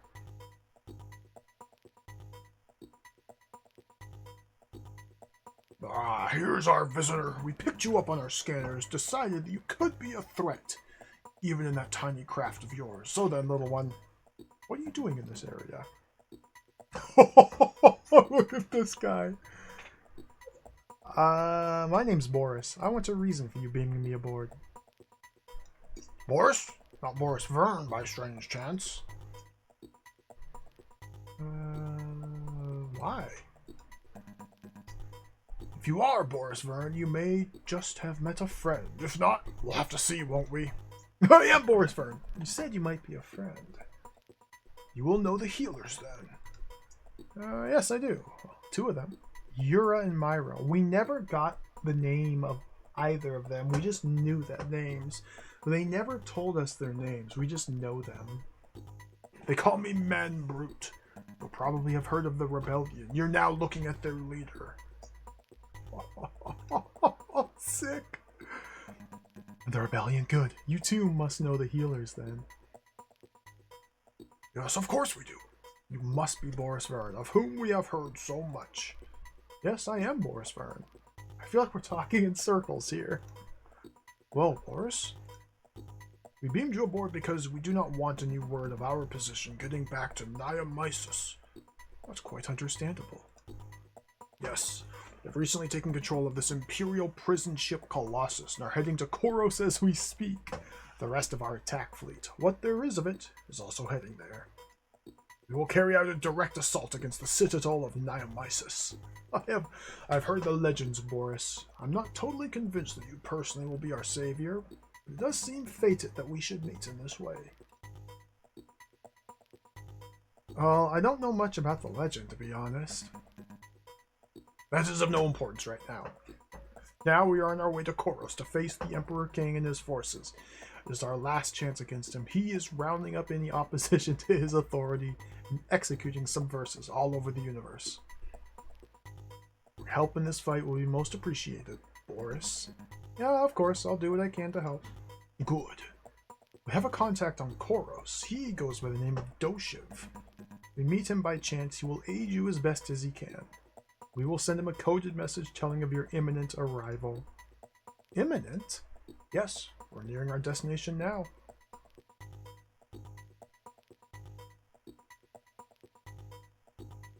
Incoming vessel. Please identify yourself. This is the prison ship Colossus. Prison ship Colossus, state your business. Carrying subversives for imprisonment on Koros. Prison ship Colossus, your details check okay. You're welcome to Koros space. Man Brute, we're in! This is so cool.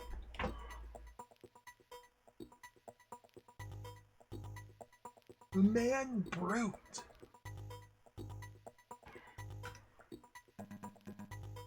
It is the Man Brute. He must be at least twice as big as me. I don't think I'd consider messing with that one. Very serious looking. Obviously takes his job seriously, unlike his friend. Because him who seems just... friend beside him who seems just a little more relaxed. This rebel seems to be enjoying his drink. I hope it's not Gnarl or brandy. This guy's wearing an all-black number. Very cool. They allow droids into the rebellion. Workstation. Okay, this man doesn't exist. This man is simply a workstation. Okay, good. Oh no, yet more monitors. Huge forward-facing viewer shows the stars streaming past as the huge prison ship makes its way through space.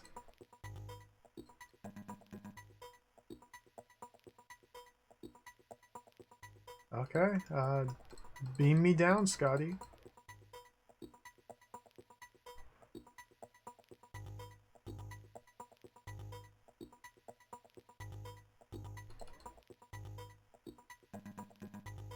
I guess we can talk to people.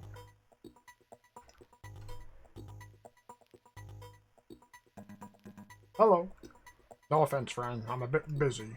Oh, okay. Carry on.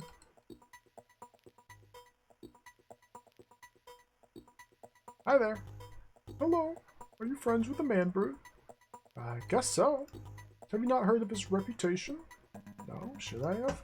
He used to work for the Virgin Galactic Empire, you know. He was one of the most feared men in the universe. What happened to change him? I think he realized that the cause he was fighting for was wrong. It was a great morale boost for the fledgling rebellion, once we trusted him, that is. Okay.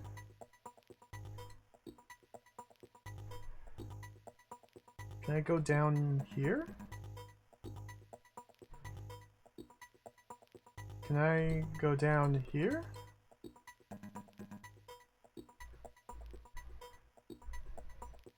Can I go down here? Can I go down here?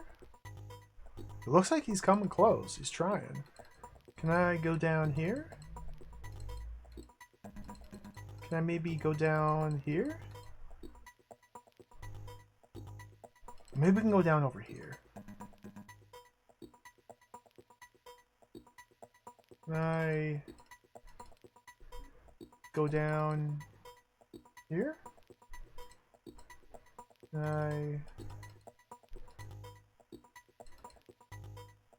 I don't think I can go down there. Excuse me. Not now, Boris. I'm busy right now.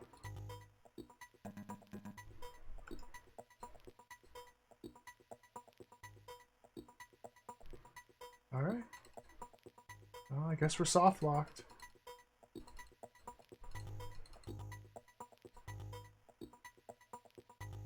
Beam me down. Oh, I had to use the teleporter that we can't look at, but I had to use it. Okay.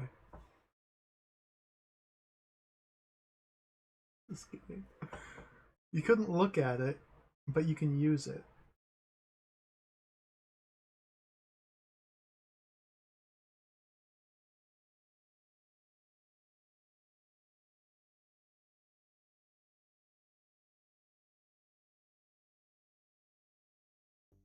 Whoa. The PTV descends through the radiant atmosphere of Koros, lit up by numerous bright suns.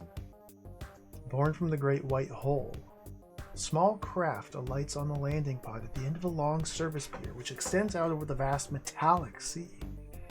Above the beautiful structures of Koros City rises the huge mass of the King's fortified citadel. Revolutionary ships flit by overhead, attempting to carry out their direct assault against Koros. Explosions flash across the sky as some of the vessels are caught by the Koros defenses. Hello, friends. My name is Boros. Boros? My name is Snarglip, professional smuggler, and this is my side decky partner, IQB3, an advanced droid. He's a smuggler too. Be warned, we're both mean and nasty sorts. Mean and nasty sorts. Mean and nasty? Does that mean you're not going to be overly friendly? Overly friendly? We're smugglers. We're not meant to be nice. It's not in our contract anyway. No offense or anything. Friendly? Offense. No offense taken. See you later. Probably. Wait just a second. We have a problem, you see. The rebel attack has stopped our pickup landing, and we don't have any means of escaping Koros. Bzz, problem. What's that got to do with me? If you don't give us your car, we'll kill you. Pretty simple, eh? Kill. Bzz, simple. I've got a big gun hidden beneath this coat. My cousin Snorglat has had some trouble with someone matching your description, so try me and you might just get to see my gun. Albeit very briefly. Snorglat, briefly! I can see now. Basically, I can't just run for it. Maybe? Hey? That's about it, yeah. Bzz, bzz. Take my damned car. Look after yourself, car. Yeah, see you, Boz. Hey, so you guys are smugglers, eh?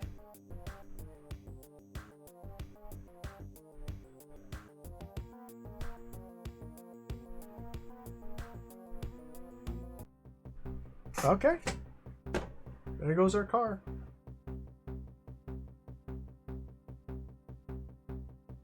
That's not our car. That's the second car that we've stolen. I guess technically it's ours. Save.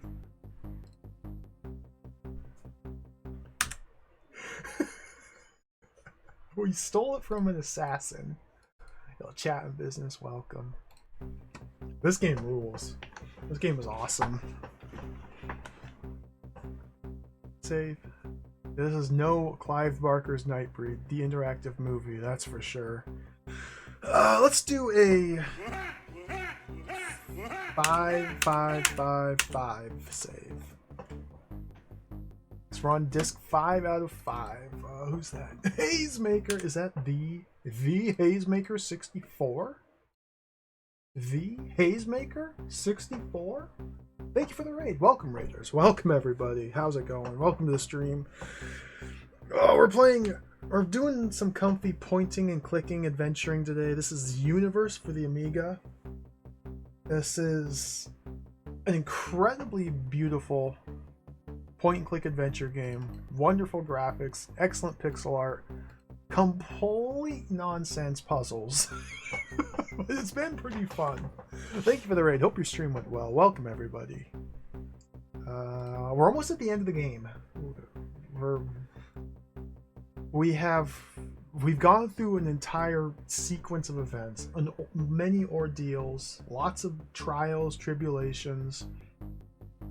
We've now arrived at the home planet of the evil golden robotic god emperor, and we have to kill him because he's waging war with the mech alien crab people and stealing their rocks. And we have to kill the evil robot god emperor to prevent him from stealing the rocks of the crab people. So, it doesn't make a lick of sense. Oh, let's look at things. Ooh, looks like an impressive structure. I wonder if that's where the Emperor King hangs out. Okay, we have a goal. Gotta break in there. The landing pod. A docking control deck. It's similar to a console, but I'm greatly against calling it a console or a monitor, as I saw enough of those on the Wheel World to last me a lifetime. Our guy hates monitors and consoles, by the way.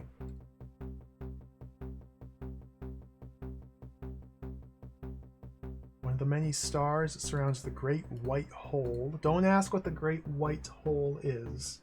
We'll just let your imagination fill in the gaps.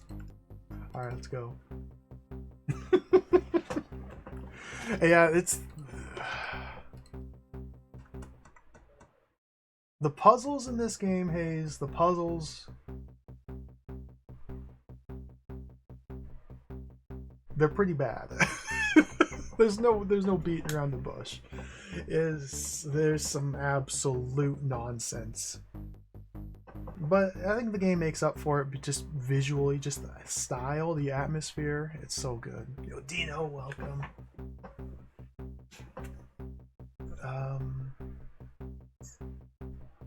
Even the text, they kind of have just given up. Although maybe they have a second wind here. Along the front of the majestic capital city runs a promenade facing the sea. It's flanked by the impressive buildings and statues of the capital city Koros, carved from select emeraldite marbles shipped from all over the empire. Richly garbed local residents pass by over the seamless, reflective stone paving.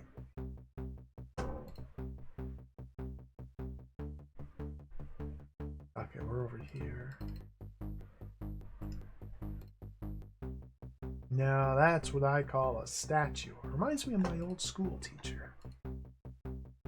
Impressive building. So this is the Emperor's capital. It's under attack by rebels. We're on the rebel side. So we have to sneak in, find the evil god Emperor, and kill him. What a ridiculous robot. What on earth is that supposed to be? Oh, I'm not on Earth, am I? Looks like he's waiting for someone.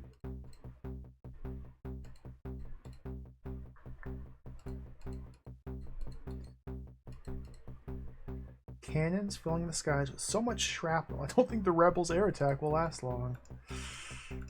This person looks helpful. Let's talk to him.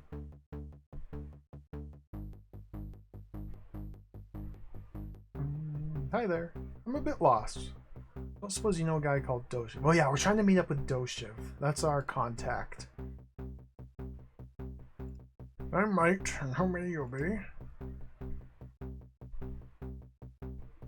Brad, have you seen the evil enchantress? Sure. Brad? Sorry, friend, you're in the wrong space and time. That's gotta be a reference to Curse of Enchantia. Oh yeah, sorry, I forgot. So who are you then? I'm called Boris Fern. Yes, I thought that must be you. I'm Doshiv. Pleased to meet you. You stand out like a sore thumb, don't you? Should I change my suit? No, there's no time for that.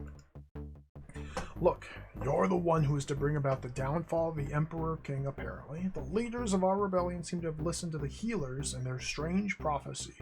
Whether it's true or not is not for me to say, but I have been instructed to help you as much as I can. Which isn't a lot, my friend. Follow me. I can lead you through the streets to a place which may be of help to you. Come. Okay.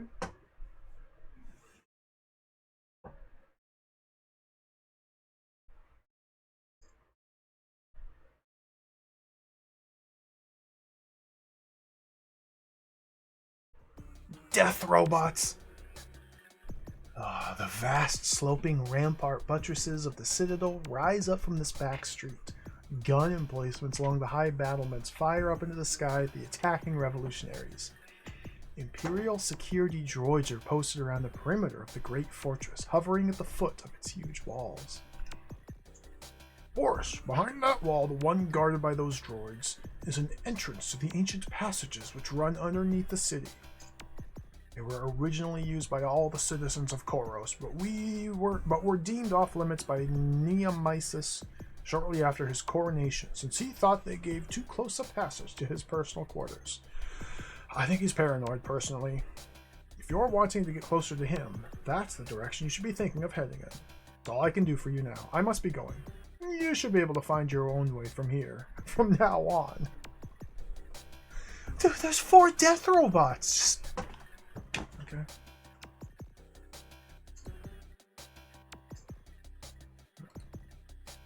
The outer wall.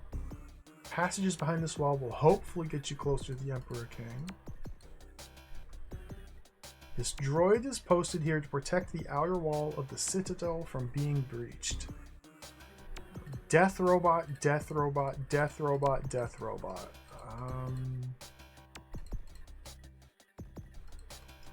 Well,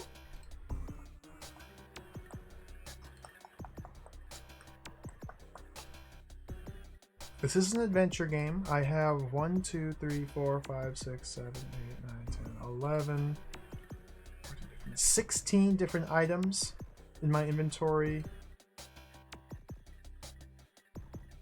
I think I've only used about 4 of these up until now.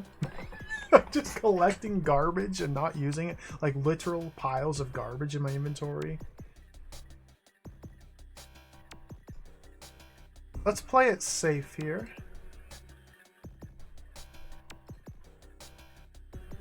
Whoops. Let's not format the game disk into a save disk. That would not be good.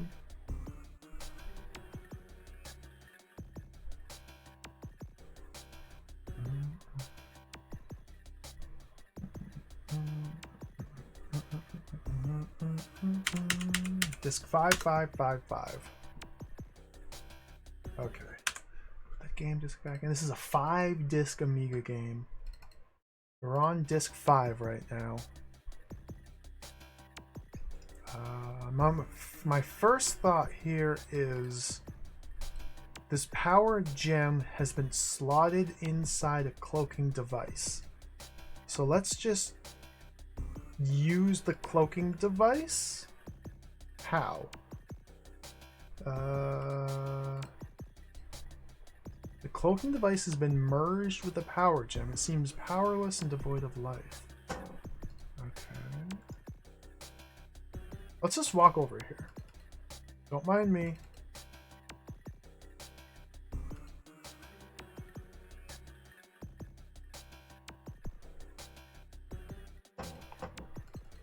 What?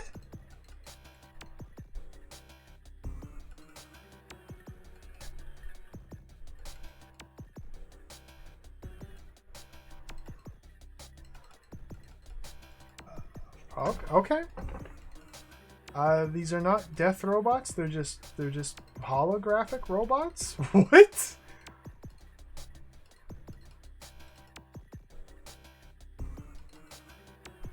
This is so confusing. Is this meant to be happening this way? Yo, Missy Fate, welcome. All the graphics in this game are tremendous. Use the power gem with the wall.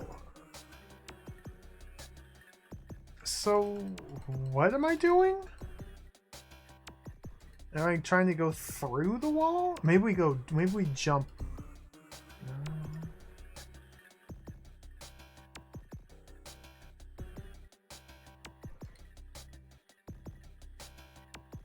Can I push the wall?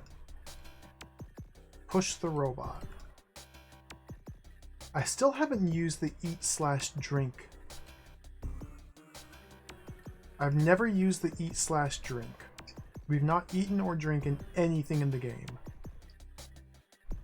We've used everything else at least once. Insert power gem into the wall. Open the wall. Attack the wall with a bent metal bar. Attack the droid with a bent metal bar. Attack the wall with a gun. Use the wall. Is there somewhere else I can go? Okay. Can't go back. Oh, I can go back where I came from. I go up here.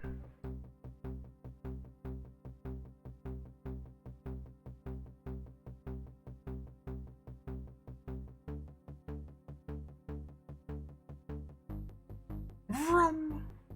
We can go down. Okay. Whoa!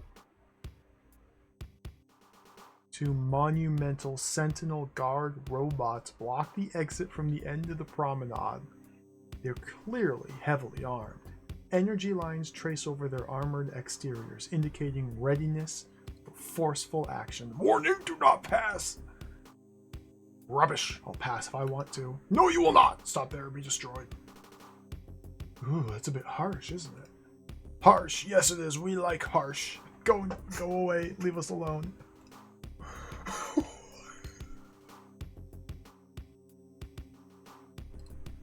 Huge sentinel guards the passage beyond this point. Looks quite dangerous, really. Now that's a big gun. Oh, claw. Slightly smaller than some of the other guns. Still looks like it could inflict quite a lot of damage. Ah, doorway. Now, one of the big problems, difficulties with this game is frequently you're just dropped into an area. Like, we're just here. We have like 4 screens we can visit and no obvious thing to focus on. We're trying to find the Emperor. We have made it this far. Like, this is the end of the game, but repeatedly throughout the game we just arrive at an area and we just have to wander around, clicking on things, looking at things, trying to pick up everything until we try and first figure out what it is we're even meant to be doing and then how to do it. Like, you'd think this screen back here would be the most important one to focus on, but frequently in this game there are like little items you have to have picked up and in your possession, otherwise certain events won't happen. We don't even necessarily need to pick up items to use them. We just need to be holding them to cause things to change elsewhere.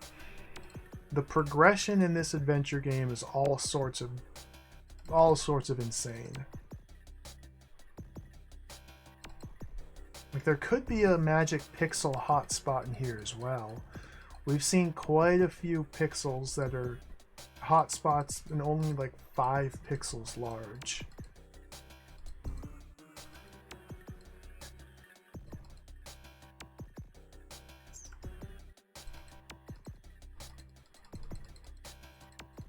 Now, one of my favorite things with modern adventure games is the ability to press a button and highlight all the hotspots on the screen. It's just so nice. It's so nice. Or yeah, having some way of seeing what your mouse cursor was hovering over, anything like that. We can go to the use an item on something to get a brief.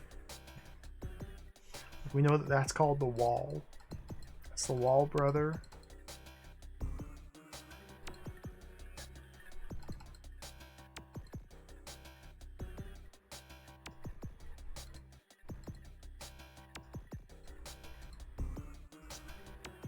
What am I?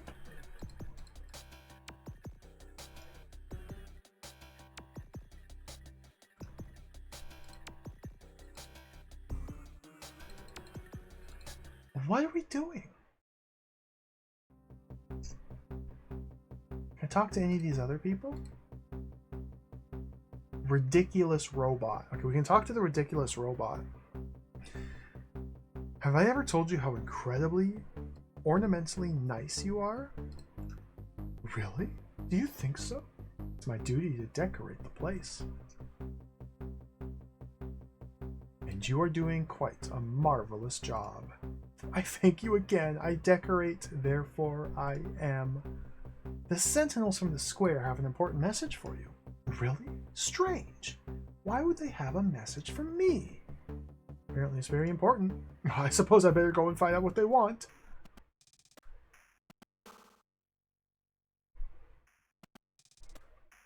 Warning, do not pass! You have a message for me, do you not? No, leave this place immediately, ornamental droid, or suffer the consequences. You do not have sufficient security clearance. Obviously there has been some mistake. I'll be going now. Good. I hate ornamental droids. Me too.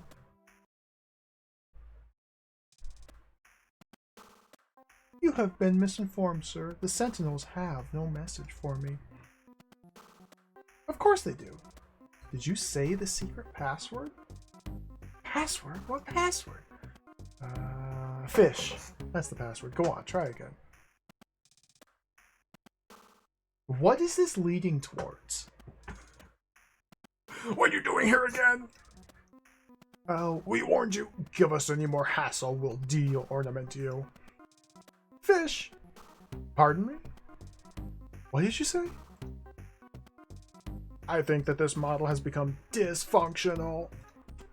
I agree. We have a cure for that, do we not? Affirmative. Fish? What is fish anyway?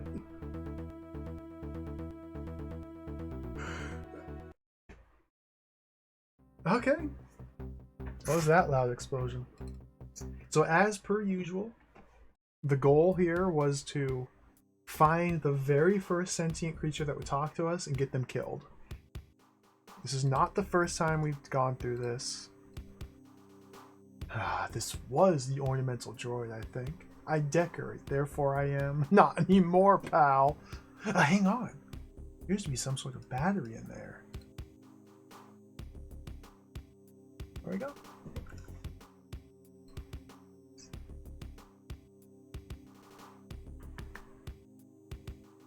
The power cell extricated from the now defunct ornamental droid. Didn't think it'd be needing it anymore. Combine batteries with gun. Combine batteries with cloaking device.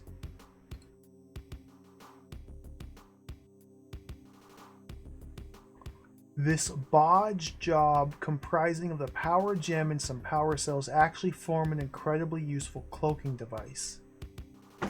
Excuse me? What? What? We had to go through a space portal and defuse a security sequence by stepping on floor panels to turn off these lights to pick up this power gem. We then got chased by ghost aliens. We visited the crab mech alien survivor who gave us the cloaking device. We had to use this ancient piece of powered rock technology, merge with the cloaking device, and then string up some random batteries from an ornamental droid. And now we have a cloaking device. All right. Can we...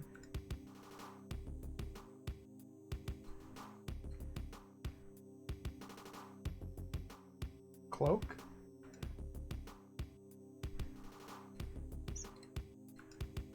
Can we eat? Can we simply use it on ourselves? On the door? You wear it? No. Are we cloaked?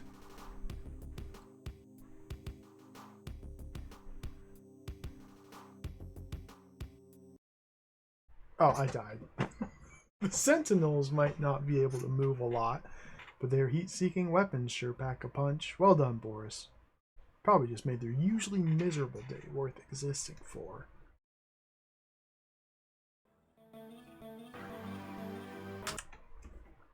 I died.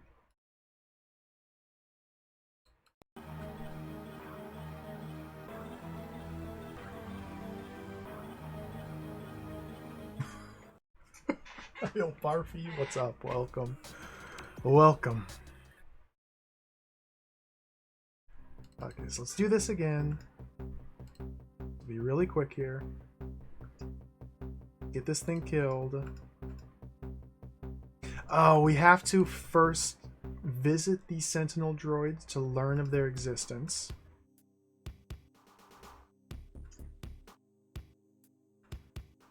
Blah, blah, blah. Now go back.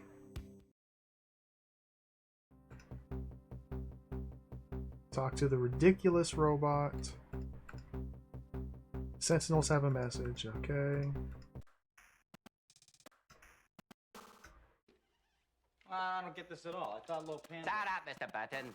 You are not brought upon this world to Skip. Come on. Steve Place, thank you for the 100 bits. Thank you. Hey, Ragadon, welcome. The game's going pretty well. I'm having a lot more success here than I did yesterday. Yesterday we played for like 5 hours and made very little progress. We got stumped multiple times on the most inane nonsense obstacles, but today it's going much better. We're almost at the end of the game here. Fish. Got him.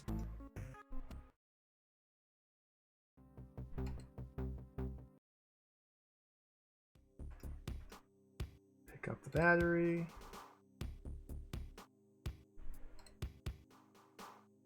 Combine. The batteries went to a different spot of the inventory. How weird. Like now the gem is here in my inventory instead of here. Okay. Whatever.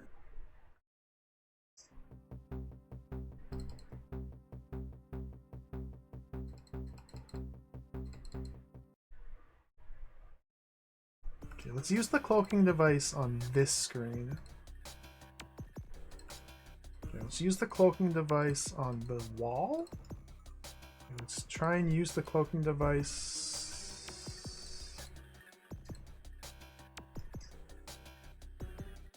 What even is this? It's a cloaking device. How do I use it? Insert cloaking powered up gem into the droid? Throw powered up gem at the wall?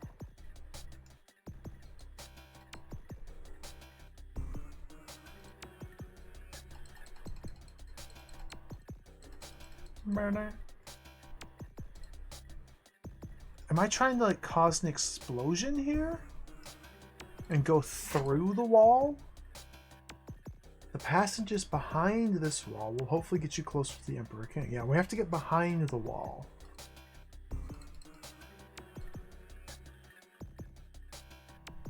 I have a gun, but it doesn't work.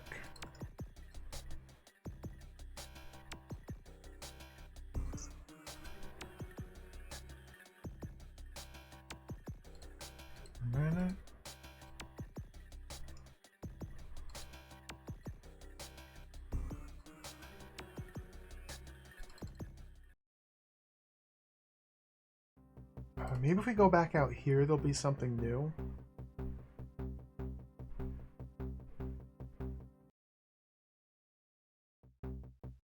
Like a negative.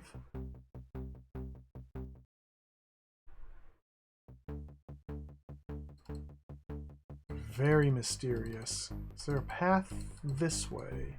Can we go out into the... where all these people are? No.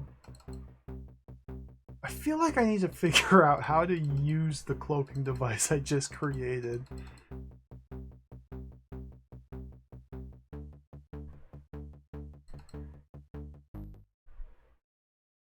It would make sense that we would turn on the cloaking device to get past these sentinel droids.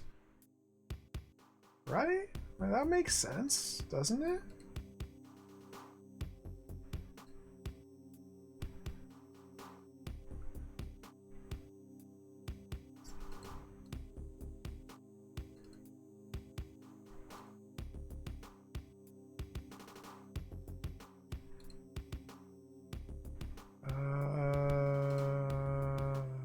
Maybe it's like the glass laser. Maybe we have to throw the gem at the door. No. Maybe we throw a rock at the droid. Wait, Sentinel's eye.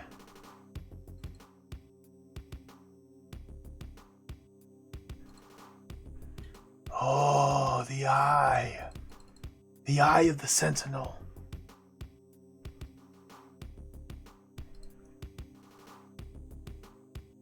Piece of garbage right in the eye. Throw bent metal bar right in the eye. Throw rock right in the eye. Throw sharp piece of metal at the Sentinel's eye. Use the eye. Talk.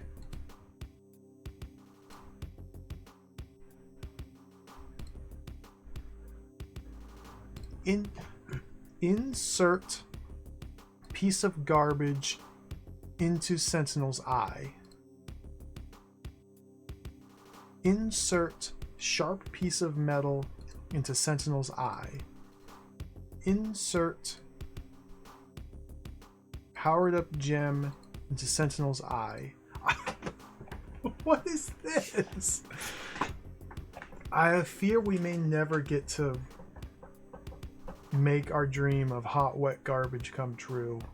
Surely a video game exists where you can create hot, wet garbage. We'll find it one day.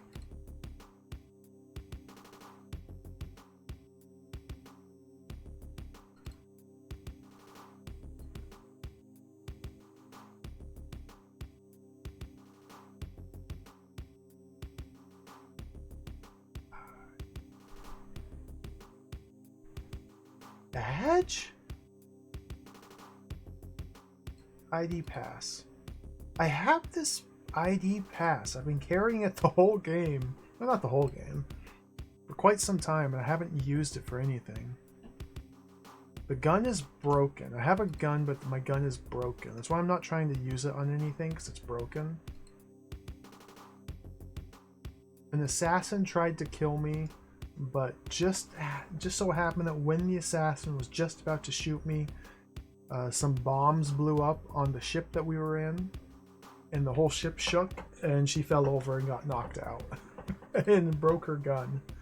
And she dropped it and it broke. It was very convenient. Well, I have no idea what to do.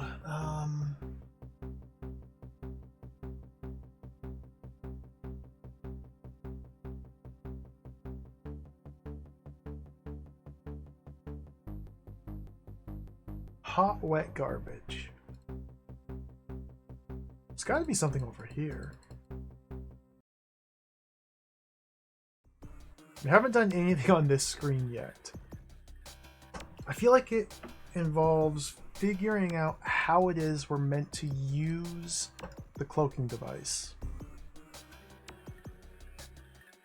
Or maybe there's more. Maybe there's another step. Maybe I have to combine the powered up gem with a gun. No. Maybe I have to combine powered up gem with a rock. No. Maybe we have to combine piece of garbage with gem. No. Maybe we have to combine sharp metal.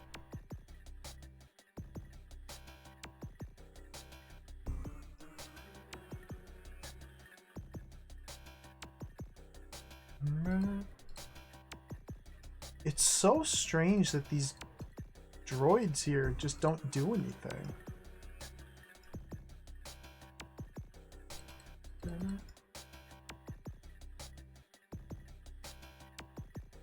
Can I wear the droid?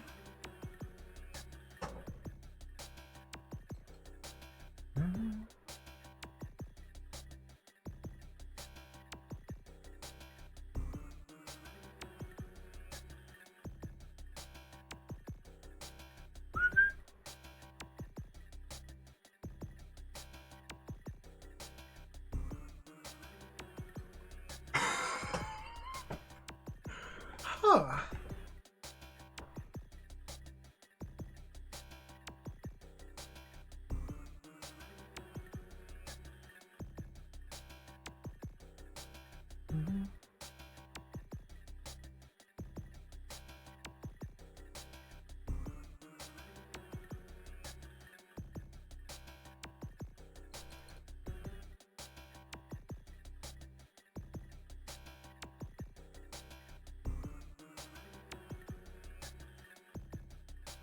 There has to be a pixel. It's a magic pixel I haven't clicked on. It's a different interactable spot. Magic pixel.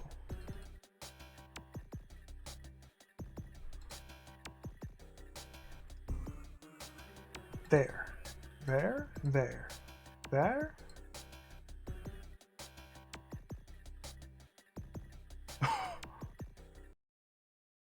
I mean, we can walk back like that. Maybe we can go up here, and there's more entrances to the left through this wall.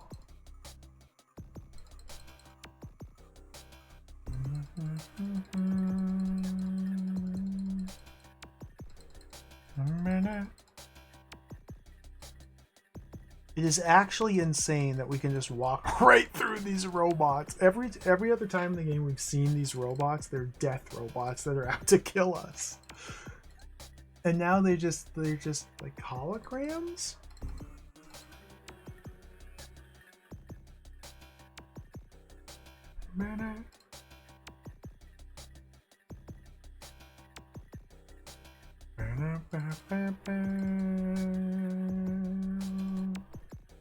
I feel like it may have something to do with the Sentinel. Or there's an alternate exit out of this screen I haven't discovered. I want to try... We're going to experiment a little bit with the Sentinel here. Let's do a save. save disk is already in. Yeah, no hints yet, but I will let you know if I need one.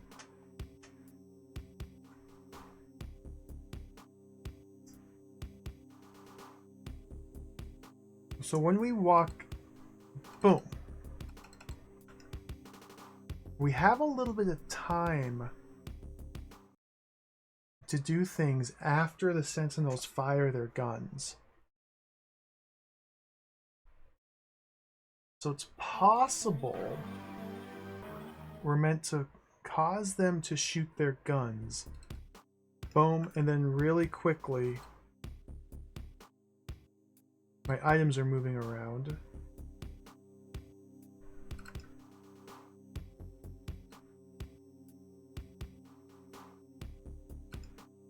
While the bullets are out on the screen, do something? This is quite a bit of a stretch.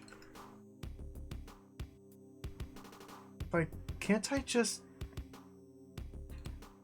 activate? Activate. Activate. Activate. just cloak. Activate cloaking device.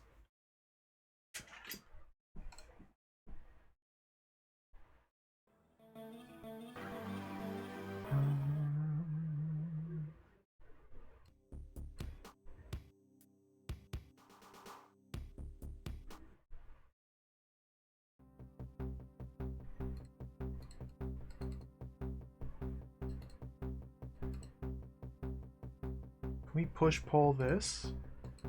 No. Guess I haven't tried to do anything with this. Eat it?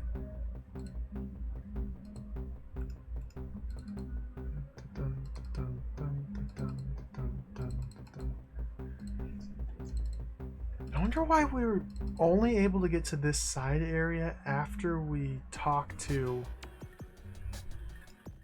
our contact.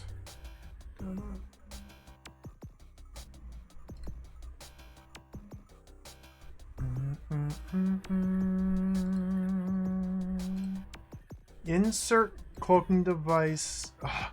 Wait. Insert. No, wait.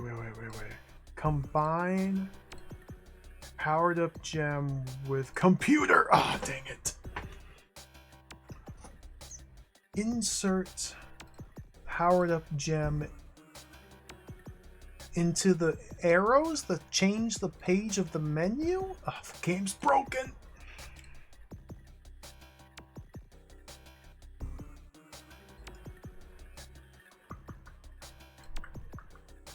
Minute. There's got to be something we can do on this screen.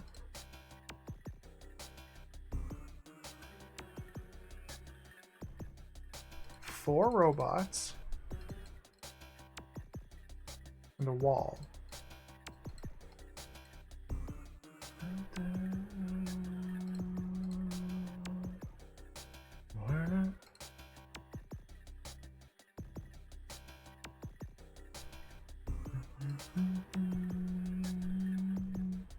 We can't wear the cloaking device because we're not allowed to wear items that are in our inventory. Wear only works for objects that are on the map or on the screen. We've also only used the wear command one single time in the whole game.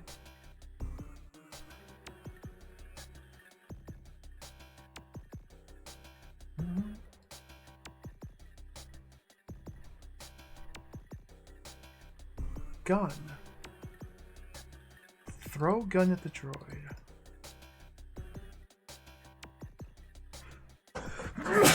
Oh, excuse me. Dude. This is baffling.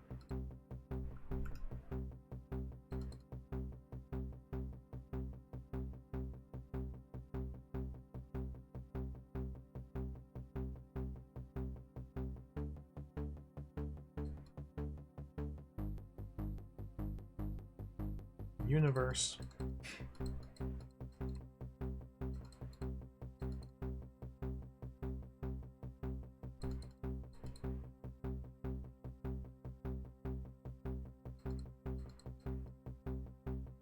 here.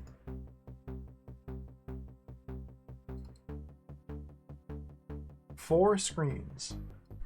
We have 4 screens.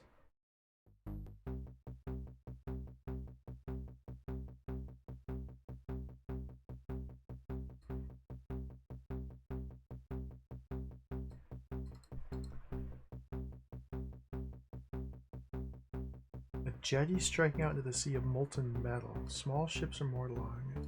But apparently the water is molten metal? That doesn't sound very safe.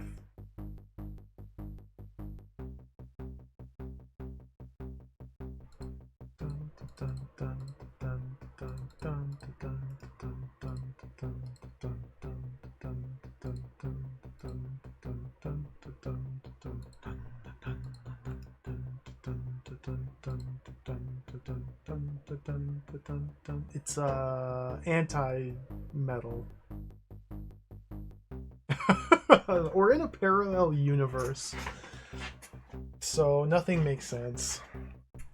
The start of the game is like an isekai. We visit our uncle, we climb inside this techno machine, press some buttons, and we get teleported to an alternate universe, which is supposedly 200,000 years in the future, backwards through anti-time, I think is how the manual describes it.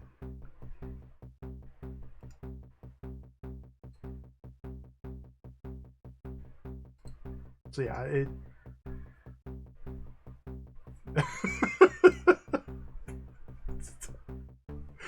it's not important. I don't think there's anything I can do on this screen. I just want to make sure there's nothing I've missed on this screen.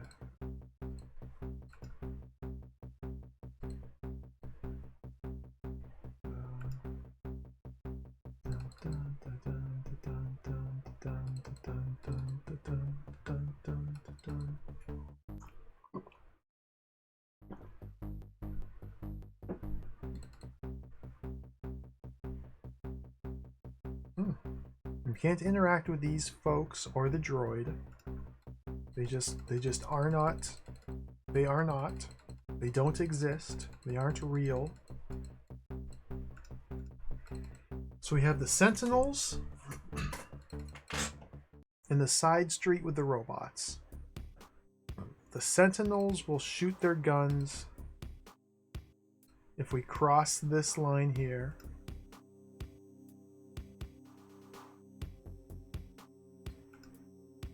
Can I go... Oh, now run this way. No.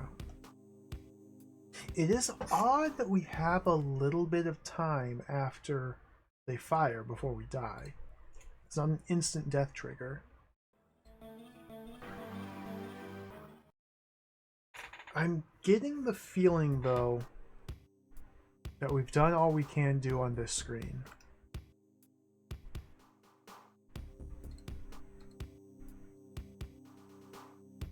Sentinels themselves are a giant hotspot. Their eye is a hotspot.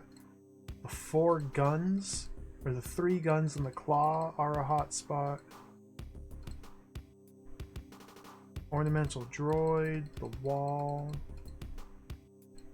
Like, if we could somehow, and this is a massive stretch and almost certainly not the answer, but if we could somehow cause the Sentinels to shoot and then lead their shots all the way back to that alleyway so the shots explode the wall so we can get in through the wall, maybe that's the answer? I think I just need to figure out how to use this powered up gem.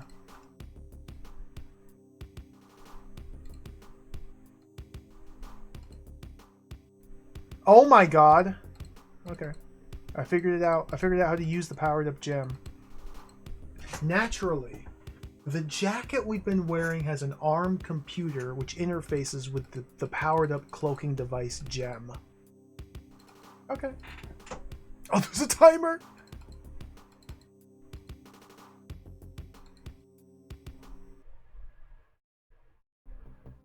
Sparkling lights of Koro City glimmer around this large civic square as an interstellar ship hovers in dock, ready to depart.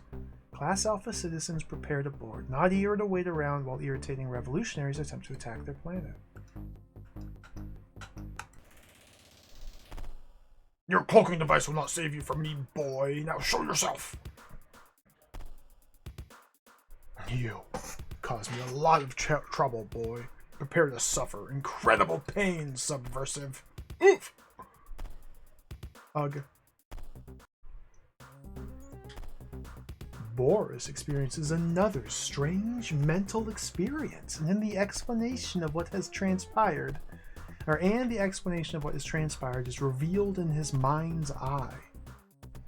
Boris realizes that the power gem has absorbed Baron Khalif's energy bolt and expelled it back against the attacker, since it rejects evil energy and directs it against the source from which it came. The reflected energy has affected the device hidden in Khalif's suit, which produces his faked mystical powers. He kneels, crippled by the energy bolt and shocked at his loss of powers. Look at his tiny little hand. No wonder he wants a new hand.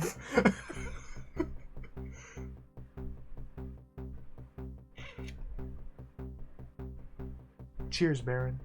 This will come in handy, no doubt. I will return, and you will not escape so easily.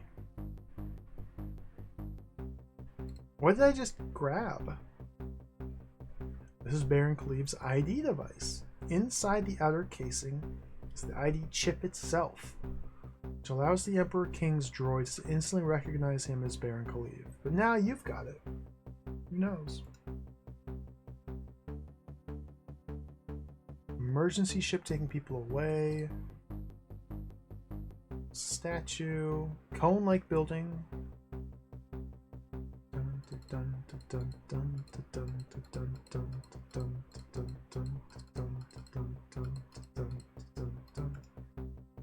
Alright, let's go back.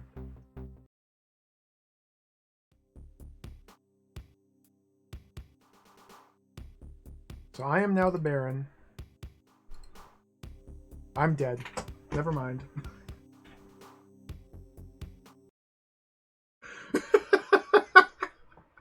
I guess I'm not the Baron. Okay.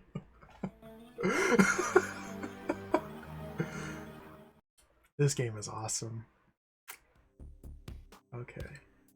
So now it's worth mentioning. It's worth mentioning. Nowhere else in the game have we needed to open up our inventory and use an inventory item on another inventory item. Now it's worth mentioning, we have combined inventory items, but no, we cannot combine our computer with the gem. We must explicitly use the ARM computer on the power gem. Nowhere else in the game has that specific interaction, opening the menu to use an item on another item, ever come up.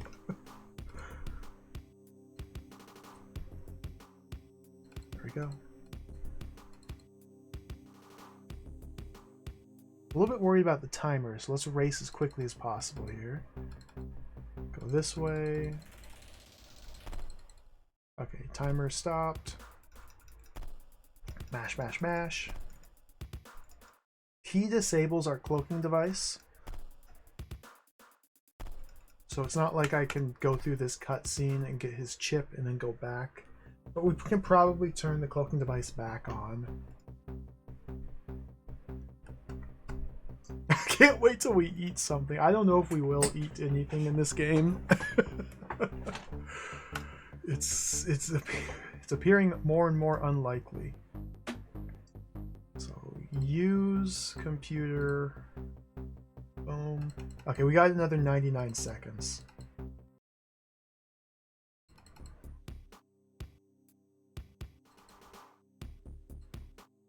Okay, turn it off, turn it off, turn it off. Use off. Nope, it just turned it back on. You can't turn it off! It doesn't matter.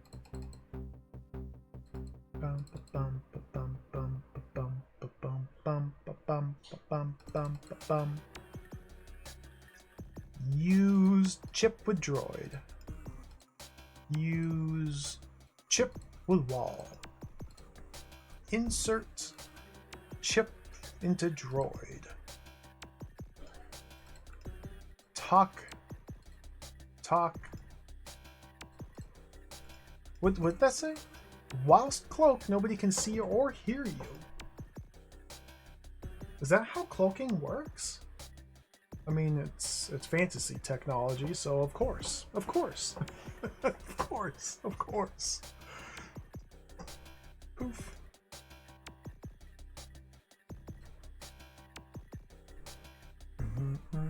I wonder if you could help me. All hail Provincial Governor Khalif.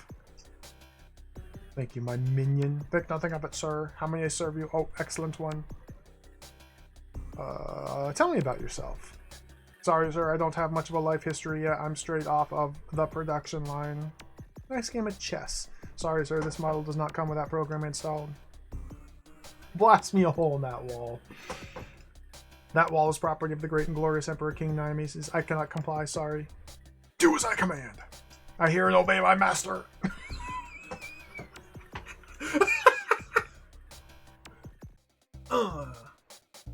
I can't believe I got away with that.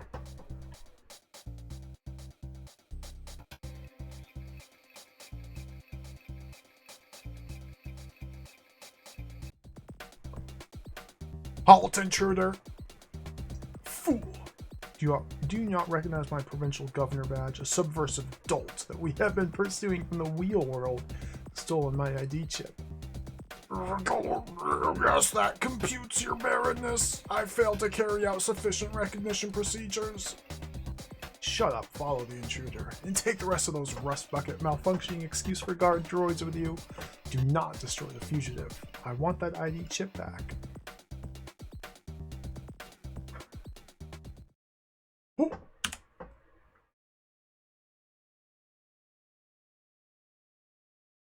I've been playing with the save disc in this whole time.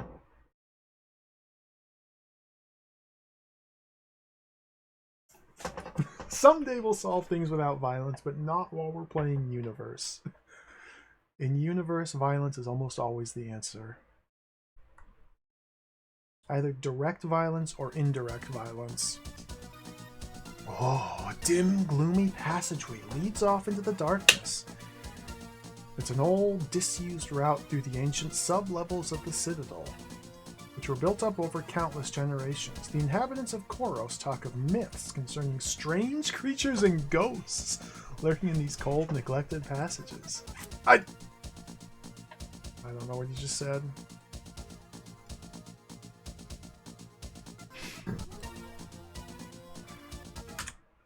I wanted to save.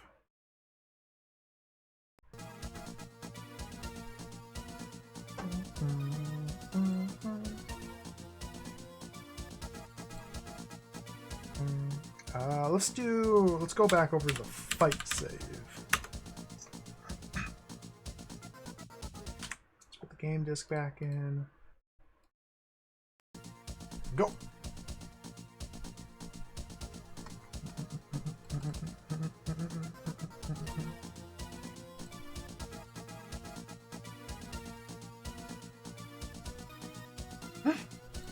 You're being chased. You gotta go. After I've saved the universe and brought peace and harmony to this dimension, I think I'm gonna have a well-earned rest. Okay. Sure thing, buddy.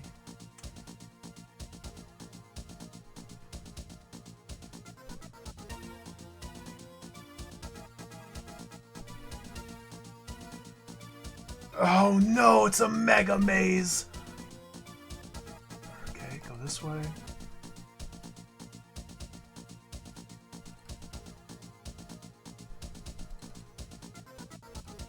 Ah!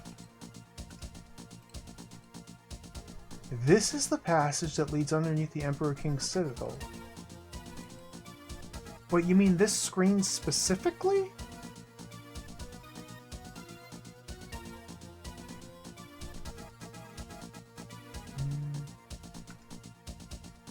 Or this screen specifically?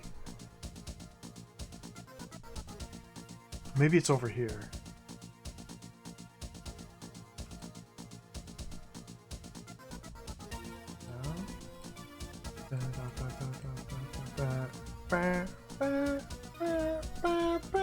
Whoa!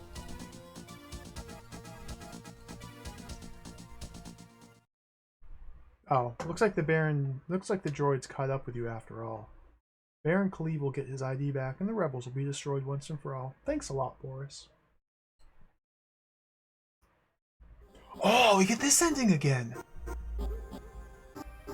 We haven't seen this ending in a long time.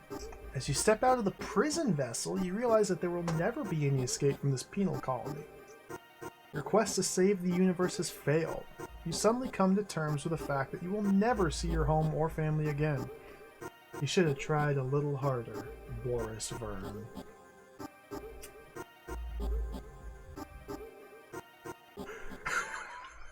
Should have tried a little harder.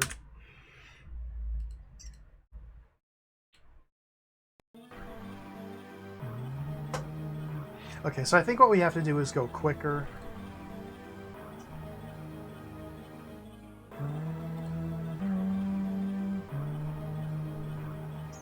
Fight. All we have to do is run as quickly as possible, open the door, and hide. Because I went back and explored those tunnels, the robots caught up with me. If we open that door and hide, we can probably trick the robots into going in there, then close them in, and then explore this mega ultra maze for free, or freely. Let's use that. Come on. Okay. Now we wait.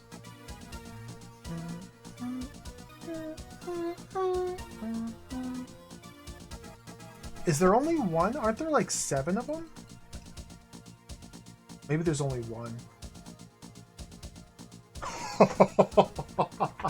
Got him.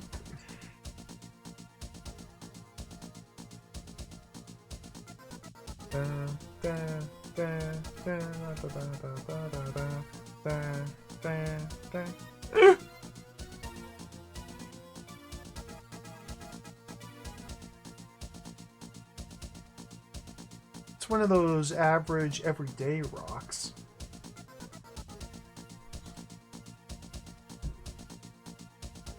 What?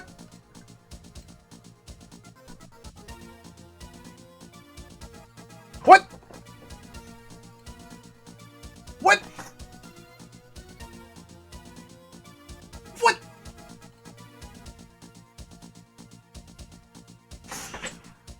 You can't just push the rock? Oh my god.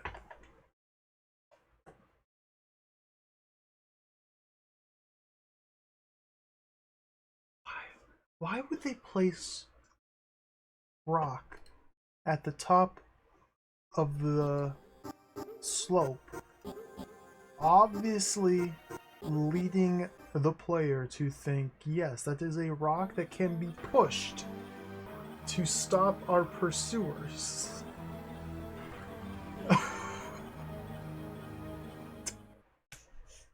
And maybe it's a troll.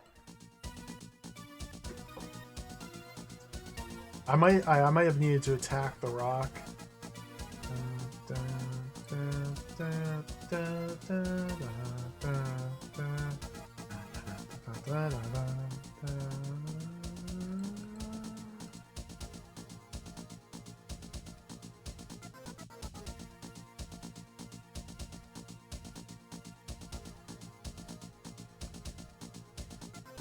Do this again.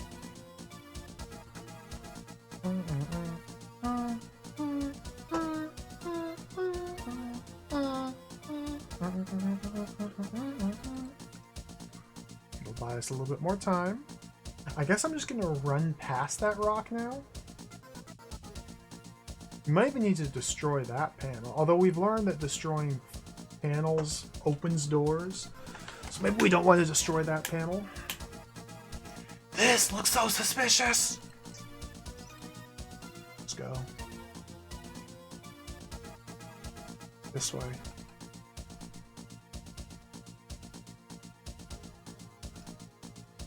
Close the door.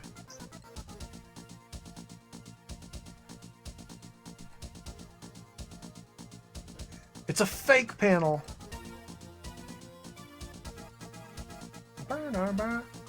How did those rocks get here?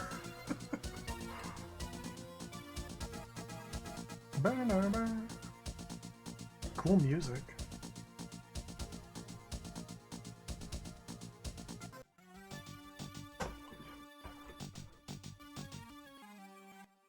In this murky, damp subsection, a huge Morclag lizard has made itself a convenient dwelling place. Half concealed in the dark, dilapidated tunnels, it lies in wait, ready for any unsuspecting prey to pass by. The huge Morclag's tail, it's not completely still. The lizard's head is a massive thing indeed. Its mouth looks capable of eating anything my size in one gulp. These skulls are all that remains of the Morclag's previous meals. The big, powerful rear limb of the Morclag lizard. That thing must weigh tons. Doubtless within its huge body it has a huge stomach, which doubtless hasn't been filled in ages. Okay. Pull the tail. Pick up its tail. Walk over here. Jump. Morclag lizard? Use ARM computer with cloaking device. I can't use the cloaking device anymore. Okay.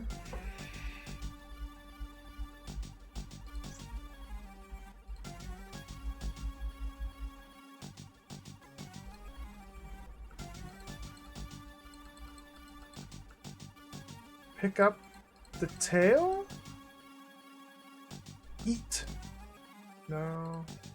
Wear? No. Throw garbage at lizard's head? Throw bent metal bar at tail?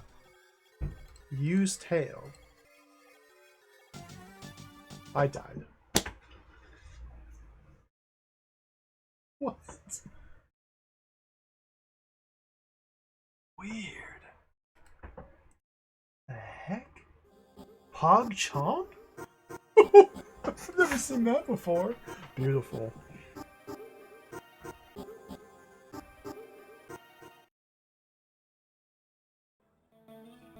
There's a mega lizard. A mega lizard. Okay. We need to explore.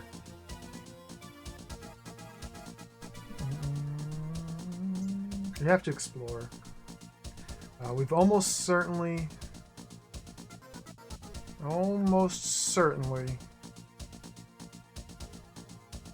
just need to explore.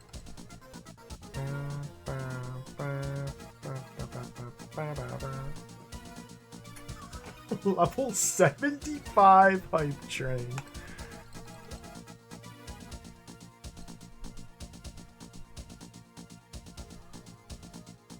A level? That's a big hype train.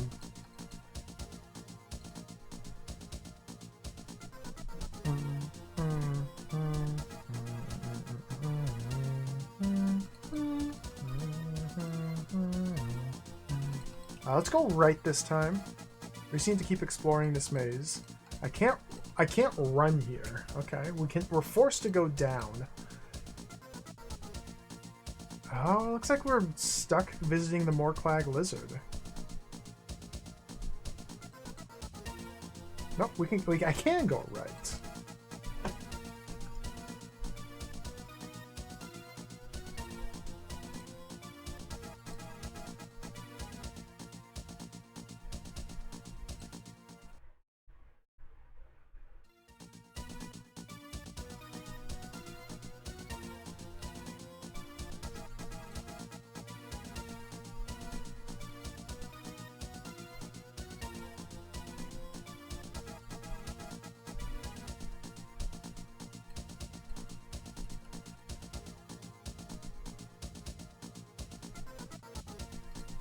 Hmm.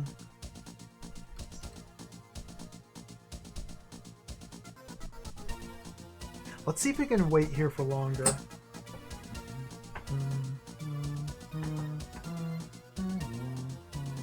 So outside the building there were, what, 4 droids? Maybe there's only 4 of them we have to deal with.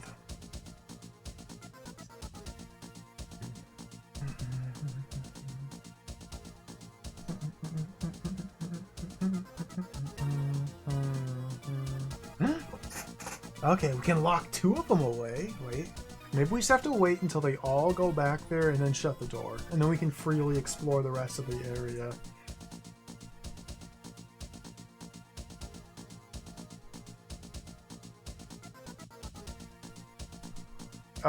Nope, I'm dead. So we can lock 2 of them away back there.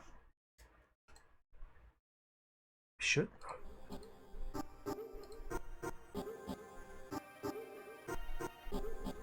What the heck, man?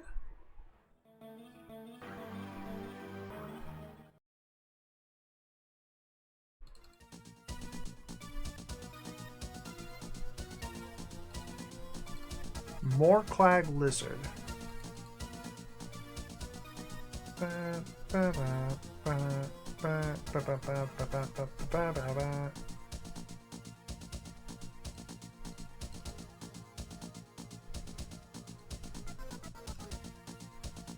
Okay, let's try and close the door on 2 of them. And then running away. I think there's probably something we can do with the rocks to dispatch the 3rd robot. Potentially only leaving 1 more to deal with. So just wait for this guy.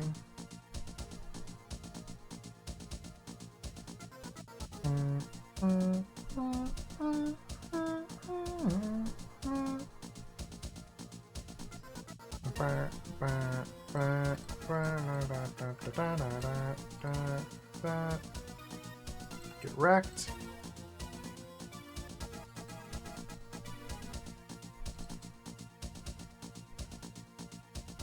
See, I have no idea what we can do with the rocks, though. We're gonna look at them. Here's what we're gonna do. We're gonna play it super ultra safe and drop a save here. We'll call this one Rocks.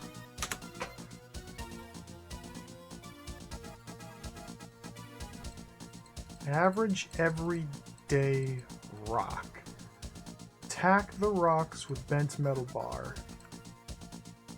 Use... oh no, let's maybe insert the metal bar into the rock.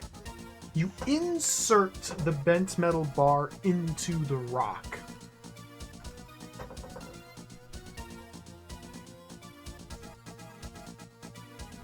Gaming. Alright.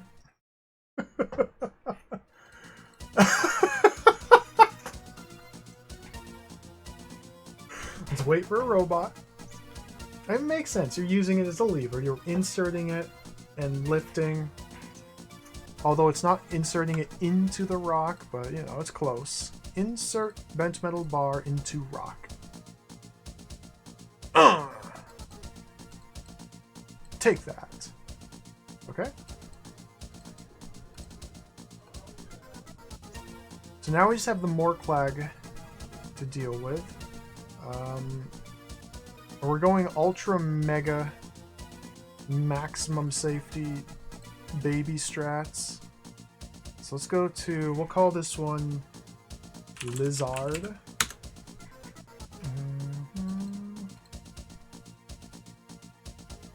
Ah, it's a dead end.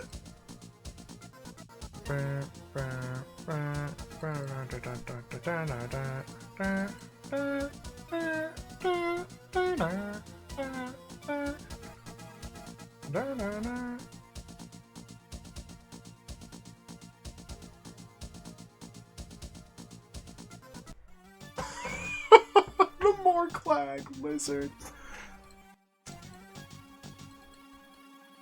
Can I even let this thing eat me? Like, can I just let it eat me?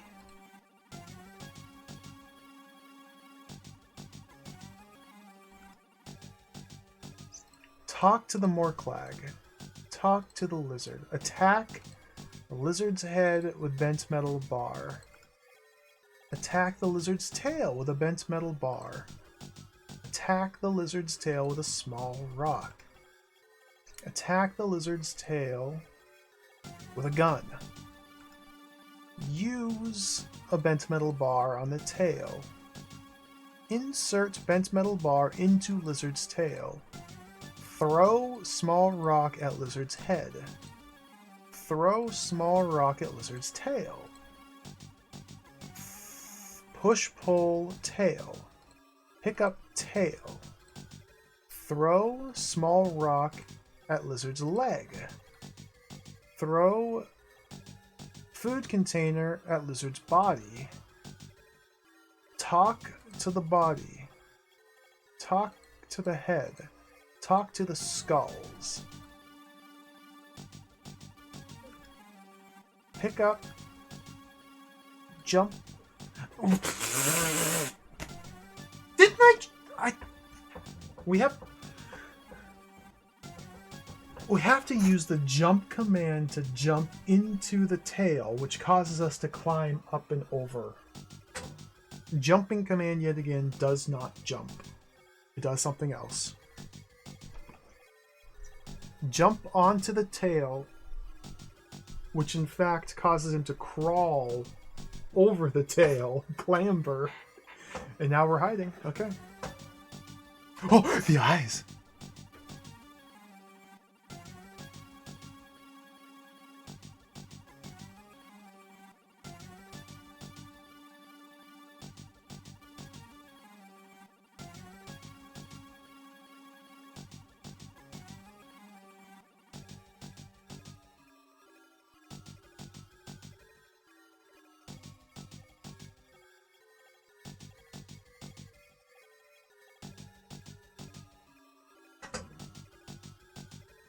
How long do we have to wait?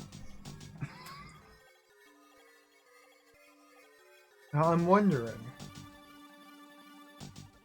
what if I soft locked the game because there are only 3 robots chasing us and I locked 2 of them in a door and I was only supposed to lock 1 in the door, kill the second with the rock, and the third must get consumed by the Groglock lizard.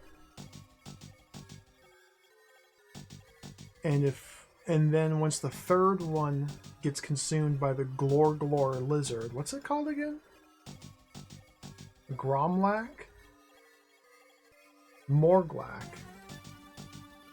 Once the third robot gets killed by the lizard, then it like repositions, we can get him. If you kill the bot with the stone, the game bugs and you soft lock. Wait, really?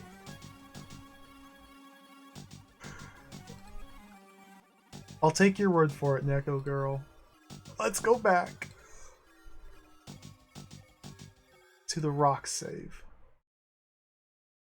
So this is just a lie. Okay, that's lies and deceit? Wait, what?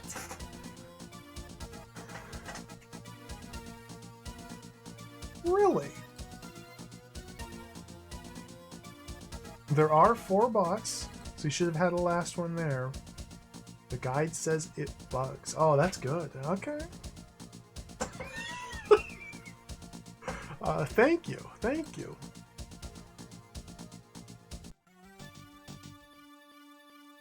Let's jump into the nook. So that means there's going to be an extra robot coming, unless this just triggers... Or this just pretends that this is the final robot that gets eaten here. I don't know. This is a very mysterious game.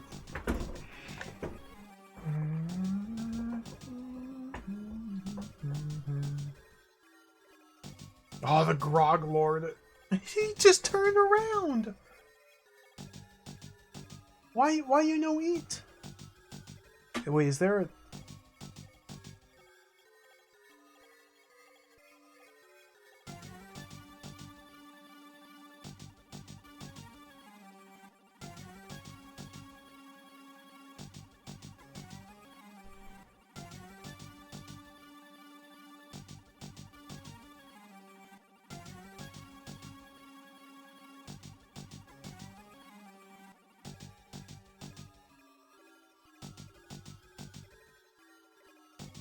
I love adventure games.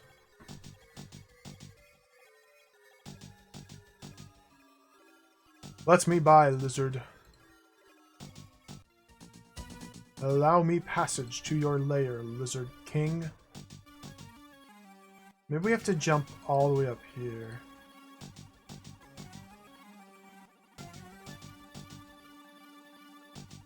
And we know that the jump button can also mean climb. There's absolutely no way that I'm climbing past that lizard. I don't relish the idea of ending up being the Morklag's next meal. Okay, so we are able to jump. Ah! I died.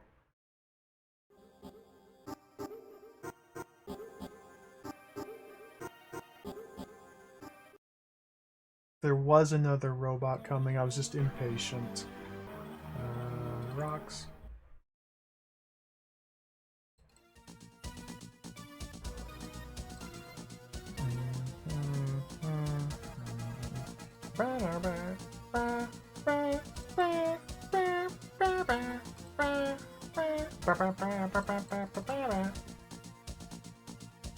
I feel like we need the robot to eat one of the lizard to eat one of the robots, and then it will become full,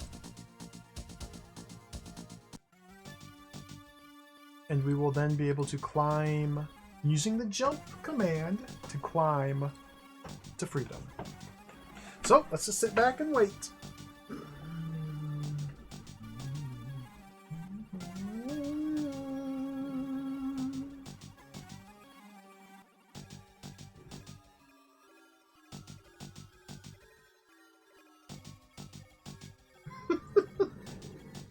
Just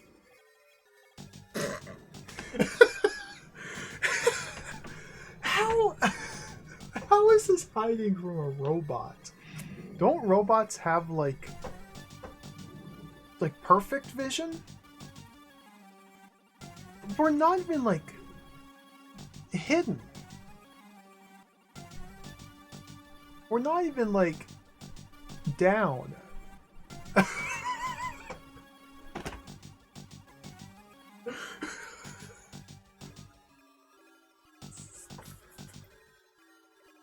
Oh. Okay, let's wait for robot number 2.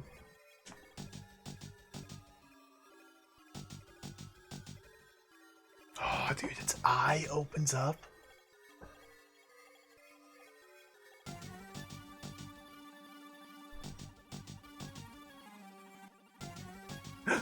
Eat him. Alright, there's something I'm missing here. There's another piece of the puzzle.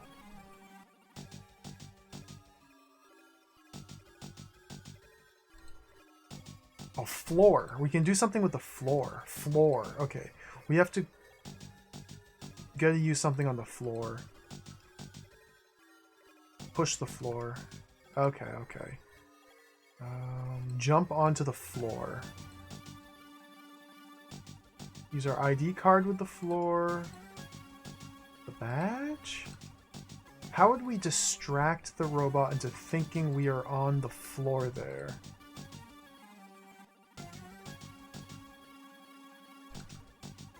I notice my power gems are no longer attached to batteries. That's probably fine.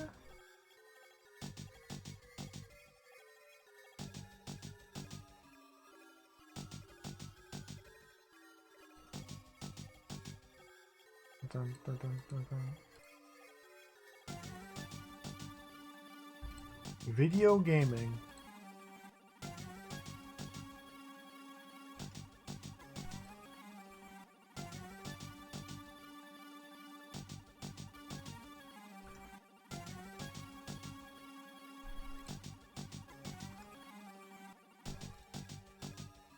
Okay, well, we can't use any of our inventory items on the floor.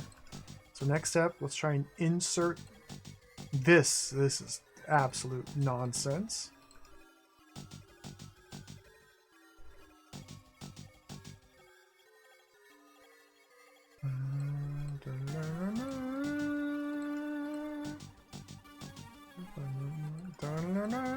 what are we trying to do? Wait, let's back up. What are we even trying to do? I want the robot to get eaten by the Morclag lizard.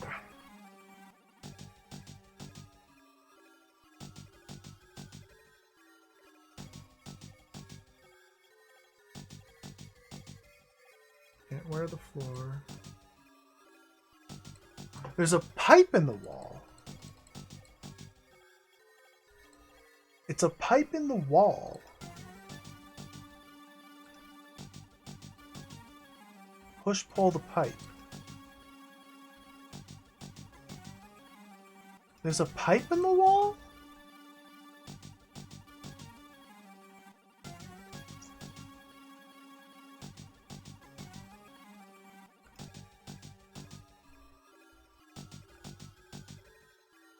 What are we doing here?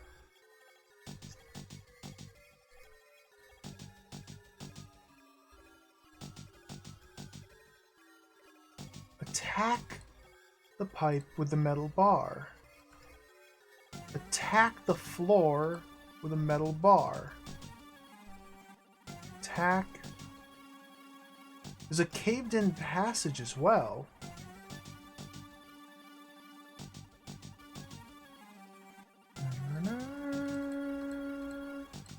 There's tons of interactables. There's pipe. There's ledge. There's rock. There's rock! There's caved-in passage. There's pipe. There's rock? Rock.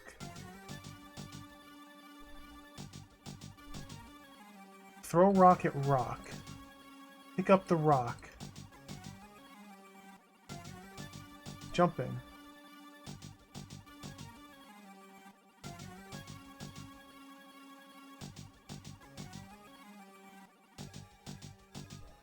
Once we're hiding in here, I can't do anything. If I click, left click or right click, he just automatically climbs out of the tail. We might be soft locked here.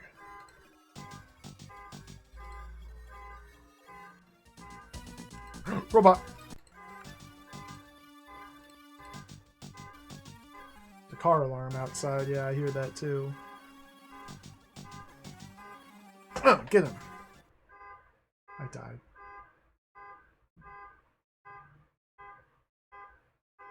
I clicked a button and I died. You click a button, you die. And sometimes you click a button and die.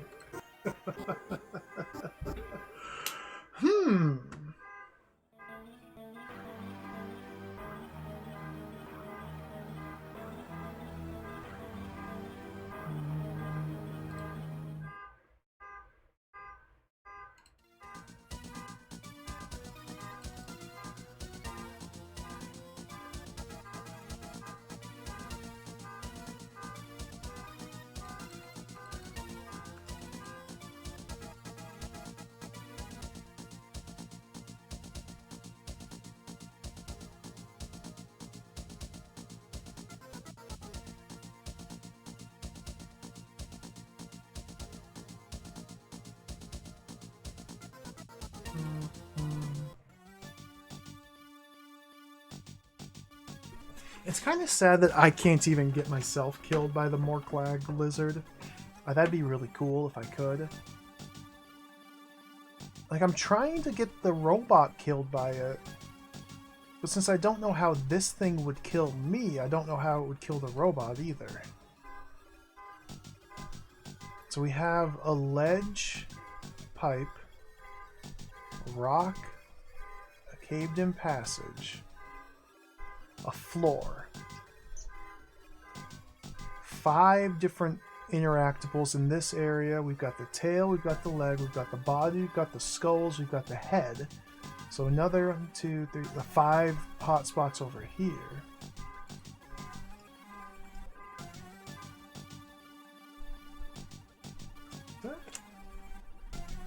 Okay, I think it stopped. I have the window cracked. I could try and shut the window if it gets too annoying.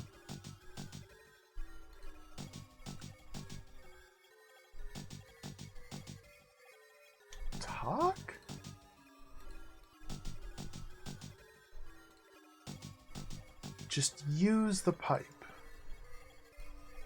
Just use the floor. Just use the rock. Just use the cave-in. Just use the ledge. Just use the tail.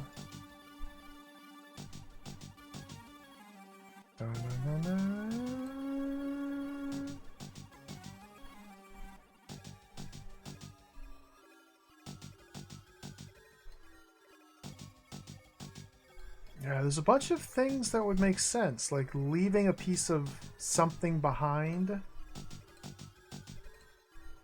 to cause okay, we need to throw something up onto the ledge, I bet.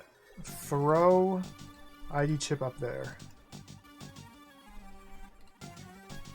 We need to cause the robot to move up this way, is the thing. So we need to have something to draw its attention. So throw the power gem at the caved-in passage now. Throw that at the pipe. No. Throw it to the rock. No. Throw that to the lizard head. Throw the chip to the lizard's head.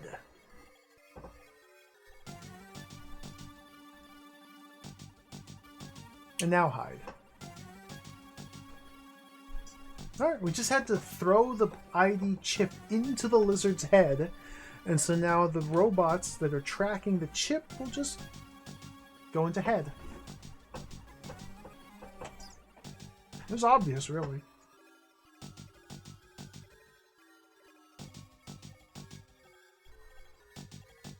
That's this game in a nutshell, Cyresha. It's got some really bad puzzles. And like the puzzles themselves aren't too terribly obtuse. Yeah, they're bad, but whatever. It's compounded by the interface being so unwieldy and having 15 different verbs to pick from and 25 different items. Got him.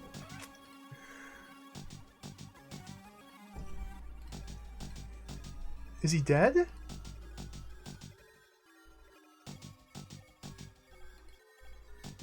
Battery compartment. Pick that up.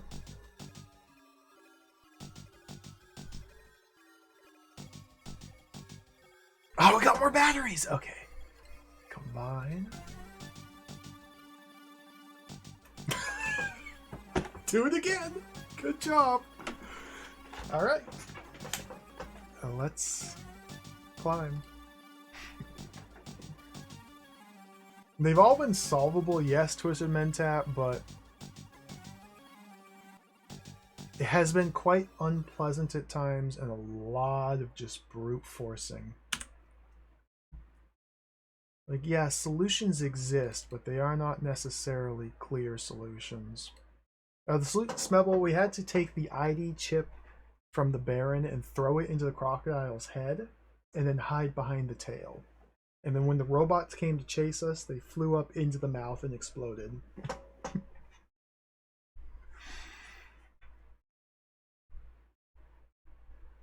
Do we ever use attack after smashing the keypad? Disc 1?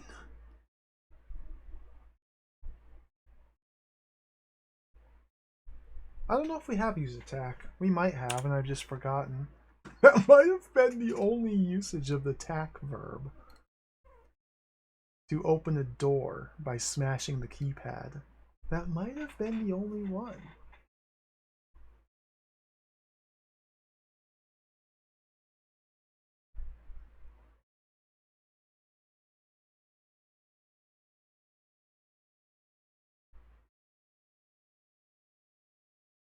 Did I put the right disc in? I put the save disc in. Whoops. Put disc 1 in. We have not eaten or drank anything, no.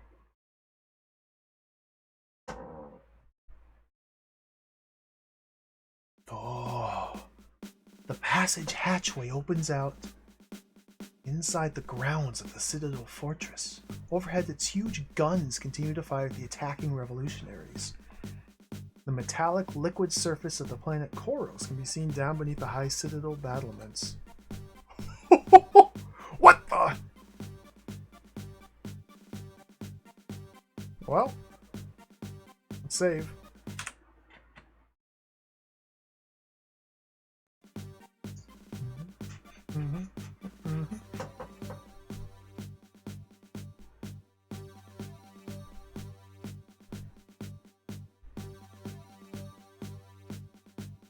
Let's go back to the yes save. YES. Put the game disc back in. Alright, let's go invisible. Use the computer for that.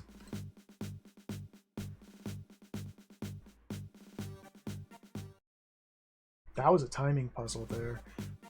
Hidden within the protective enclosure of the fortress are the ornate palatial buildings of the citadel. The area is heavily guarded by Imperial security robots. This timer. Okay, let's go this way.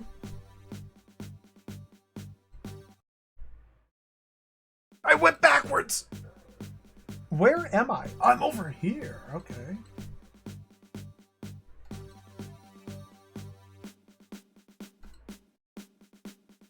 Where? Well, let's just wait till it runs out.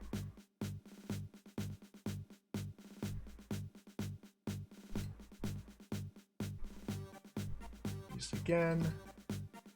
How do I get out of here? There we go.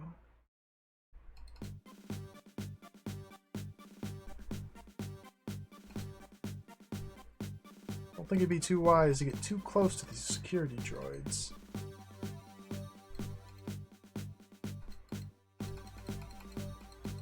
What? Alert, alert, subversive presence detected, subversive presence detected, start short-range sonic wave emissions, destroy the subversive! Dead. Seems that Boris has been captured by the evil Warlock King's robot patrol. No doubt he's about to undergo excruciating torture and suffer for the rest of his natural life. Unlucky. That's my favorite death message. Unlucky. In all caps. Unlucky.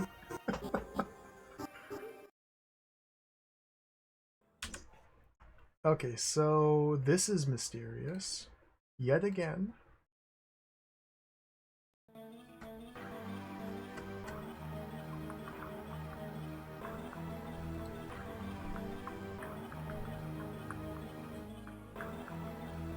Yes, save.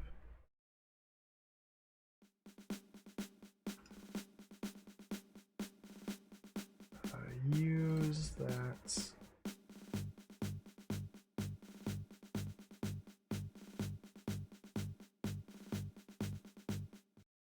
I can't go to the left but past these robots. We need to either draw their attention somewhere, or there's an alternate route through this exit. So now we're up here. Let's look around. My God, it's full of stars. They emanate from the great white hole.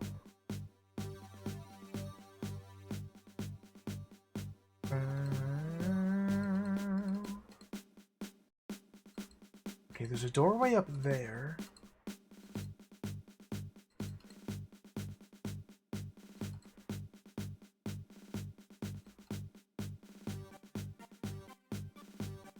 If we step out here while visible, what happens?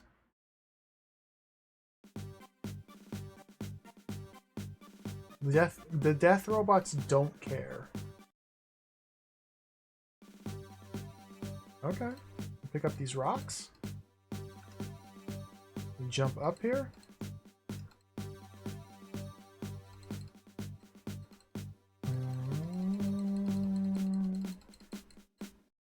I don't think I can get up there though. That doesn't mean we can't get up there. We might be able to get up there.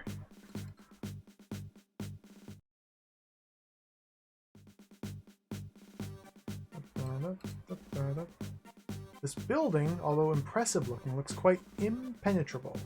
Seemingly lacking any doors or windows of any description. Maybe it's a prison of some description? Seemingly lacking any doors or windows of any description.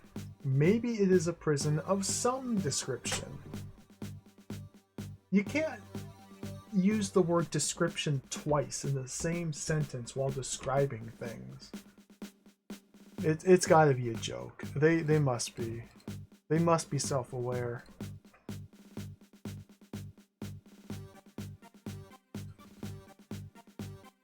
What was that? Different message. Oh, more stars. What can I say? They're replacing monitors as my pet hate.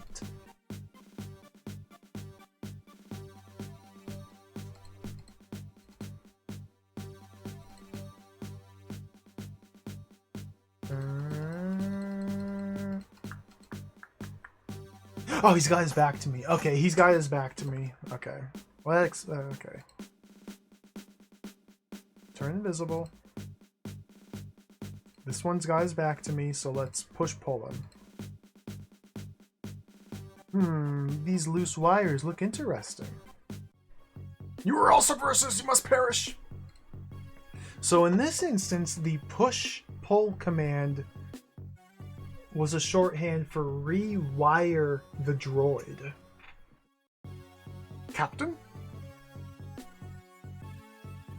Malfunction! Malfunction! Oh, he's dead. So we had to push-pull the robot from behind. Push-pull is the verb chosen. Push/pull. Which caused our character to rewire the robot and short circuit its logic. Oh, unlucky droid. Gaming. Let's move on to the next screen. It's Man Brute. Reaching the inner heart of the Citadel complex, a distant crowd can be seen gathered in the central courtyard. Above them, the brilliant mass of the great white hole burns in the sky, surrounded by myriad newborn suns which form the hub of the Vergan Empire. A man is hunched against one of the Imperial buildings. It is the Man Brute, the revolutionary leader from the commandeered prison ship. He's injured, having also succumbed to the King's defending army. AC : /welcome. It's going pretty well. We're almost at the end of the game here. It's been quite the ride. It's the Man Brute. What's happened to him? Talk. Cool music. Man Brute, you look terrible. Boris, I don't remember his voice. We tried to take out the DNA wave generator, but to no avail. The task force was overpowered. We broke into Niamisa's throne room in an attempt to gain access to his computer. But we were repelled by his guardians. The team were all killed, apart from myself, and I only just managed to escape. How? The only thing that I can think of to stop him might be your power gem. Niamises wants the gem, but I believe it could be turned against him. Aren't there a bunch of these gems? Isn't that what the crab mech aliens told us? That there were lots of gems? Of course! When I was attacked by Baron Khalif, the power gem seemed to react against him and save my neck. I think I understand, Boris. I have heard that the crystalline structure of a power gem is aligned such that it resonates according to either good or evil energy. Your power gem is oriented toward positive energy and therefore reacts violently in response to intensely evil forces. It might even work against Niamisus himself. Boris, you must somehow try to bring the power gem into contact with the Emperor King. How on earth am I supposed to do that? What do you expect him to do? Throw it at him? Here, take my armor glove. It should have enough power left to ensure that your aim is true. Boris, go! I won't fail the rebellion, man brute. See you when it's all over.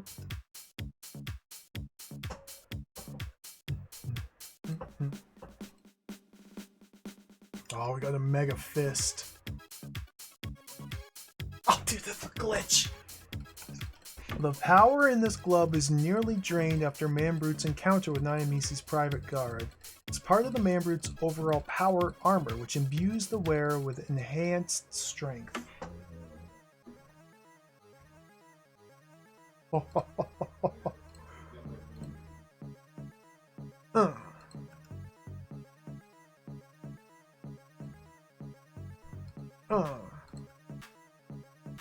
I can't wear it because it's now in my inventory. I can't, like, create the Infinity Gauntlet by putting the gem into the glove. We gotta save here.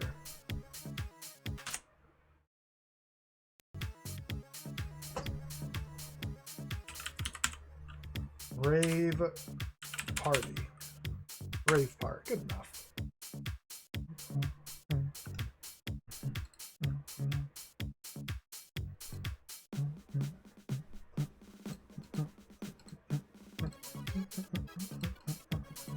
No idea where to go. Just walk this way.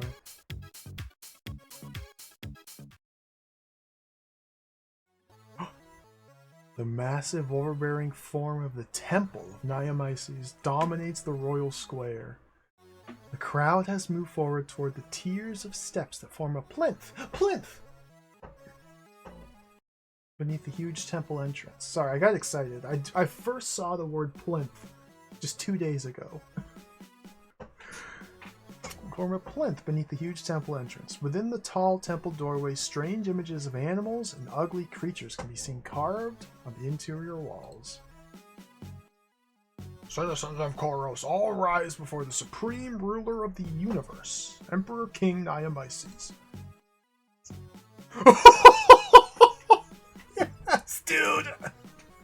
Citizens of Koros, kneel before your god, Naimisi's. Once I was your emperor and king, now I am your god. Your god will lead you to victory over the evil mech alien empire and the subversive rebellion who dare to stand in our way. I will personally crush all opposition. I have constructed a lethal weapon capable of destroying anyone I so desire. In a moment you will witness this ultimate weapon in operation as I single-handedly wipe out the rebellion in one single sweep. Sire, it is the subversive rebel whom I have chased around the universe. He will not escape this time, my liege. Now, my people, you will see what happens to the rebel scum who resist my leadership. Baron Khalif, do not fail me this time. I will not fail you, sire. Your power gem will not stop me this time, Boris Vern. This time I will destroy you and join my god in the complete domination of the universe. Power gem? You have such a device? It is of little concern to me now, subversive. My power has far outgrown that of even the mythical power gems of old.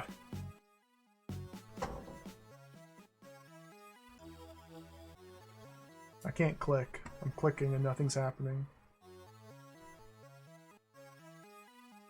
It's unfortunate, isn't it, Khalif? What do you mean by that? I know about your plans, Khalif. What plans? What are you talking about, fool? Talking about your plans to usurp power from Naimisi's. What? You lie! Listen not to him, my master. If you're so godly, Naimisi's, you should know the truth, surely. I will check your story out, subversives. Checking Imperial records, accessing all personal files. I can explain everything, my liege. You need not waste your breath, Baron. Your services are no longer required. You fail me for... What? This worked?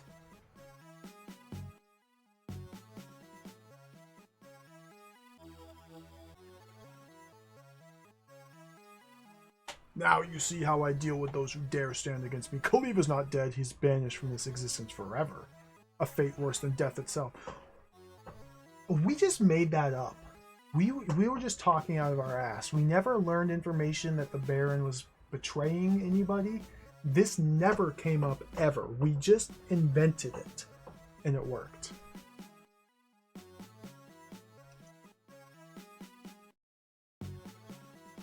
Looks like you got what you deserved then.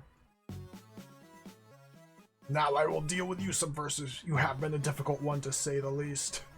Now you will either surrender or die. I can't surrender, and you know it. Then you shall join the Baron! You cannot harm me now that I have the power gem. You dare to try my patience even further? Prepare to meet your maker. Arg! Throw down the power gem or die. This is your last chance. Okay. If you want me to throw the gem, I will.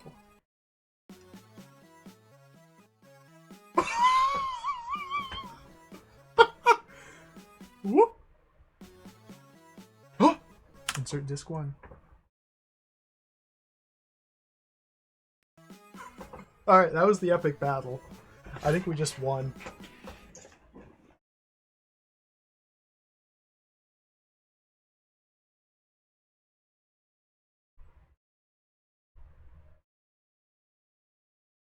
Please wait.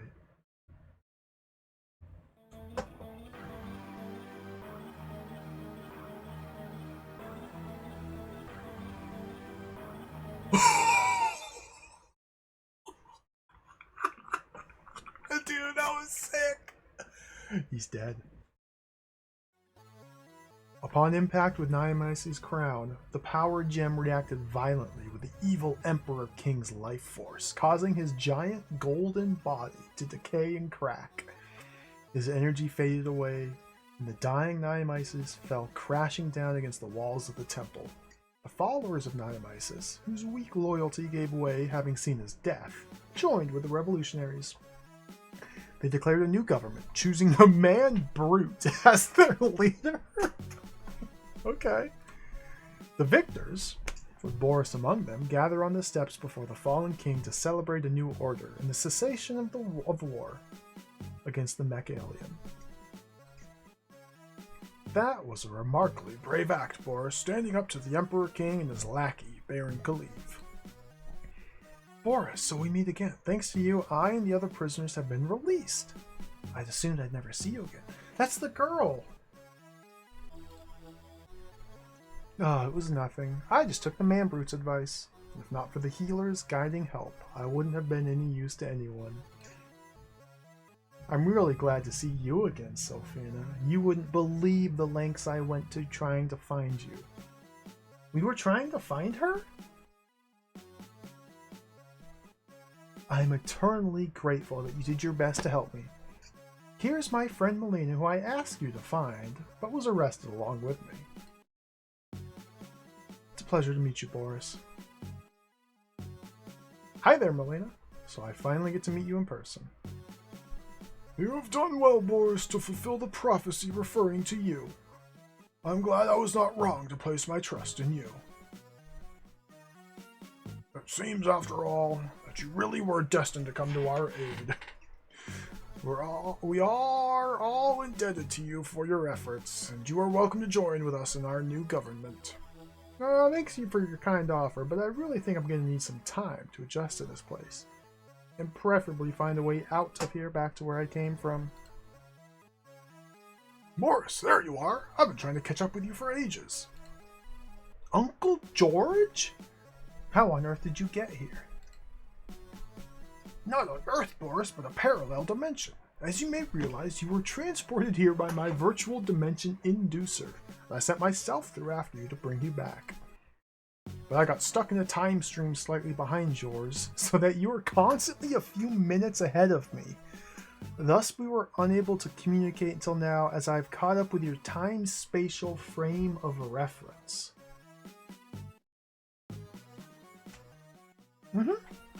That makes sense. It's just great, Unc. I think I get it, but can you get us out of here? Yes, I've brought a remote controller device here on my wrist. Just grab hold. Okay, just let me say goodbye to my friends here. Make it quick, Boris. Time is of the essence. Goodbye, Boris. I understand that you must leave now. Perhaps we may meet again in some way. By the way, this girl here, we met her. We spoke for about 1 minute, and then that's it. I hope so. Maybe in another life. Well, goodbye, Sophina. Farewell, Boris. And may the force be with you. You can't. Where's George Lucas? Get him on the horn. We got a problem here. Now grab hold, Boris. We'll be out of here in a jiffy. That's the 3rd or 4th Star Wars reference.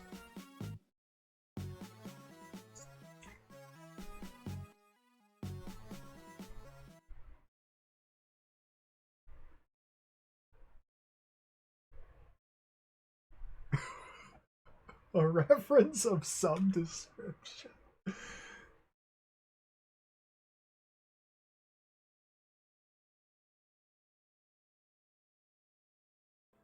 Oh, the egg.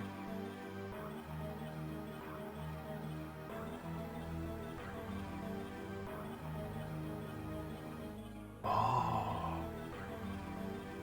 I felt a weird sensation, which was very much like being sucked into a cosmic string and mapped onto a one-dimensional plane all over again. With a flash, I appeared back at Uncle George's house, sitting in his virtual dimension inducer pod. I expected that he would turn up a few moments afterwards, so I thought I'd better get out of there. I couldn't read it quickly enough. I wonder how much time had elapsed since I'd left. Probably none if all those sci-fi movies are anything to go by. That meant that my cup of tea would still be warm. I imagine how stupid I'd sound if I bothered trying to convince Mum of what had happened. Then I looked down and realized that I was still wearing the alien suit I picked up at Sophina's place. Wait till my pals get a load of this. Universe was brought to you by Core Design and the letters S, P, A, and C. Super pre-adjusted color. Was converted to the PC by East Point Software.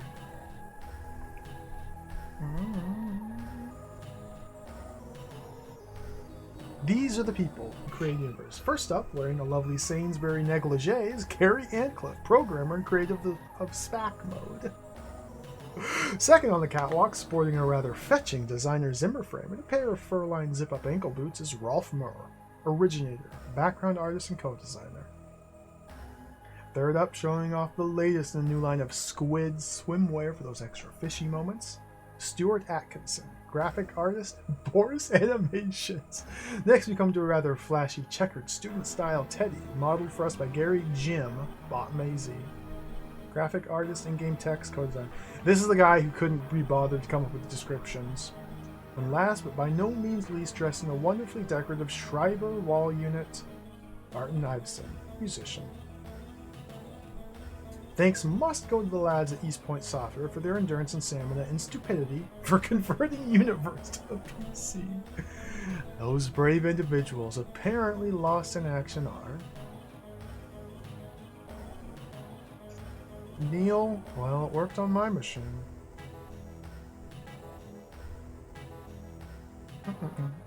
Mark. It's far too complex to go into right now.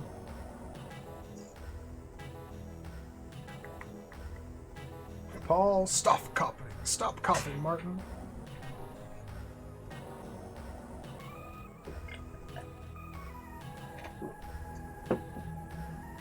Martin, I don't know.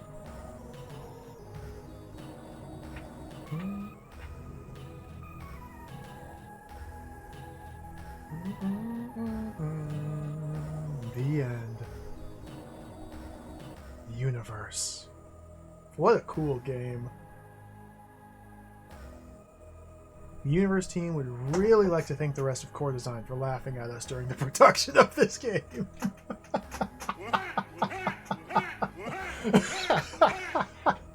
The East Point boys would like to thank Neil's mug that he drinks from, Martin's hanky because it's been in his pocket, Blue Smarties, and Emmerdale Farm. Boris would like to thank you personally for joining him on his little excursion to Parallella. To quote the great man himself, "Never been able to do it without you." This product is guaranteed to be fully future resistant, biodegradable, and potentially recyclable. Cactus Feet, thank you very much for the raid. Just in time for the credits. Should you decide to eat this product, here's a breakdown of the technologies involved in bringing you universe. Thank you, Base Hole, for the cheer. Thank you, Kagarado, for the cheer. Shut up, Mr. Button. You are not brought upon this world to get it. Come on. Here's the ingredients for the game. Thank you for the cheers. Thank you for the GGs, everybody, too. I guess we could stop the timer here. Gary Ancliffe would like to say, somebody shoot that bald... Rolf Moore would like to say, average. Stu Atkinson would like to say, tuna fish and gravy flavored tights. Thank you, Stu. Weapons stations. Thank you for the cheer. Boot Black, thank you for the 70 bits. Dieter Lavos, thank you for the 500 bits. Martin Iverson would like to say empty fish tank and garlic peanut flavored crisps.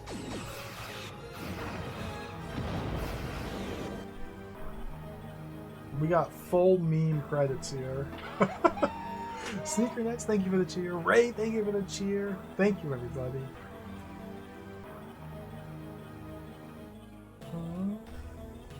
Okay, so level 16 took 2 weeks to code. So what? Get off my back.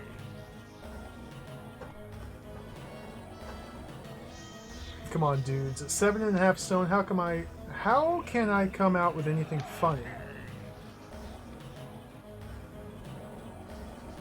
We apologize for the slight breakup in sanity in this end sequence. Please do not adjust your socks. You were wondering, Stu and Martin come from the same place, went to the same school, and have a combined IQ of about 4 or 5. It's still going! Here's an advertisement. Buy Core Design Games. Subtle enough. Greelosh, thank you for the gift sub. Sneed, thank you for the 100 bits. Thank you, everybody. Come on. Do we have a level... Is this a level 70 hype train? Can we get the Pog Chomp? There'd be trouble at Farm. Introducing.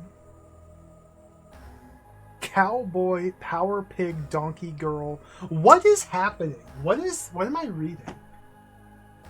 Power Pig, Donkey Girl, Ultra Sheep?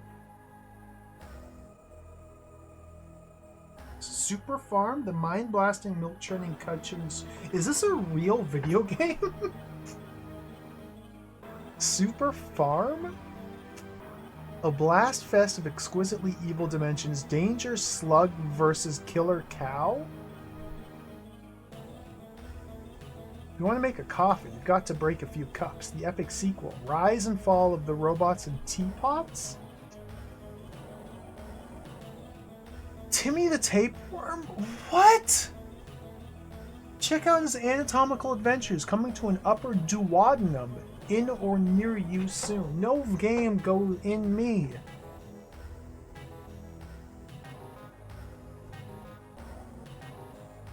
Baba Crap Thing. The platform game. Yes, you guessed it. It's time for the return of Perspective Boy.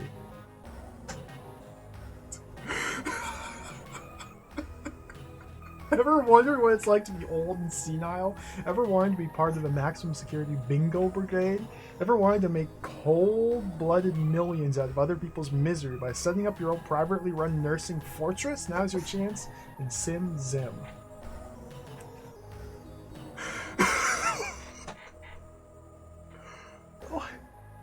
Evil Comics? Stew on the planet of evil and...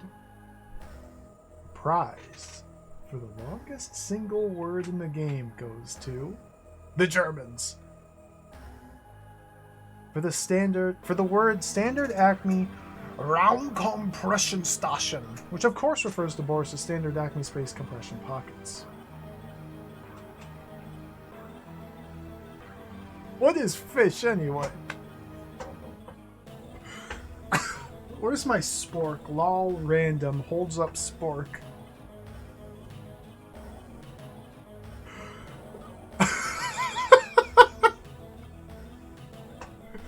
The end. Or is it?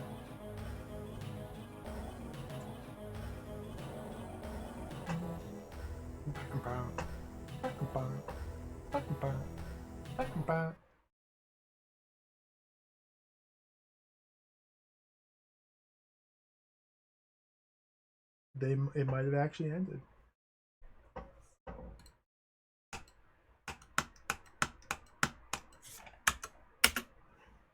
It's gone silent.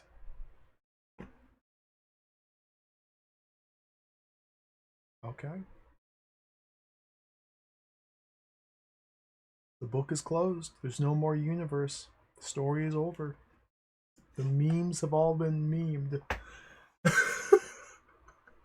Your computer's bricked. Yeah, reset now. This game was wild, dude. I enjoyed this game quite a bit.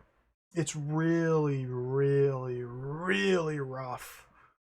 It's got some absolutely nonsensical puzzles that don't even really feel like puzzles and more just tediously testing all your verbs on all your items. However, that's totally fine because the graphics are incredible, the writing is humorous and charming, the environments are great, just the atmosphere is so good, the music is fantastic. It's just a exciting, wonderful journey.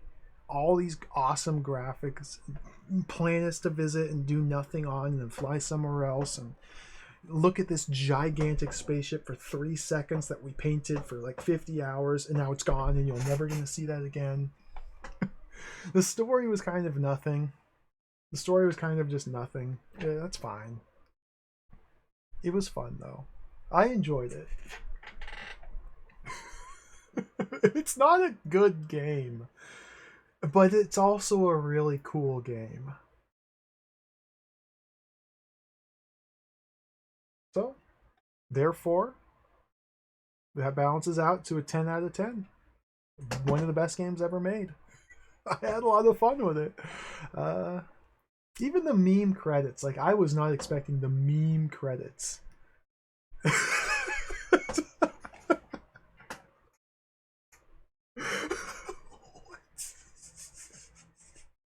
I figured none of them exist. I figured none of them sounded familiar.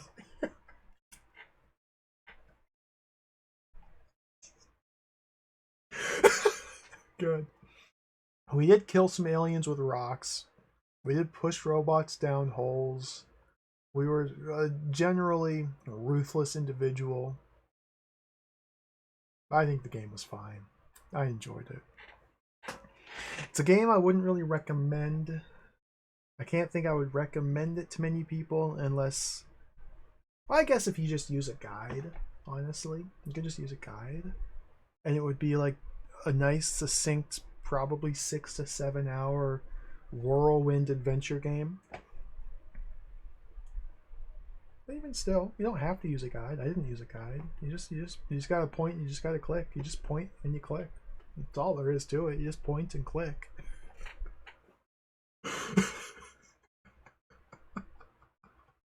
I'm curious to check out Curse of Enchantia now, because this is not the first point and click adventure that this team made. I don't know how many of the 4 or 5 people who made this also worked on Curse of Enchantia. I'm curious to play that. We'll have to get to that sometime. Curse of Enchantia. I enjoyed it. Good game. Game is good. I love point and click adventures. And this was a good one. No, I just said it wasn't a good game. It's a cool one. This is a bad one, but also cool. It's complicated. It's complicated. It's complicated. Thank you for watching, Universe. I'm happy to have played it. I am honestly quite happy to have played it. This has been on my 2 playlists for years. It did not disappoint. It definitely did not disappoint. Good stuff. So thanks for watching, everybody. That was so much fun. We gotta play more adventure games. I feel like every time I finish playing a game on stream, I say we have to play more games like that, and then I veer off into a different direction. um, I heard Curse of Enchantia is very rough, just like this one. That's all I've really heard. Curse of Enchantia doesn't have text, supposedly. Everything is just iconographic. Even dialogue is just represented by people expelling symbols into bubbles and communicating that way. I think it's also like more open-ended in structure, whereas this is very much just a linear sequence of series of rooms. Like the game starts and you have like 5 rooms you can walk between, and then there's like 3 rooms in a row, and then another 6 rooms you can walk between and find a couple items, and then 7 rooms in a row, and then a 10 room area you can explore, and then like 3 rooms in a row. It's very much just a linear journey through the universe, and it's good. It's fun. I enjoyed it. Thank you for watching. Thank you for the cheers. Thank you for the subs, the resubs. Thank you, SneakerNet. Thank you, Cactus Bee, for the raid. Thank you, SneakerNet, for the cheers. Thank you, Hazemaker, for the raid. Thank you all for hanging out. That's all we got. Game is over. Man, I want to play more adventure games. We'll stream again Tuesday. Today is Saturday, right? I'm lost in a vortex of game. Yes. Stream again Tuesday, so no stream Sunday or Monday from me, but we'll be back Tuesday with more game. I don't have my schedule lined up yet. I know we're going to be playing more Dizzy next week. We have to play more Dizzy next week. Probably another Amiga game or 2. I don't know. We'll take it from there. We'll take it from there. Let's see who's on. Let's get out of here. Oh, everybody. Everybody is streaming. We're going to raid Hungry Goria. She is celebrating her 8-year stream anniversary. It's a long time, dude. Good for her. I've been streaming. How long have I been streaming?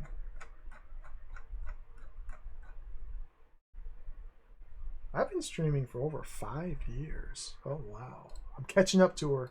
That's how it works, right? That's how time works. Take care, everybody. Thank you for watching. Have a great weekend. We'll be back Tuesday for more. I'll see you around. Adios. That's how time works, yeah. What was that ending? Oh, I ran in the time machine after you, but I was displaced by mere moments, but now we finally... Get out of here.